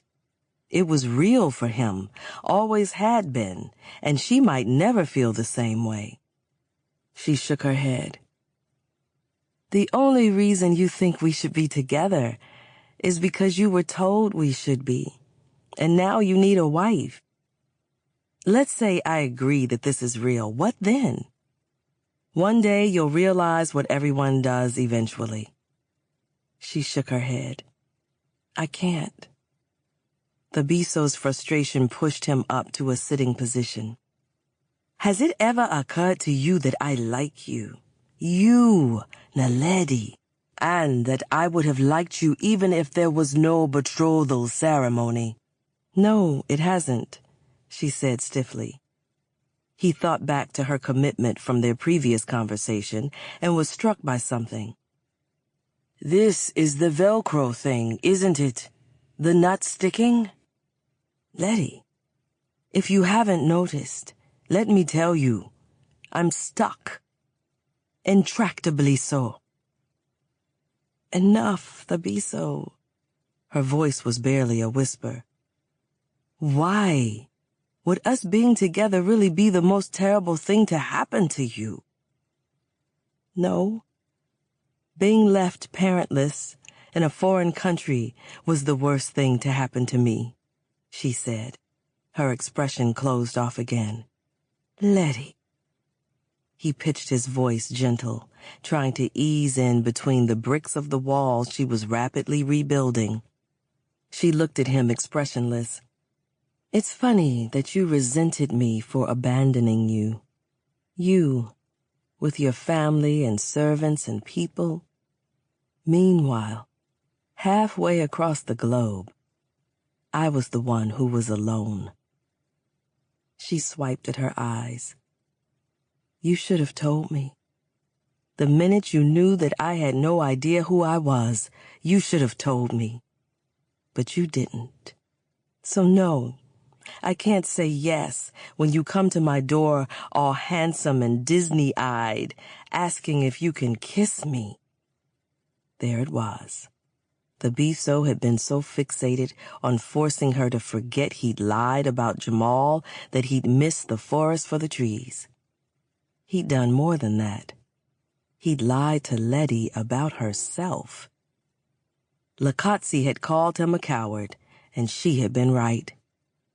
He exhaled, a deep, weary sound. What can I say? I'm sorry for being a fuckboy, Naledi. Letty shrugged, swiped surreptitiously at her eyes again. Fuckboyism is a fairly common disease in men aged 18 to 35. What's the cure? He asked. You'll have to ask your doctor about that. But I can tell you right now that it's not me. With that, she got up and walked back to her desk. The Thabiso fought the urge to stalk over and command her to forgive him. She wasn't one of his subjects. He headed for the door. We have the trip to Lek Hemoni, your hometown, tomorrow morning. Dress warmly because it's at a higher altitude. Thanks. Hopefully we'll find what we're looking for there because nothing in the research is giving any clues as to what's going on here. I need to figure this out. So you can go. May the goddess make it so, he said, and then walked back into the hallway, closing the door behind him. Thabiso stood for a moment. Although he'd been told otherwise his entire life, he was learning that there was something stronger than a Mashushu prince's will. Reality. Chapter 29. Letty thought daily subway commutes had prepared her to handle any means of transportation, but she'd been mistaken. She readjusted herself on D'Artagnan, the donkey that was conveying her to Lek Hemani. As it ambled up the winding mountain trail at a slow, steady pace and prayed that the animal didn't make any sudden moves. It was super cute and had looked at her like she was its best friend after she gave it some apple slices. But she couldn't quite get with transportation that could also take a bite out of her. When the Land Rover carrying her and Thabiso to Lek Hemani had stopped at the base of a winding trail where a few goat herdsmen awaited with their flock, Letty had thought it was a cultural break, not the next leg of their journey. She'd tentatively fed some goats and chatted with a shepherd. She'd even felt a spark of adventure when she was hoisted onto D'Artagnan, that is, until Thabiso had climbed on behind her. An hour riding a donkey up steep, mountainous terrain surrounded by goats was jarring enough. Goats were way chattier than she'd realized. But having Thabiso settled in behind her was even more disorienting. Their conversation the previous evening had left her unsettled. She wanted so badly to believe what he'd said, but he had lied before. Could she really trust him? "Doing okay?" he asked from behind her. "I still don't see why we couldn't have taken a helicopter up here," she said, then shivered as a cold blast of wind swept across the exposed skin of her face. "Because the mountain winds are too strong to ensure a safe landing," he said.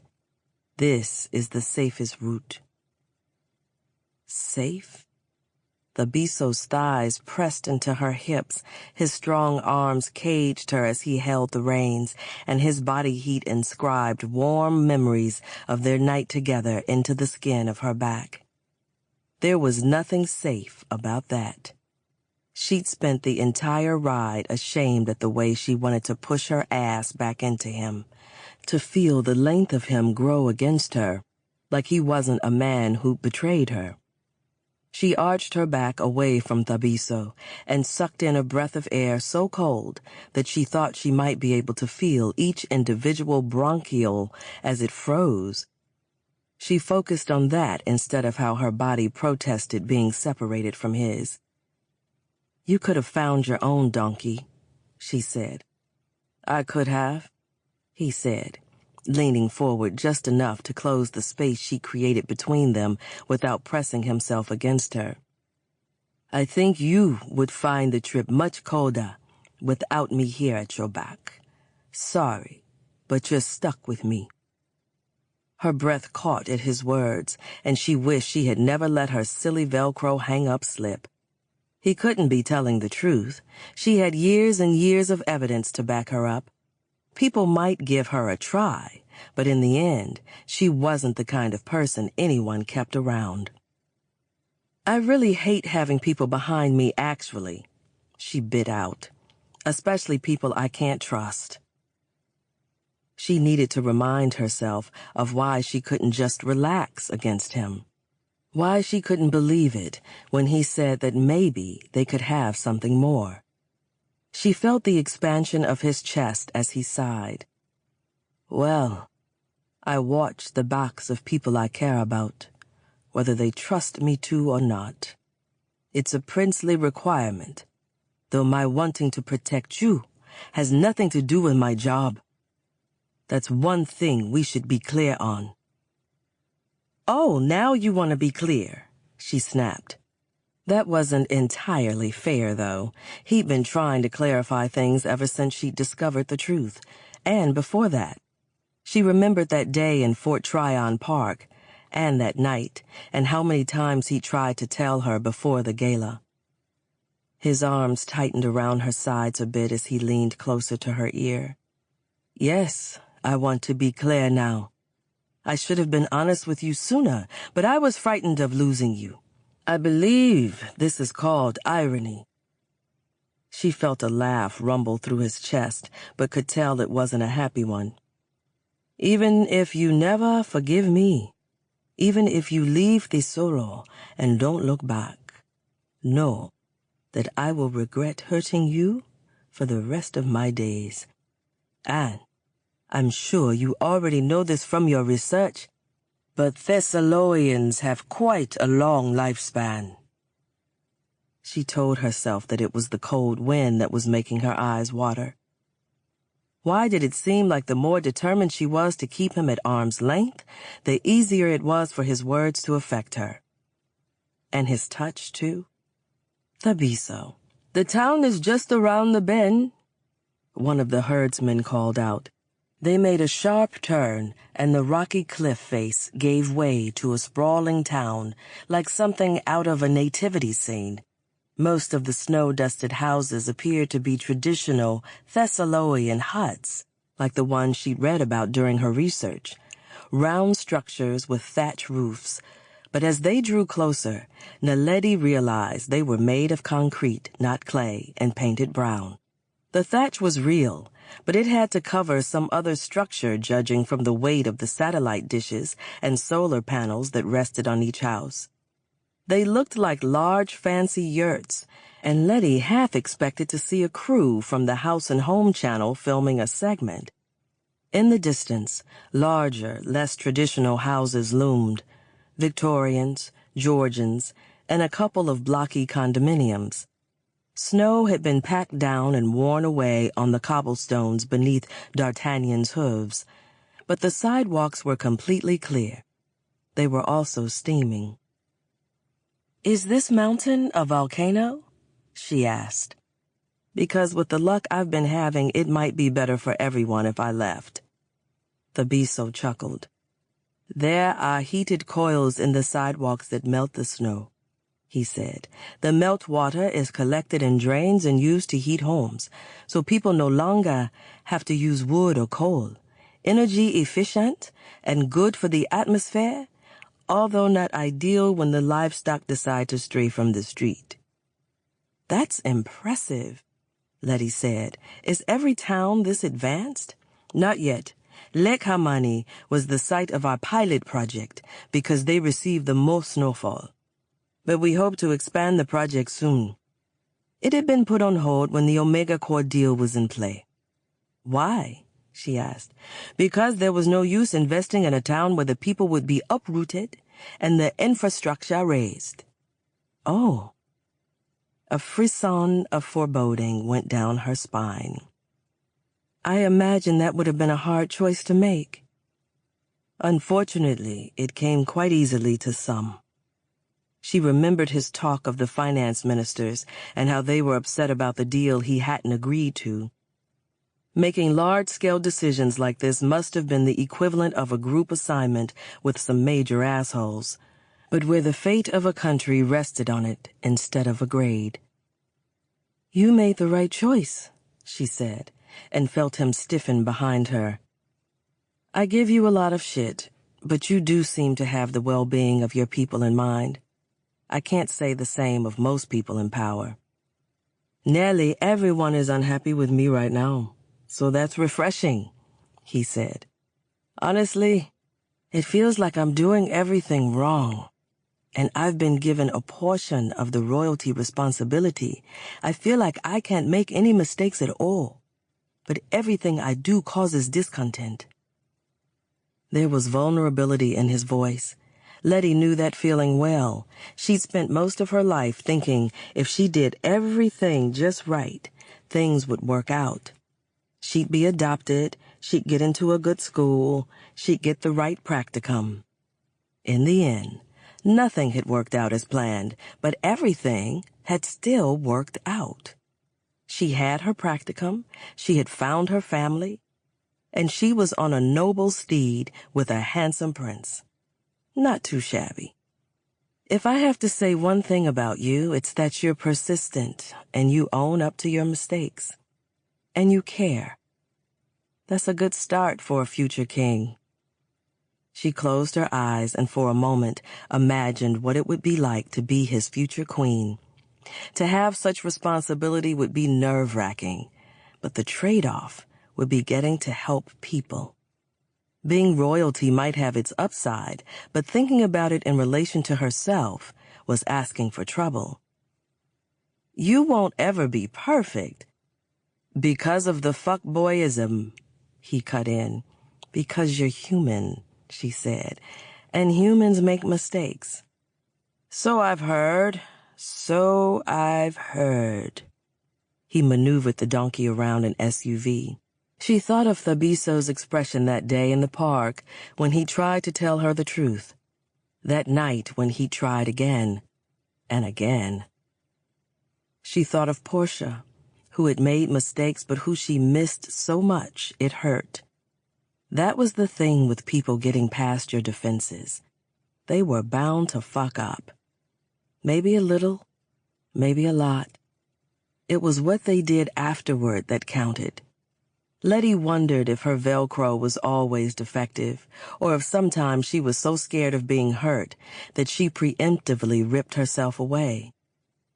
She turned her attention back to the town instead of digging deeper into that revelation.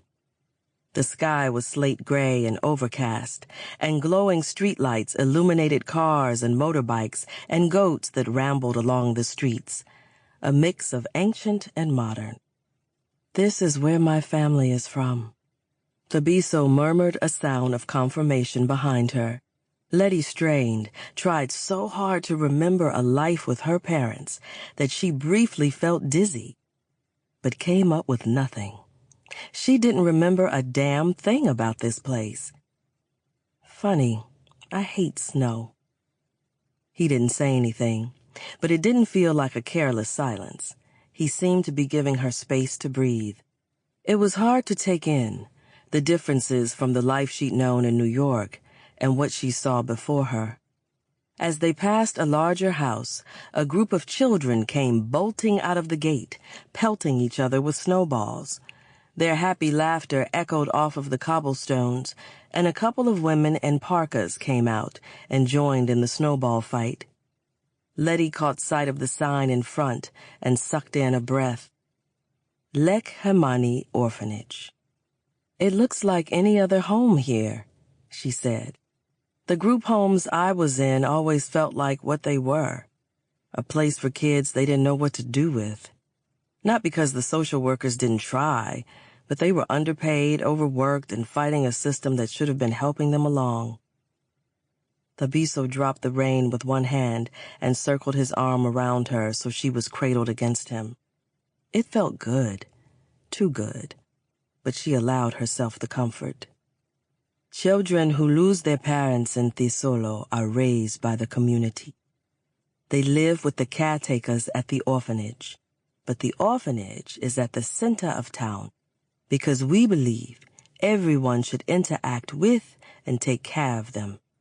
Enya works at the school that is attached." She thought of the lonely halfway houses and overcrowded foster homes. Those children had run past like they were free and happy and unafraid of anything. Had she ever felt that safe? You do now, in Thabiso's arms.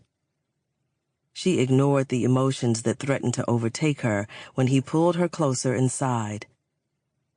"Are we near the hospital?" she asked. "It's straight ahead, just a few blocks down." "Good." She grabbed the reins just a bit below where he held them and pulled, as she'd seen him do. He released his hold on her. The donkey stopped, and she gave him a pat on the head. "I'll get off here and do some looking around before speaking with Dr. Bata." She slid down to the ground, her body suddenly cool where Thabiso had kept her warm. He nodded. "I will tell her you're on your way. Be careful, please." With that, he was off. How did he make riding a donkey look sexy? D'Artagnan looked back at her, batting his long lashes as if to say, "Girl, I know." Letty took a deep breath. She needed to get her head right before they arrived at the hospital. No thoughts of what it would be like to be queen, or of orphans, of Thabiso up against her back and promising to watch out for her. She was coming into an investigation that was already underway, and though she had already been brought up to speed, there was so much more work ahead of her. They were already at step 5 of the outbreak investigation, trying to orient the data they already had in terms of time, place, and people. She needed to prove herself useful to Dr. Bata. That was the real reason she was in Thesolo, after all. Is it, though? Like her Velcro theory, her "I'm not here to make friends" theory was quickly unraveling. Her social cell membrane had completely failed her, but maybe that wasn't always such a bad thing. She passed a small restaurant. Through the window, she could see men squeezed into the small space and laughing as they told stories and ate delicious-looking meat. Her stomach growled, despite the rich breakfast she'd eaten. The one Thabiso had brought in to her, again despite his gaggle of servants. Letty trudged forward to the hospital, but a familiar scent caught her attention as she walked by a small shop. She stepped inside, the rattle of beads above the door announcing her entry as she was enveloped in a melange of smells, some floral, some musk. An older woman with long gray dreads and a round face turned toward her, and then her eyes widened. "My lady, welcome back." She hurried from behind the counter and curtsied. Letty curtsied back, or as close as she could get after spending the morning astride a donkey. "Oh, I remember when you were a little pot-bellied thing, toddling around, and now look at you, the spitting image of your grandmother. We are all so happy you have returned," she said, her eyes filling with tears. Letty shifted uncomfortably under the woman's gaze. This was the first time she had been out on her own, away from the palace, and she hadn't thought about how people would react to her. She certainly didn't expect this kind of reception. The woman curtsied again, as if she also didn't know the protocol for interacting with a prodigal betrothed. "We pray to the goddess that the prince would find a bride and end this terrible curse that has befallen our land, and our prayers were answered tenfold." "Thank you. I'm happy to be back, although this is all a bit overwhelming for me." Letty lifted a sachet of leaves and sniffed it. "Why do you think the goddess would punish the country because Thabiso was unwed?" Thabiso had mentioned there were rumors, but she'd been on palace grounds since her arrival. No one would dare speak ill of him there. The woman seemed surprised. "Well, you should talk to your uncle. He is a very educated man, but he is well versed in the traditional ways too. Even before the illness started, he warned us of what would happen if the prince dawdled. Ngorka has given Alec the gift of foresight, and he wishes to use it to aid the people of Lake Hamani and of Thesolo." The way the shopkeeper spoke of Alec raised the hairs at the back of Letty's neck. Maybe they had a little something going on, or maybe she had just a crush. But there was something beneath the woman's words that seemed off.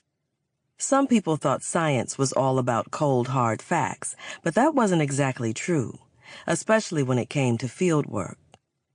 "The facts come eventually," one of her professors had told their class, "but before that, there is instinct. It's not mumbo-jumbo. We are animals after all, and instinct is just a tool in our species' survival kit. Never forget that." "Are the townspeople unhappy?" Naledi asked. "Did they not feel my grandparents were leading them well?" She thought of the frail couple hooked up to tubes and felt a flare of anger on their behalf.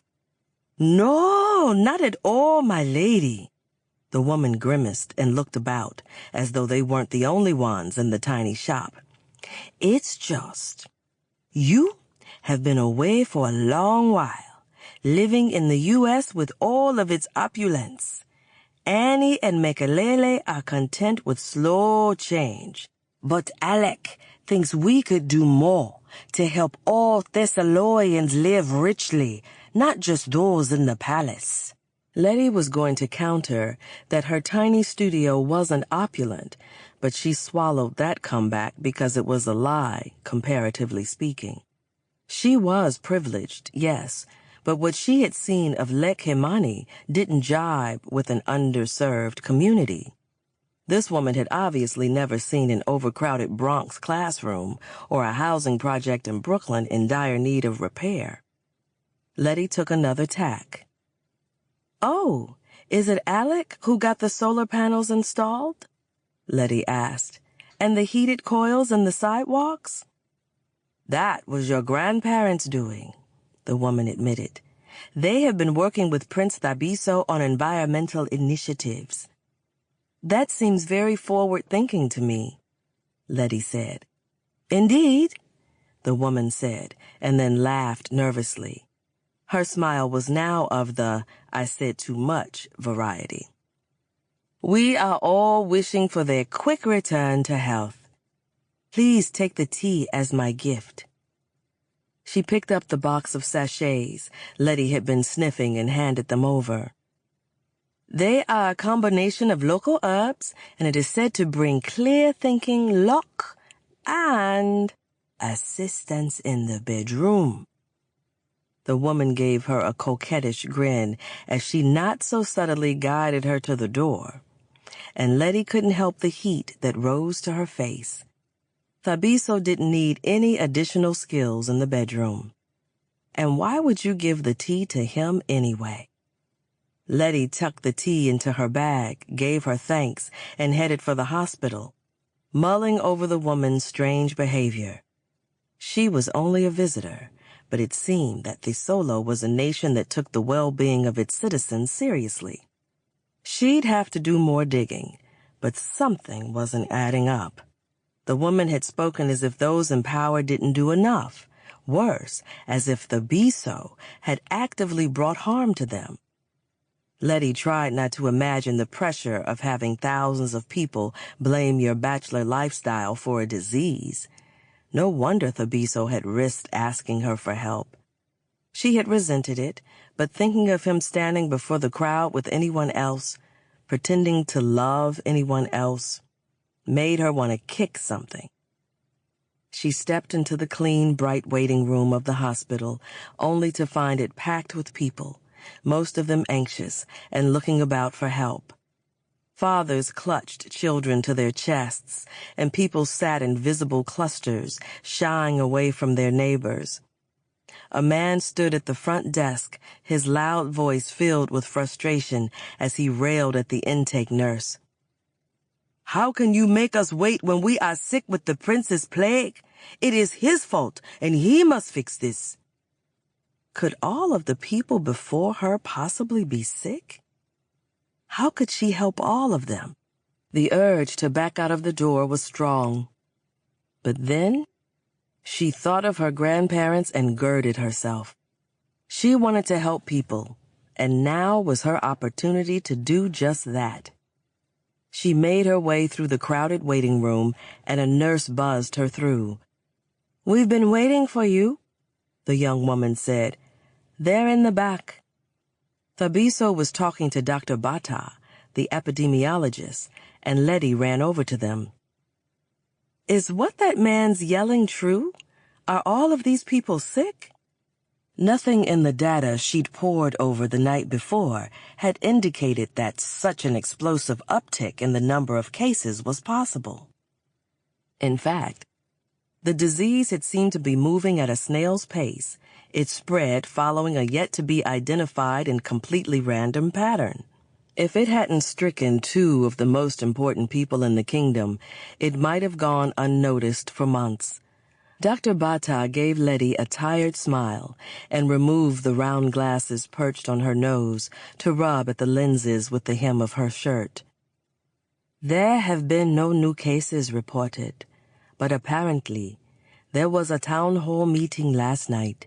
It seems that the symptoms of the disease were discussed in quite the convincing and blatantly incorrect fashion, and now half the town believes they have the prince's plague. My apologies, Your Highness." The Biso smirked. "I quite like the ring of it, actually. It isn't every ruler who will be known for bringing sickness upon his people. It's very biblical." His frown and the way he tilted his head to the side and stroked his beard belied the jokiness of his words. She had seen him make the gesture several times since she'd arrived. She remembered him doing the same that night in her apartment as he tried to talk to her. The night where she'd basically told him that nothing he said would change what she felt for him. So he's not the only liar in the room, it seems. Judging from the way she wanted to reassure him, to talk some sense into the people in the waiting room who had been misled by people they trusted into anger at him, perhaps nothing had changed at all. That was the thing about viruses. Once they got through your defenses, sometimes they'd never go away. The remnants of them lingering in your bloodstream long after you thought you'd recovered. Sometimes they changed you down to the DNA. So this is basically like an old-school version of WebMD-itis, she asked Dr. Bata, pulling her gaze away from Thabiso. They were told vague symptoms and now they all believe they're sick? Yes. Someone was irresponsible, reckless, in the event that any of the people here are actually sick and spread the illness to others. We'll have to evaluate every patient just in case. The first day of your internship is going to be quite fun. Great, Letty said, and she wasn't entirely sarcastic about it. Lekotsi told me she downloaded the appropriate apps on your tablet. Can you pull up the Sans Frontier app? Letty did as she was told. While Dr. Bata dug into a bag full of cords, she grabbed the end of a cord and plugged it into the jack on Letty's tablet. The object on the other end wasn't a charger. It was a high-tech version of an otoscope. Without preamble, she stuck the device into Thabiso's ear, and a moment later, a reading popped up on Letty's screen. "Oh, yes!" Letty exclaimed. "I didn't have the prereqs for the modern medicine class, but I'm fascinated by the use of technology in the field." Dr. Bata grinned. "It's an app that's being developed for use in large-scale outbreaks, especially useful in places without much medical infrastructure and nomadic communities. That's not the case here, of course, but it's also just cool, yes?" The woman's eyes glinted with excitement. "There are 3 different attachments that take your readings and upload them, creating a digital file for each patient, an easily searchable database.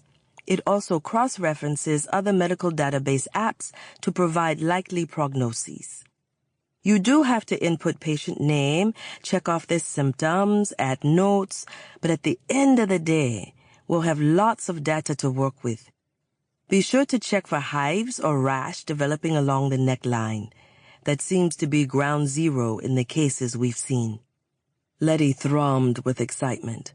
Some of her cohorts had thought she'd be dealing with woebegone hospitals and difficult conditions when she'd mentioned her field study, but even Letty hadn't realized she'd be working with equipment that wouldn't be common in the U.S. for years, maybe never, if the science regressivists got their way. "Let's get to work," she said, feeling a surge of energy despite her lack of sleep.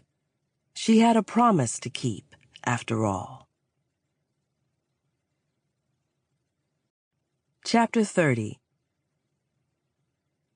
Later that evening, Letty awoke under a warm quilt, wanting nothing more than to snuggle down and sleep for 100 years. Was there an internship in sleep studies? She should have looked into that. "Are you feeling better, my cousin?" Inya was at her side, and that was when she remembered that Alec had showed up at the hospital just as she had wrapped up the morning's tiring work.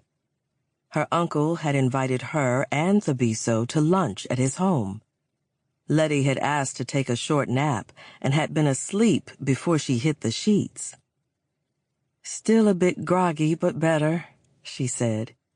"I guess my brain still hasn't caught up with the time zone. Did I miss lunch?" Inya smiled indulgently. "Lunchtime has passed, cousin, and tea time. It is almost time for supper." Letty bolted up. "What? How come no one woke me?" She scrambled for the boots she didn't remember taking off. "Because Prince Thabiso said that you must sleep as long as necessary, and that you were not to be disturbed." Inya smiled and lowered her gaze. "He is very protective of you, and he cares enough to stay and be civil with my father, even after the castigation he received yesterday." Letty's brain was still halfway in the clouds, but she latched onto a fragment of the conversation she'd had with Thabiso that morning. "Alec is a finance minister?" "He is the finance minister, and he often doesn't see eye to eye with the royal family. Sometimes I think it's because..." Enya's cheeks showed just the slightest tinge of blush. You see, after your parents left, he assumed that I would be chosen to be Thabiso's bride. Our mothers were the best of friends, and it was seen as a good omen when they all conceived during the same period.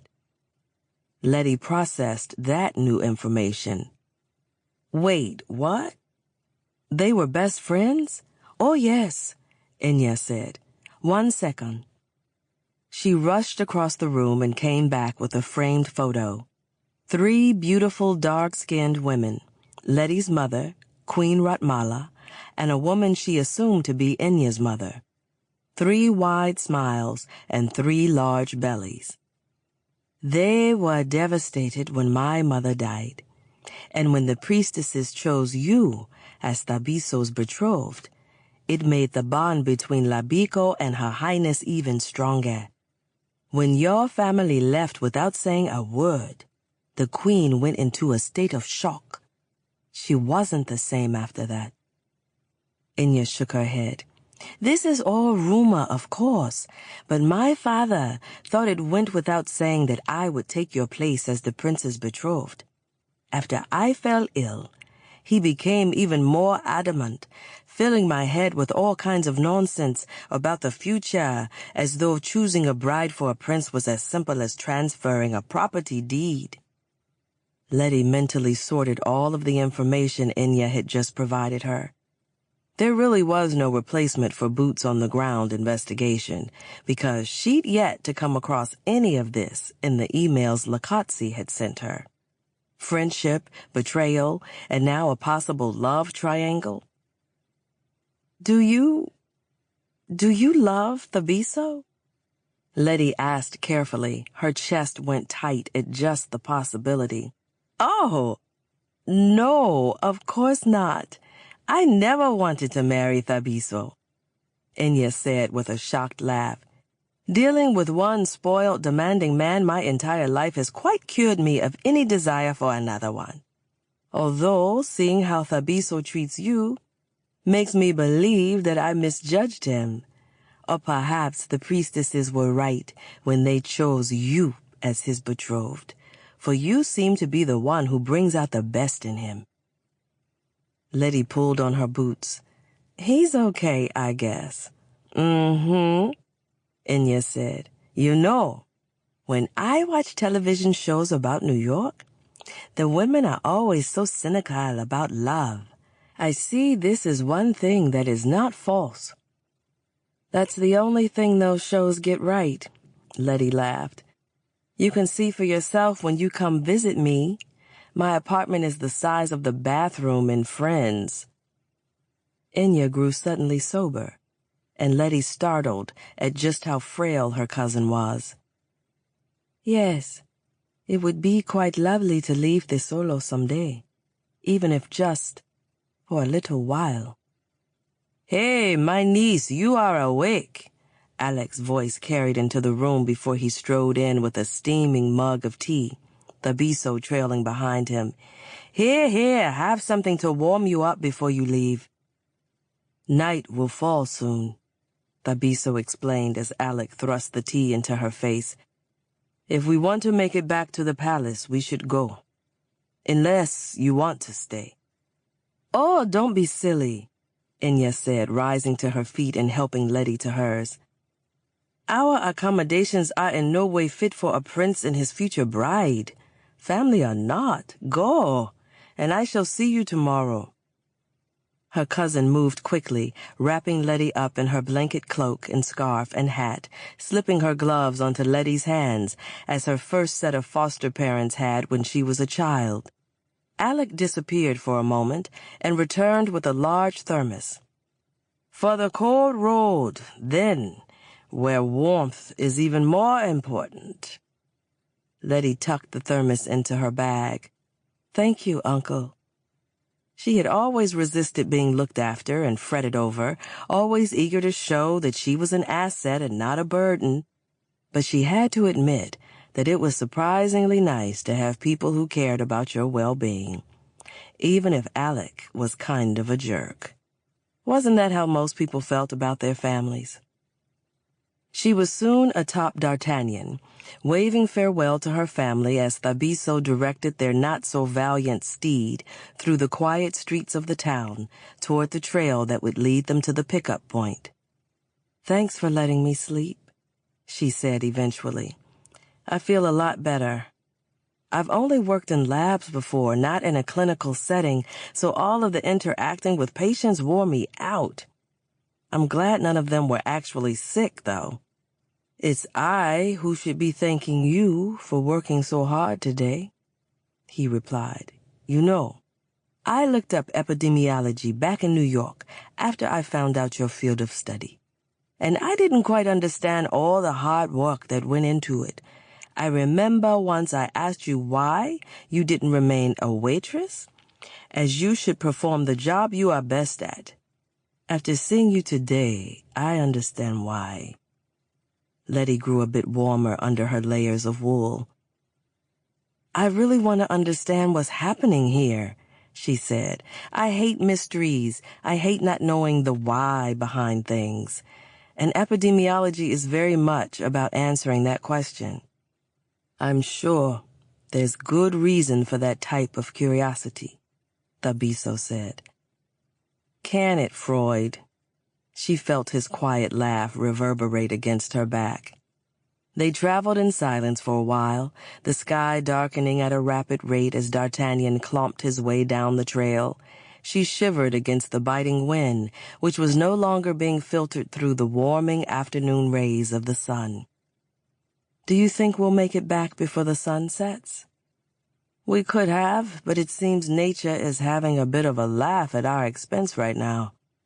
He held out a hand in front of her, and she watched a snowflake slowly drift down to his palm, only to be immediately whipped away by an icy gust of wind. Annoyance ricocheted through her body. "Please don't tell me I'm going to be the first black person who went on a voyage to the motherland and froze to death." She gritted out through chattering teeth.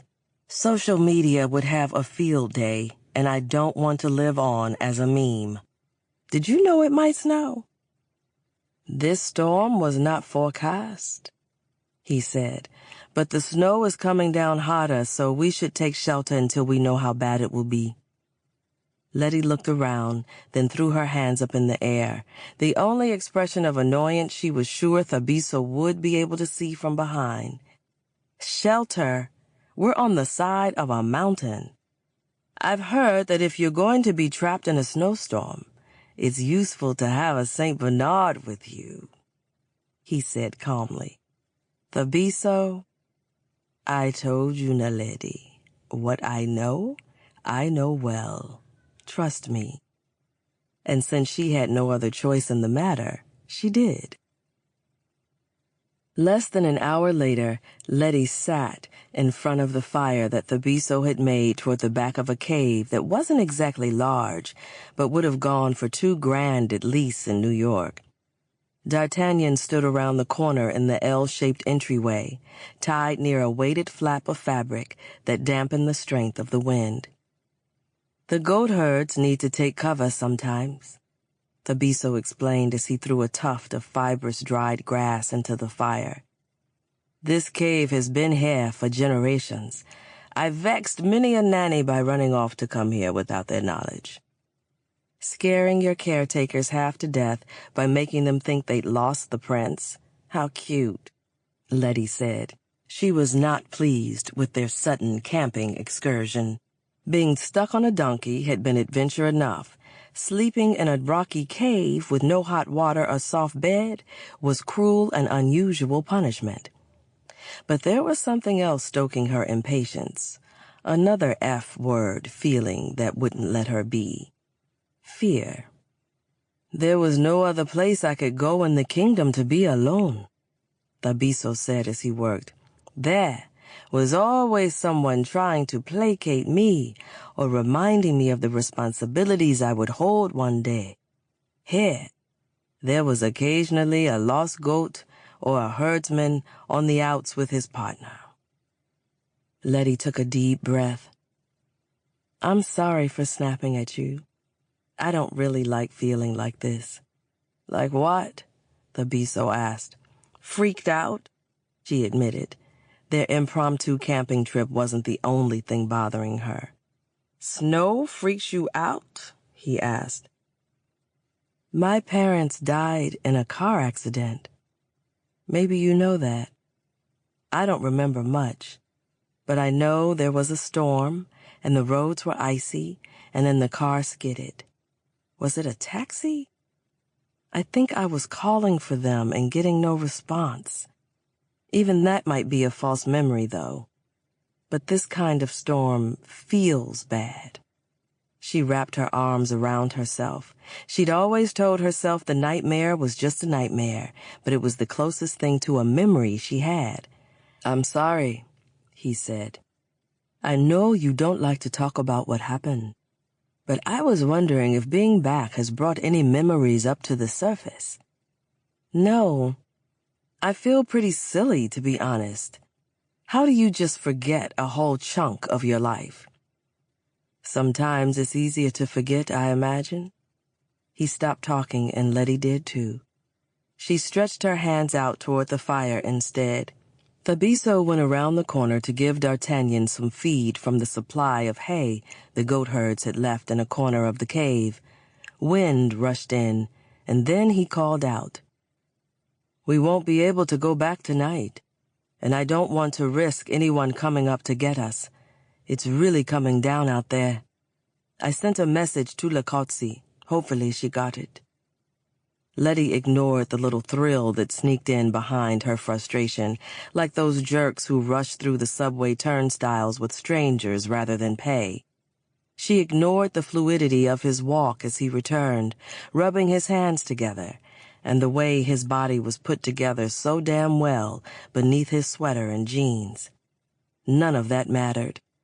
They'd sleep, get rescued at some point, and then she'd go back to her practicum, and he'd go about his royal business.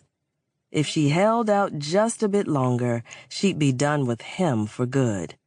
That was what she wanted. Totally. Does this place have reception? She asked, pulling out the phone she'd been given. No, you'd have to go stand out in the snow, Thabiso said.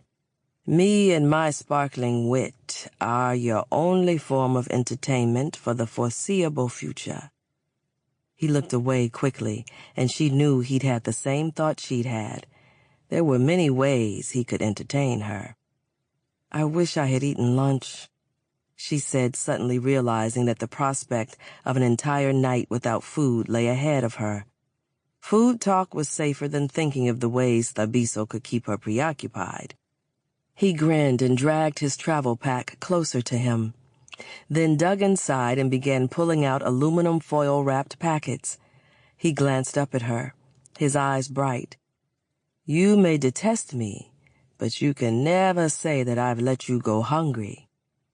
He handed her one, and she tore it open and bit into a savory pastry stuffed with delicately spiced goat. Oh my God. The goats walking around are cute and everything, but I can't feel an ounce of guilt about this. She tried to eat with some decorum, finishing 2 pastries and then making it through about half a serving of spicy rice before wisely cutting herself off. She had no idea how long they'd be in the cave. I'll save these for round 2, Thabiso said, retrieving the unopened packages and placing them back inside his bag. Inya is an excellent cook. Her mother, your aunt through marriage, passed away when she was born, so she's always had a lot of responsibility. She told me, and that our mothers were all best friends, how they were all pregnant at the same time. She kept any comments about the Queen's behavior to her best friend's child to herself. Letty had spread her blanket out on one side of the fire, and Thabiso had done the same on the other. She rolled to her side and looked at him. Is there a reason why you never replaced me when my family left? Like with Inya, for example. She understands your people, and she knows what it's like to have unwanted responsibility. Thabiso lay on his back with his hands beneath his head, He shrugged, and she could see his lips purse in thought despite the obstruction of his beard. "It is not wise to second-guess the priestesses," he said, then turned his head toward her. "Besides, I always hoped you'd come back. I believe in fairy tales, remember?" He was looking at her with those Disney eyes again, this time with firelight dancing in their depths. The wind howled outside, and the flames flickered as the cold air swept through the cave. Letty remembered the story he'd told about his imaginary soulmate. She'd never forgotten it, but only now did she really connect the fact that he'd been talking about her.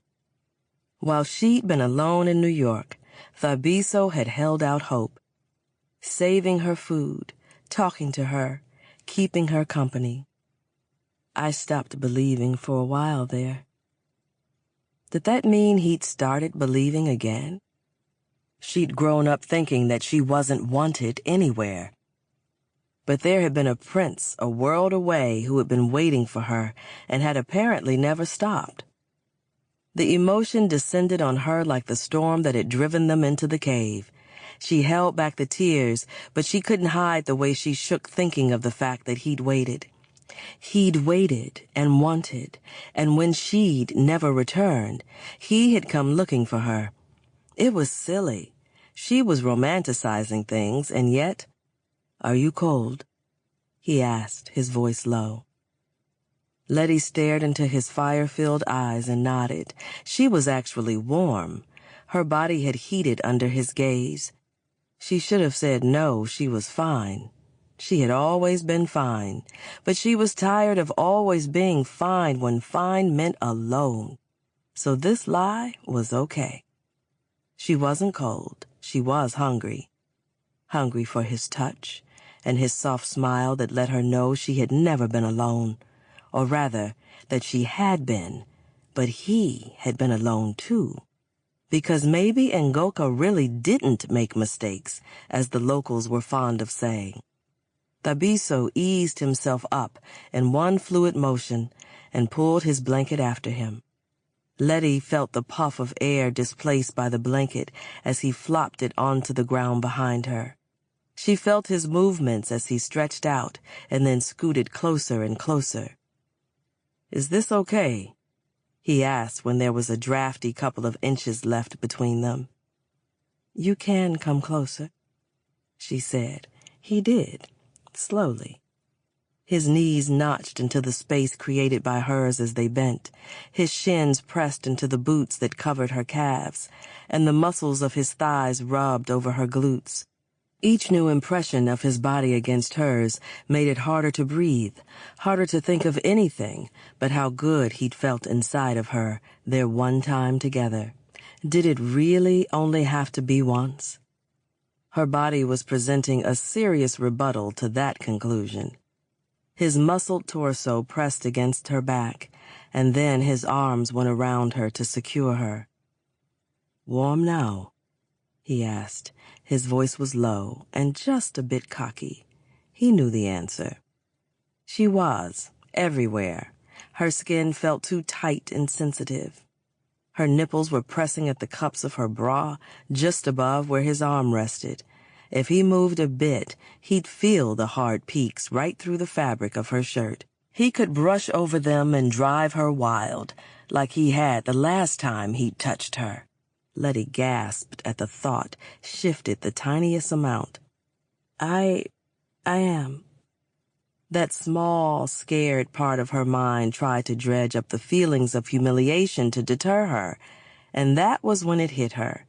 She felt no shame about sleeping with him. She'd been pissed about his lie, hurt and angry and betrayed, but she also remembered the laughter they had shared and the way he'd made her feel. That part had been true. If that was true, and the fact that he'd always wanted her was true, she wasn't sure what she was fighting against. She leaned back into him. "Can you tell me about what you remember from when we were children?" she asked. He pulled her closer. "I remember a bit of the betrothal ceremony. I remember thinking that you were very pretty, that you had happy eyes, and that you were a good friend, so you would likely make a good wife. I don't know what I thought a wife was, though. Probably someone who played video games with me and shared her crayons. Letty laughed, and he held her tighter. I was sad when you left, you know, he continued. That was the first time I realized sometimes you could cry and scream and flail, and it would do nothing to bring a person back. I learned that very soon after you, if it makes you feel any better, she said quietly. He just held her then, and it was exactly the thing she wanted in that moment. The synchronized rise and fall of their chests, being held by a man who had presented her with two separate identities and seemed to care for her regardless of which one he inhabited. This makes me feel better, actually, he said, having you here with me. I've always thought that the betrothal thing, especially of children, was outdated. But this feels right. You know, it pains me to admit this, but it feels right to me too. Letty took a deep breath, then shifted in his hold and turned so that she faced him. In the firelight, she could see the rounded sharpness of his cheekbones, the deep dark brown of his perfect skin, and those eyes that stared at her as if she were both goddess and pilgrim. I don't know how to do this, she whispered. Do what? He asked, whispering too. Be with someone. I've only ever been alone, and that's worked pretty well for me. You had friends, he replied, not whispering any more. Portia was as protective of you as my royal guard. Letty shook her head and tears filled her eyes. She hurt me too. Thabiso's hand moved to her face, and his fingertips brushed over her cheeks, traced the shell of her ear, and sent a shiver of want through her. That's the thing, Naledi. That the people who love you will hurt you the most is one of the great conundrums of the human condition. My philosophy tutor said so, and he had about 5 degrees on the subject, so I guess it holds some water. She giggled despite the tears burning her eyes, then squeezed her eyes shut and finally said aloud the questions that had been trying to force their way out since she'd discovered Thabiso's identity, and as a result, her own. How could my parents take me away from here and not leave me any connection to people who would have loved me? How could they have left me alone? She felt the press of his warm palm between her shoulder blades as he pulled her close and rubbed comforting circles around her back. His beard brushed against her face as she nestled into the comfort of the space between his neck and shoulder. It still smelled like happiness. I've been asking myself this too. For years I thought it was greed or pride or insolence. But I cannot believe your parents would make such a rash decision without reason. I cannot believe that your mother would wound her best friend without reason. One thing is certain, though, Naledi. She opened her eyes and looked into his. You're not alone anymore. His lips pressed into hers then, warm and silky, and while his hands offered comfort, his kiss was pure desire. Naledi closed her eyes and fell into the kiss. His familiar floral musk surrounded her, and she pressed fluttering kisses down his jaw to his neck to inhale it again. She retraced the path to his mouth and covered it with hers, relearning the taste and feel of a man she'd thought might be right for her, and was now turning out to be even better than she'd previously imagined. Goddess, I thought I'd never taste you again. Thabiso rasped against her lips. I don't think I could live without this sweetness. She pushed against his shoulder to press him back to the ground, and then straddled him. You'd live. Fuckboy-itis isn't a terminal illness. she reminded him.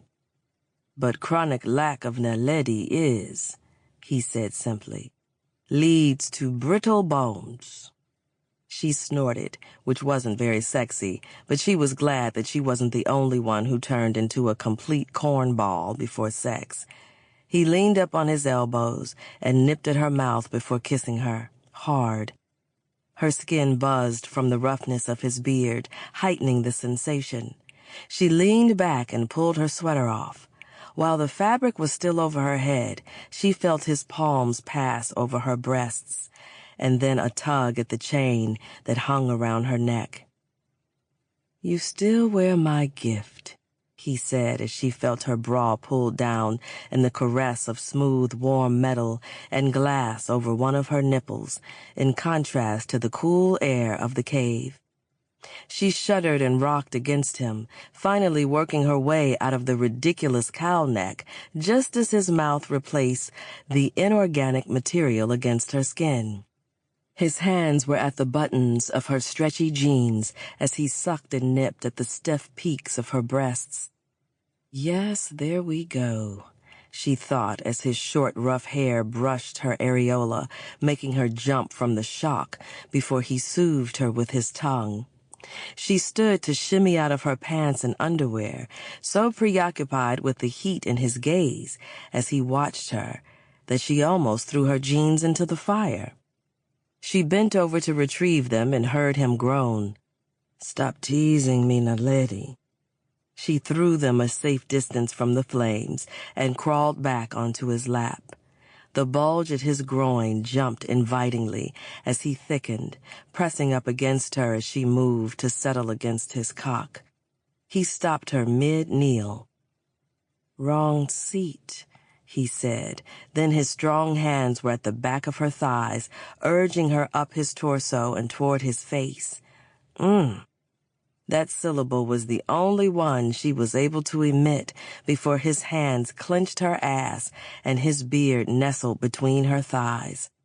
"Holy shit," she gasped, his tongue pressed hard against her clit as he lapped and sucked and nibbled, pleasure dispersing through her body like a substance that would expand until it filled every part of its container.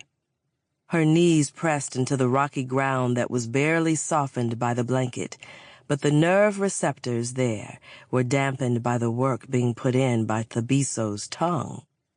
Letty ground into his face, crying out at the scrape of his beard against sensitive skin, at his fingers pressed hard into her thighs, but above all, at his tongue. That tongue alone made the solo one of the wonders of the modern world. "Thabiso, fuck," she whimpered, and his name on her lips seemed to flip the switch on the tornado feature of his tongue. Thabiso swirled the hard warmth against her clit without mercy, and Letty's arms flailed wildly in the air as she reached for something, anything, to keep her from being knocked over by the sensation. Finally, just as the orgasm curled her toes and bent her back, she grabbed his head and rode it out. At her abrupt cries, Thabiso slowed down, slackened his hold on her, and licked more softly. Her thighs trembled, and she felt him smile against her, a shockingly intimate sensation. She crawled down his body, and he sat up so that his face was level with hers when her ass came into contact with his still-clothed erection. He looped his arms around her and kissed her. "Are you okay, goddess of fire?" She almost laughed at the ridiculous moniker, but then she stopped herself. She was feeling pretty powerful with all the good post-orgasmic bliss zinging through her. "No," she said, then kissed him, tasting her own essence. "You're not inside of me." Thabiso leaned over to reach into his bag and pulled out a sleeve of condoms. "I'm dating a public health student," he said by way of explanation, and she laughed, even though the word dating did send the tiniest amount of fear through her. Were people who everyone thought to be engaged allowed to date? Then he kissed her, and she closed her eyes, and the only thought in her head was wondering how long it would take him to get the condom packet open. She moved into a crouching position as he sheathed himself, and then sank down onto him when his hands moved to her hips. She was slick and pliable, and there was no resistance, just a sweet friction and fullness as she took him in completely. "Oh, sweet, sweet Naledi," he groaned.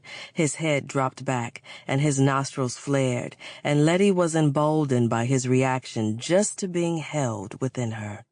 Her hands went to his shoulders as she slowly raised and lowered herself on his cock, moaning as he filled her again and again.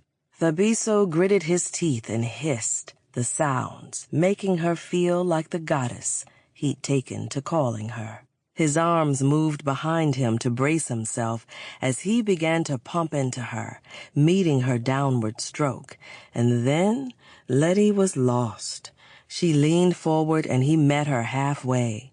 Their foreheads were touching, and their gazes were locked as they both worked their hips in a mad frenzy to see who could drive the other crazier. She reached between her legs and pressed her fingers there. "Damn it, Naledi." Thabiso jerked and his cock thickened inside of her, and then Letty was gone too, pulsing around him as their fire-lit shadows throbbed against the walls of the cave behind him. Thabiso dropped back against the blanket and carefully withdrew from inside of her, and Naledi rolled off of him. "Ouch! I forgot we weren't on a bed," she said, rubbing at her shoulder. "My tailbone didn't have the luxury of forgetting, but it was well worth it." He kissed her, then got up to gather some napkins. "Are you hungry again?" he asked. "For food?" She watched the play of light against his body as he leaned over his bag. She saw his cock jump again, and he dropped the flap of the bag and began stalking toward her, a definitely non-Disney look in his eye. "Food can wait," he said as he settled in beside her. "Warmth is the #1 priority in surviving a storm." Chapter 31. Thabiso kept glancing at Naledi from the corner of his eye as Lakatsi railed at him for being gone overnight. Although Letty had woken up cheerful, if somewhat sore, and extremely bewildered to find D'Artagnan curled up between her and Thabiso, he kept expecting her to rebuild her walls, to cut him off from the woman who had given herself so freely to him throughout the night and into the morning. "Your Highness, do you know how worried your parents were?" "You were right next to me as I spoke to the Queen on the phone, Kotsi. You heard her disown me and threaten me with the dungeon, as did everyone else within 6 meters. Beside him, Letty opened her thermos of tea and poured the last of the amber liquid out, scenting the car with its sweet smell. He doubted she was thirsty. She seemed to be drinking to have something to do with her hands. Everyone had heard the Queen rail at him, but they'd also heard her refer to Letty as a ridiculous distraction that had gone on long enough. He understood his mother's upset, but Letty's trust was such a fragile thing. It needed nourishment, not to be fed toxic doubts. He reached across the car and took her hand, which trembled a bit against his palm. "I'm sorry," he said, raising a hand to silence Lakatsi, who had opened her mouth to chastise him again. "My mother's behavior is bizarre, but I've made it clear that you are an important part of my life. You aren't a distraction, and I'm so happy you're here." Letty smiled at him, and he noticed her pupils were wide, blocking out the beautiful brown he loved looking into. "I'm happy I'm here, too. If I've learned one useful thing in life, it's that I can't make someone care for me. But I guess I can be better about letting in the people who do." she said, giving him a shy smile that warmed him like the sun rising over the mountains. Then she shivered hard, as if she'd stepped on a live wire and his warmth drained away. Guess I overcaffeinated. Thabiso nodded, but gripped her hand tightly, feeling the steady tremor that hadn't been there before. He should have let her sleep more instead of making love to her until she was jelly-boned and couldn't keep her eyes open. Perhaps she'd taken ill from the snow. He was glad she'd be able to rest soon, and he'd have the doctor come to her chambers. The car pulled into the palace compound, and his parents walked out toward them, a group of people at their rear as usual. He glanced at Letty. Perhaps we should have stayed in the cave. Letty rolled her eyes. If your mother is upset that you can't control the forces of nature, then I really do understand what you meant when you said your parents had high expectations. He laughed, his anxiety dissipating. I would be upset if I thought something happened to you too, though, so cut her some slack. Letty added. Thabiso didn't comment on the fact that she'd admitted she'd cared about him unprompted. I think I can do that, he said, giving her hand a squeeze. They stepped down from the vehicle, and he kept Letty's hand firmly in his. Good morning, parents, he said brightly. Son, they said in unison. We've returned from our icy adventure, none the worse for the wear. I apologize if you were worried. Worried? Why would we be worried? His father asked. Just because the sole heir to the Thessaloian crown took it upon himself to put himself in jeopardy? To continue this farce of an engagement, nearly leaving his people without a future leader, doesn't mean we were worried, his mother said smoothly. No, not worried, but quite done tolerating this. Your Highness, if anyone is to blame, it is me, Lakotsi said, ever the mediator. I should have checked the weather more carefully and not allowed them to travel alone. No, there is one person at fault here. This thoughtless woman who has distracted Thabiso and who threatens the prosperity of our kingdom. I'm sorry, Letty said in a small voice that broke Thabiso's heart.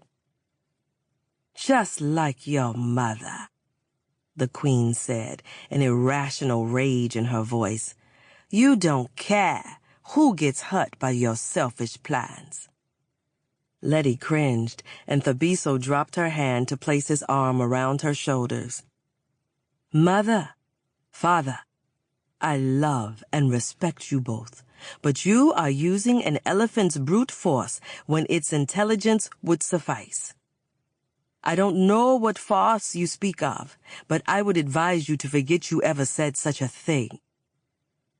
His head throbbed with the anger building up inside of him. How was it that his parents had told him everything he wanted could be his, yet they would deny him this one thing, the most important thing? His mother held out her hand, and a beautiful young woman stepped out from the group behind her. She was slim, tall, regal. Her hair fell in wavy ringlets down her back, and her features could have been sculpted from onyx by one of the masters. Shanti. We know that this was just an arrangement between you two to thumb your nose at us. The queen's voice was taut. Did you think we wouldn't have our intelligence agency search her emails to ensure she wasn't spying for the meddlesome Americans or worse? You two can end this now, and Thabiso will move forward with Shanti by his side. Shanti curtsied beautifully. Your Majesty, I have been trained in all the womanly arts, molded by my teachers and my parents to be the best possible bride to a king. If you allow me, I would be honored to show you what an excellent wife I can be. Thabiso noticed that Naledi was abnormally quiet, and his anger flared. She was probably already rolling back the trust she'd placed in him, wondering why she had allowed him into her life again. He was bracing himself for her to pull away, but she sagged against him instead. "She looks like a princess," Letty murmured. "Your mother has a point." "There's only one person I'd consider for my wife, and we're already betrothed," he said. "Who?" Letty asked angrily, her brows drawn in confusion. "Is there another woman?" Something colder than the ice storm they'd evaded slid down his spine. "I'm talking about you. About us. Letty, are you all right?" "Oh, right. I trust you, Jamal. You wouldn't hurt me, except for when you tried to set me on fire." She laughed, a slow and unnerving sound that was nothing like her usual laughter. "What?" His mother started to approach, and she wasn't wearing the haughty mask she'd had on earlier. This was the face he'd always seen behind closed doors, drawn with concern when she placed her hand against his forehead or waved a thermometer in the air. "Thabiso, did she fall and hit her head? What happened out there?" His mother stood before them, brows drawn as she studied Letty's face.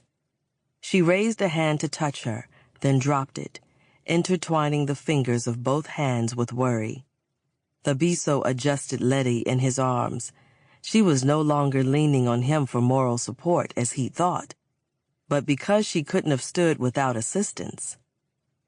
"You're frightening me, Letty. Tell me what's wrong." "I'm fine. I just have to call Portia," she said cheerily. Then she bent over and was sick, right down the front of the Queen's cloak. "Son," his parents said in unison, this time in fear. But then Letty began to sink to the ground. Thabiso didn't think. He scooped her up as she was falling and ran as fast as he could toward the hospital. She had been in the middle of all those people yesterday with no protection but rubber gloves and a silly little mask. And he'd brought her there. He stopped himself from ramming through the slow automatic doors of the hospital, then barreled through the waiting room. He saw the nurse from the other day. What was her name? Amina? Ceci? Unimportant. "You! Help her now!" he roared. She would listen to him because he was a prince and people did what he commanded, damn it. She rushed forward and then stopped in her tracks. "Your Highness, please put her down right now and step away." "What are you talking about? I told you to help her." Ceci picked up the phone and made an announcement over the loudspeakers. "Decontamination team, please report to the entrance immediately." She put the phone down and advanced toward him as she pulled on gloves. "Sire, you cannot afford to get ill. Your people need you. Put her down." She pulled a gurney away from the wall and pushed it ahead of her. It was only then that he saw the raised rash winding its way up Letty's neck and over her jawline. "No, no, Letty." His world came crashing down around him in that split second. He'd invited Letty to the solo to save his people. But he'd wanted her to save him too, if he was honest with himself. And now she was going to die because of his selfishness. "Prince Thabiso, we can't help her until you put her down." A team of doctors had arrived without him noticing. They wore suits designed to protect them from disease, but it was too late to protect Letty. "I'm sorry," he said, his voice thick. He placed Letty on the gurney, and they converged on her, wheeling her toward the ICU and out of his sight. He heard noise behind him, felt his mother and father's familiar presence at his side, and his father's hand cupping the back of his head as if he were a child again. "She'll be all right. Ngoka did not bring her back to you just to take her away like this." Thabiso wasn't sure, but he prayed that his father was right. Chapter 32. Letty was looking up at her mother and father, who were hurriedly stuffing their belongings into bags. She couldn't understand what they were saying, except for 2 words: her name and Alec.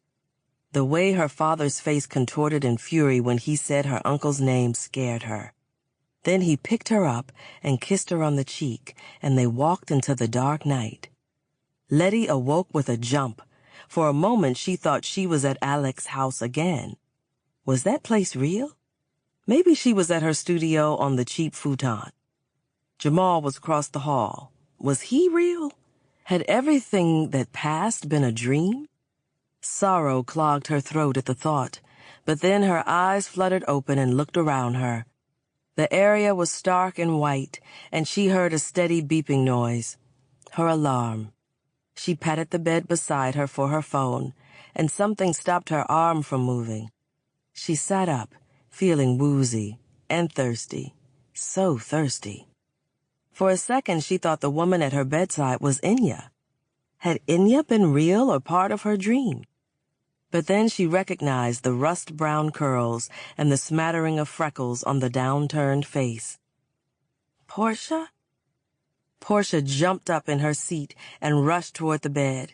She wore hospital-standard protective clothing for the ICU, including gloves, but she gripped Letty's hand in hers and smiled through her tears. Only you would come all the way to Africa and catch some strange disease. I told you to stop using that antibacterial gel every time you got on the train. You lowered your immunity. What are you doing here? Letty asked, again wondering if she was dreaming. Had she really been mad at Portia? That feeling was gone.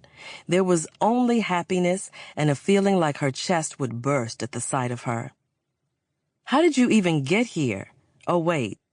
I guess it's easy for rich people to just charter a plane. Portia shook her head. I'm a trust fund baby, but private jets aren't included in my particular tax bracket package. The BSO flew me out after giving me a heart attack by telling me you were unconscious in the hospital. You've been knocked out for 2 days. What? Letty tried to throw her legs over the bed, and her head started to spin. I need to see him. No, I need to see Dr. Bata. Portia stood and gently pushed her back down. You need to rest. They didn't know when you were going to wake up, or if you were going to. Portia exhaled a stuttering sigh. I spent that whole trip terrified that you were going to die hating me. Ugh, that sounds selfish. It is selfish. But if you hate me too... She shook her head. I wanted to apologize. I was wrong, and I should have admitted it from the beginning. You were so into Jamal, and I fucked up by not warning you of my suspicion before the gala. But part of me wanted it to be him, so you'd get mad and he'd go away. I guess I kind of maybe got scared that he was going to show you that you don't need me.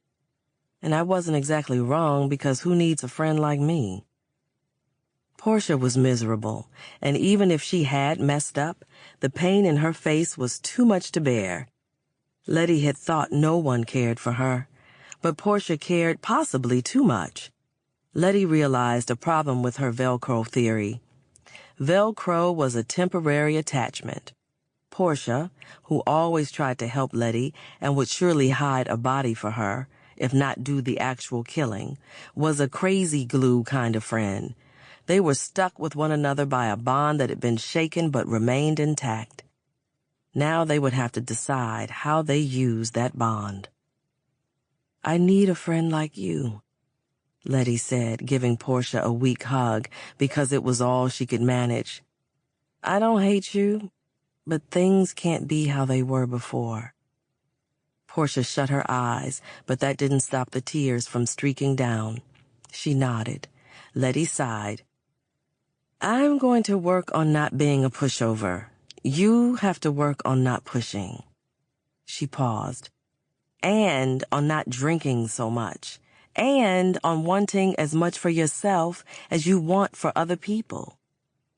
Letty had always been afraid to throw down an ultimatum. It wasn't what a healthcare professional would do. But as Letty the human, she had to put herself first. She wasn't above leveraging hospital bed guilt, it seemed. "Well, I had to reschedule my therapist's appointment to come here," Portia said grouchily, wiping her tears away. "I'm working on things. Besides, I can't show up in the middle of the night at a palace, drunkenly banging on the door. This is like having the ultimate doorman," Portia said. "I guess you can give up the ramen life now, huh?" "Never," Letty said, leaning back against her pillow. "But I'll consider upgrading to the classy brand." The door to the room opened, and Thabiso and Dr. Bata walked in, deep in conversation. She saw the exact moment he realized she was awake. The way relief and pain commingled on his face, he rushed to her bed and hugged her, probably breaking whatever protocol was in place, but making her feel 1,000,000 times better. "Goddess, I was so worried," he said on a shaky exhale. He looked haggard. She had never seen his beard and hair disheveled, dark circles under his eyes. He was a mess. "Why were you worried? Shanti is waiting in the wings if anything should happen to me," she said. Just because he was a mess didn't mean she couldn't tease him. He released her to see if she was being serious, and she just smiled. "Ah, you really are better," he said happily. He was working the cartoon prince's eyes hardcore, and if Letty had just a bit more strength, she would have grabbed him. "You know, I had nothing to do with that. Besides, Shanti is long gone, as are my mother's favorite shoes." "Good," Letty said, not sorry in the slightest for either. "Do I even want to know?" Portia asked diplomatically instead of hissing at Thabiso. She was improving already. "Naledi, I'm sorry to interrupt, but I have to say that your recovery is fairly shocking," Dr. Bata said while scanning her chart. "None of the other patients are out of the woods, but here you are up and making conversation. And your rash is gone as well." Thabiso's brow furrowed. "So she wasn't sick with the prince's plague?" Letty nudged him and he shrugged. "What? That's what everyone is calling it." "I'm glad to be better, but I have no idea why," Letty said. "We don't even know how the illness spreads." Dr. Bata put the chart down and stared at Letty. "What did you do after you left the clinic? None of the people who were there have fallen ill, so it's unlikely you caught it from that group." Letty looked at Thabiso and her face warmed. I didn't do very much." "I wouldn't say that," Thabiso murmured. "Oh my God, you too." Portia rolled her eyes and pulled out her phone and started typing. Thabiso cleared his throat. "We went to her uncle's house and she slept because she was exhausted. We got trapped by a snowstorm and spent the night in a cave. But, if this virus is transmissible, it doesn't seem to be through bodily fluids." Thabiso looked awkwardly defiant, but Dr. Bata simply grinned as she took notes. "Well, what's different about you from the other patients?" Portia asked. "Are there any specific infection factors that you can think of?" "Aren't you an artist?" Thabiso asked, face scrunched in confusion. "I contain multitudes, Your Highness," Portia said in a sweet tone that wasn't sweet at all. "You should know a thing or two about that, Jamal." She cringed and glanced at Letty. "Sorry." "None of the other patients are foreigners, are they?" Letty asked, not bothering to mediate since Portia wasn't wrong. Best friends who would shank your man for you were as valuable as any crown. "No, as you know, the illness has been restricted to the mountainous region until you," Dr. Bata said, "though you are originally from that region and recently visited. So maybe we should be looking for some kind of genetic marker in the native population that might indicate sensitivity to a particular bacteria? Letty's mind was still muddled, but possibilities were coming fast and thick. Or something in the local environment. There was a knock at the door, and Lakotsi walked in carrying a tray laden with a ceramic teapot and several cups. "It's tea time. I figured since you were awake you might need to rehydrate." "What kind of tea is it?" Portia asked. She's more a coffee kind of girl. Portia glanced at Letty and gave a knowing nod, and Letty had to smile. "It's our local bush tea, which is also said to help fight illness." The world around Letty went very still as facts and data and suppositions congealed into hypotheses. Wait. I think I might have something. When I got sick, it was right after chugging an entire thermos of strong bush tea. And after facing my mother, Thabiso added. Pfft. Letty cut her eyes at him. "Your mother wouldn't last a day in New York without her retinue. She's not that scary. So I drank a substance that my body is not accustomed to at a high volume very quickly. I immediately threw up, passed out, and broke out in hives. Maybe..." Letty wished her brain wasn't still fuzzy with sleep. The connection she was trying to make was so close. She began massaging her temples, hoping that would get the synapses popping, even though it was entirely unscientific. "Are you all right?" Thabiso leaned close, enveloping her in his signature scent. The same scent she had smelled in the tea she'd sniffed, and even more strongly in the tea she'd drunk from Alec. "May I taste that, please?" she asked Lakotsi. It was light and delicate, nothing like the strong, earthy tea Alec had given her and she'd been drinking from arrival. And it definitely didn't have the same floral scent. "Dr. Bata, do you know anything about the effects of the ing plant on the human body when ingested in high doses?" "Not particularly," the doctor said. "It's just part of our local culture. It has been used medicinally in the past, but most of those effects were considered to be psychosomatic." Lakotsi cut in. "I don't know much, but I do remember my grandmother always telling us to be careful that the balance of ingredients in the tea was right, because just because something is natural doesn't mean it is safe. Less is more, and more can kill you, she'd always say." Letty nodded. "I'm guessing that my throwing up was caused by an overdose of sorts. Most people here would have trace amounts built up in their bodies from everyday or occasional tea drinking, making the sickness more gradual. Because my body expelled the poison all over the Queen's shoes, my ing overdose wore off comparatively quickly." Letty looked at Thabiso as the idea in her head expanded and branched out into more sinister corners of her mind. "Thabiso, I'm guessing you don't suspect that this was just a bad batch of tea," he said gravely. She shook her head. "Ceci said she was giving my grandparents a special blend provided by my uncle. And do you remember how Enya bundled me out of the house when he came in with the tea? That wasn't the first time. Enya had given her vitamins, told her to take them every day. But Letty had forgotten for the last couple of days, though she hadn't forgotten to drink her tea." Thabiso's eyes widened.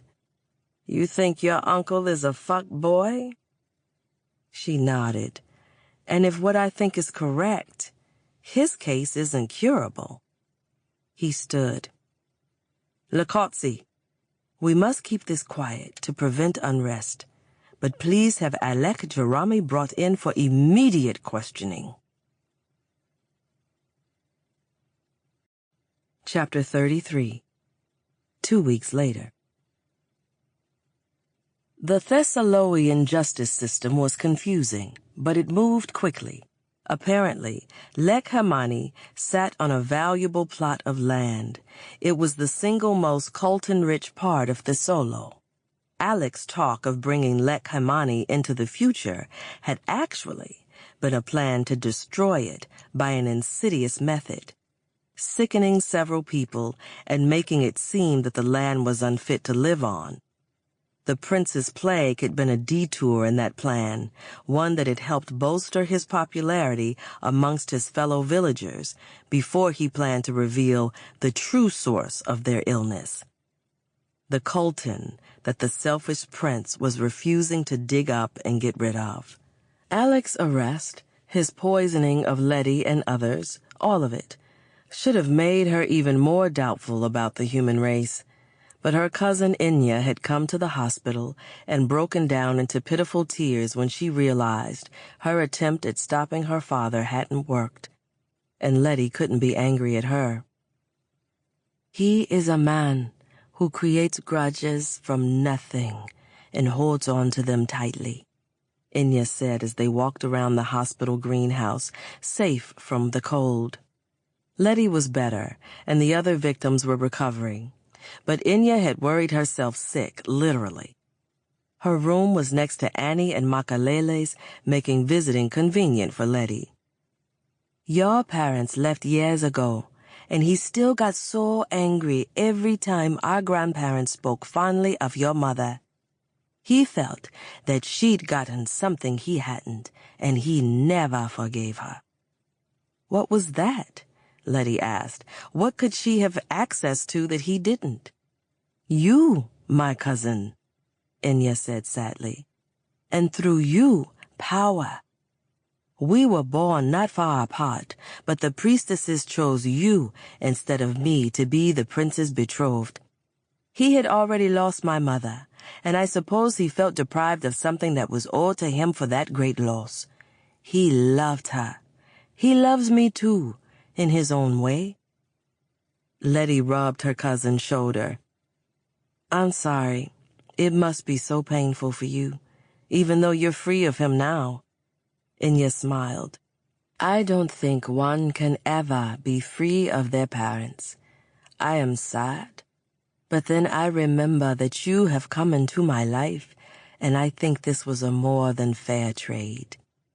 Her face warmed. "I wish you didn't have to leave," Inya said sadly. Letty cleared her throat. In the weeks since her sickness, she'd been gathering data and trying to shore up the thesis she was writing about the experience, combining the fields of infectious disease, sociological epidemiology, and the degree in law she'd unofficially received after watching too many marathons of Law and Order. Thabiso had been extremely busy, too. He'd been charged with monitoring the investigation and searching out any other possible crimes committed by Alec that could have endangered the people of Thesolo. He was also tracking Alec's connections to companies that had been rejected flat out in their overtures to the Thessaloian government. Her uncle's email server had been loaded with shady deals and unauthorized interactions, meaning lots of work for Thabiso and little time for each other. He hadn't been kidding when he said being a prince wasn't all fun and games. "I wouldn't mind staying a little longer," Letty said. "New York can be much too hot in the summer." Yes, that's what she was worried about. "But you should come visit me."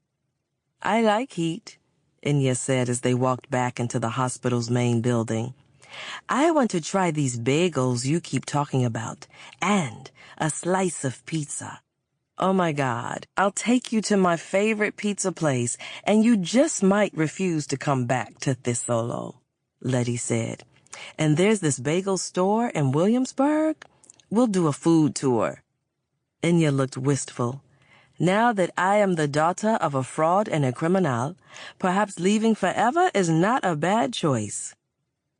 Letty threw an arm around her cousin. Spontaneous hugs were much easier when you were sure they wouldn't be rejected. She said what she wished someone had told her over the years. "If you need me, I'm here, okay? We're family, and not just because we're cousins. I mean, technically, yes. but I like you for reasons outside of our shared DNA. Inya nodded, swiping at her tears. And Portia likes you too. She posted a photo of you on her Insta photo, hashtagged Frand. And I'm usually the only one who gets that treatment. She left Inya near the entrance to the hospital and walked back to her suite alone. The staff, no longer strangers, waved at her and nodded encouragingly when she spoke her clipped Thessaloian greetings. A peacock with droopy feathers that she'd named Thurston kept pace with her for a moment before heading back to the garden. She was going to miss living in the palace, and not just because she didn't have to do dishes. She was going to miss Thabiso. But they hadn't spoken about the future, and she wasn't even sure what she wanted. Was she still betrothed to him? Did she want to be? After all, they'd never even gone out on a full date. She wasn't even sure if he was the kind of person who asked loud, annoying questions throughout a movie, although she'd heard there was a cinema in the palace somewhere. If she could confirm his boorish in-movie behavior before she left, she would feel a little better about saying goodbye. Or maybe he'd do naughty things to her in the dark theater. She'd be down with that as an alternative. Now, lady. The voice from inside the library made her stiffen. The Queen had been nicer to her since she'd gotten sick, but she still was unsure about the woman. Despite that, she followed the sound of her voice into the room. She found Queen Ratmala staring up at that picture of Letty and Thabiso at their betrothal ceremony. Her eyes weren't on the toddlers in the picture, but on herself and Letty's mom in the background. "Have the royal taste testers been doing their job?" the Queen asked. "Yes," Letty replied. "Though I think the threat has passed. I do appreciate it, Your Highness." "I would like to offer a formal apology," the Queen said suddenly, drawing herself up. "I was wrong to be so cold to you, but—" She closed her eyes for a moment and inhaled deeply, and when she opened them and looked at Letty, there was a depth of emotion Letty hadn't seen there before. "You resemble her so much, and she hurt me so badly. Every time I looked at you or heard your voice, I felt that pain anew. I know that I took my anger out on you, and that was unfair, and beneath both of us. I hope we can start over. Or rather, I would like to get to know you instead of trying to punish you for something you didn't do." Letty was still wary, but she glanced at the photo, at her mother and the Queen laughing that special kind of friend laughter, and then back to the barely repressed pain on the Queen's face. "It's hard losing a friend," Letty said quietly. "If it's your significant other, you're allowed to grieve. But people act like best friends are a dime a dozen, and if you lose one, you can just replace them with another." The Queen nodded, her mouth pulling into a tight line. "I have never replaced Libby. After we lost Inya's mother, she was my sole support. I thought we were each other's support. And when I found out she'd left," the Queen shook her head, "I'd never felt such pain. When Thabiso told me that you had been found, for a moment I was so relieved. And then he told me the rest of the news." The Queen looked away, suddenly, but Letty caught the tremble of her mouth and the way she sucked in a breath on a sob. Letty had begun to mourn her parents anew, but she hadn't known her mother as the Queen had known her. She tried to imagine what she would do if anything happened to Portia, and the hypothetical alone made her tear up. She reached out a hand tentatively and placed it on the Queen's shoulder. "I'm so sorry. I wish you could have seen her again." The Queen nodded and cleared her throat. "Well, I will serve her memory better in my behavior toward you. And even if I did not get to meet her again, Ngoka makes no mistakes, Naledi Ajua. I am glad you have returned, and Libby would be so proud of what you have become." It was Letty's turn to fight emotion then. Many people had said the same, but they hadn't known her mother as the Queen had. And though the Queen had apologized, she wasn't the type to lie to make someone feel better. When she looked at the Queen again, the emotion was gone from her eyes, and her expression was smooth, regal. "Before you leave, we will have a memorial ceremony for them in the temple." "Thank you." Letty didn't know what else to say, so she took a deep breath and headed back to her room. She was sure she wouldn't always see eye to eye with the Queen, but she felt as if something had been mended between them.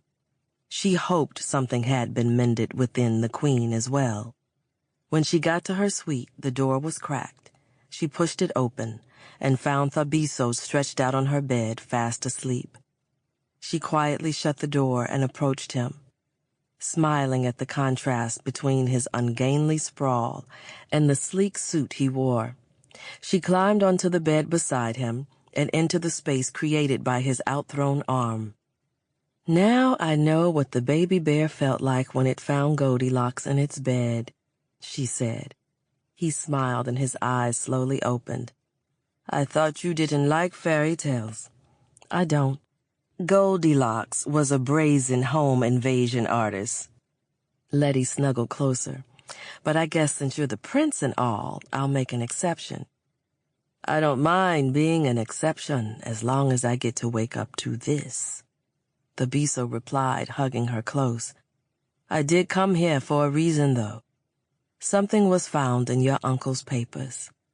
For a man with his fingers in so many nasty pies, he was something of a hoarder." He sat up, and Letty mimicked his movement, staying on the bed while he walked over to the desk and brought out a ragged-edged piece of paper enclosed in a plastic pouch. It was old but not ancient, and the messy handwriting on it was scarily similar to her own.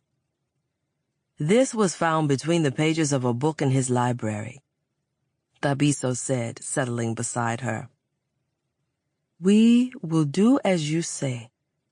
I wish my own brother was not my enemy, but I cannot promise what you ask. I cannot risk my child's life for something so fleeting as money or power. I will pray for your soul, and for ours." Letty wasn't exactly sure what the note meant. "Was he going to kill me?" she asked. "It appears he had some mad plan that your parents refused to take part in. Something that made them feel it was safer to flee with you than to stay. He refuses to tell us, but I thought you should know this." Her uncle had driven her mother away.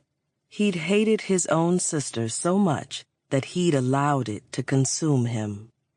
Or maybe he'd loved Inya and her mother so much that it was love that had consumed him in the end.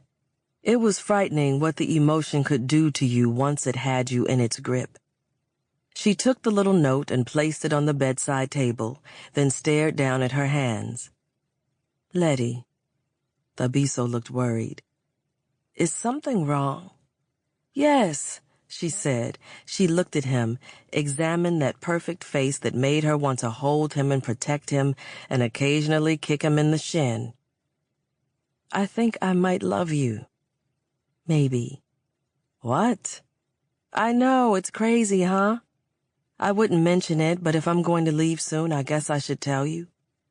She waited for him to laugh or to jump up and run away. After all, he didn't need her anymore. He was a hero to the masses at the moment. No bride necessary. The thing is, I have some business to attend to in New York," he said, stroking his beard in the way he did when he was mulling something over. "I was thinking that since you were going to leave soon, I could go back with you. Crazy, as you were saying, huh?"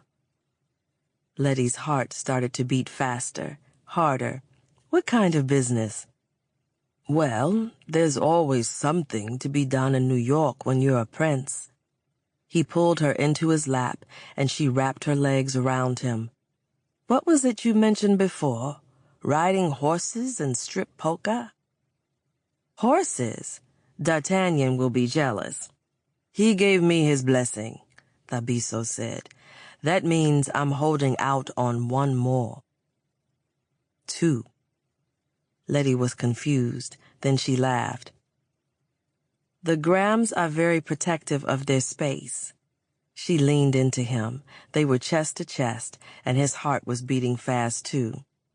I won't invade the Graham space, but I really think they'll like the view from the brownstone Lakotsi picked out for me, so I'll win them over eventually. It's no brick wall view, but Central Park is lovely in the autumn. It is, Letty agreed, resting her forehead against his. His arms encircled her, with his hands cupped at the base of her spine, holding her close to him. Maybe, if they like me enough, they'd consider coming to Thesolo at some point in the future? He asked. Letty closed her eyes. Is there such thing as being happily freaked out? Because that's what I'm feeling right now. Thabiso laughed. I'm pretty sure I prefer that to happily ever after. Way less pressure. Oh, there's a ton of pressure, Bones, she said, mimicking his accent. He sighed. I'll never live that down, will I? Let's find out, she said. He kissed her then, more sweetly than he ever had. Letty held him tight and wondered if their new home would have a washer and dryer. After all, she was kissing living proof that even her wildest dreams could come true.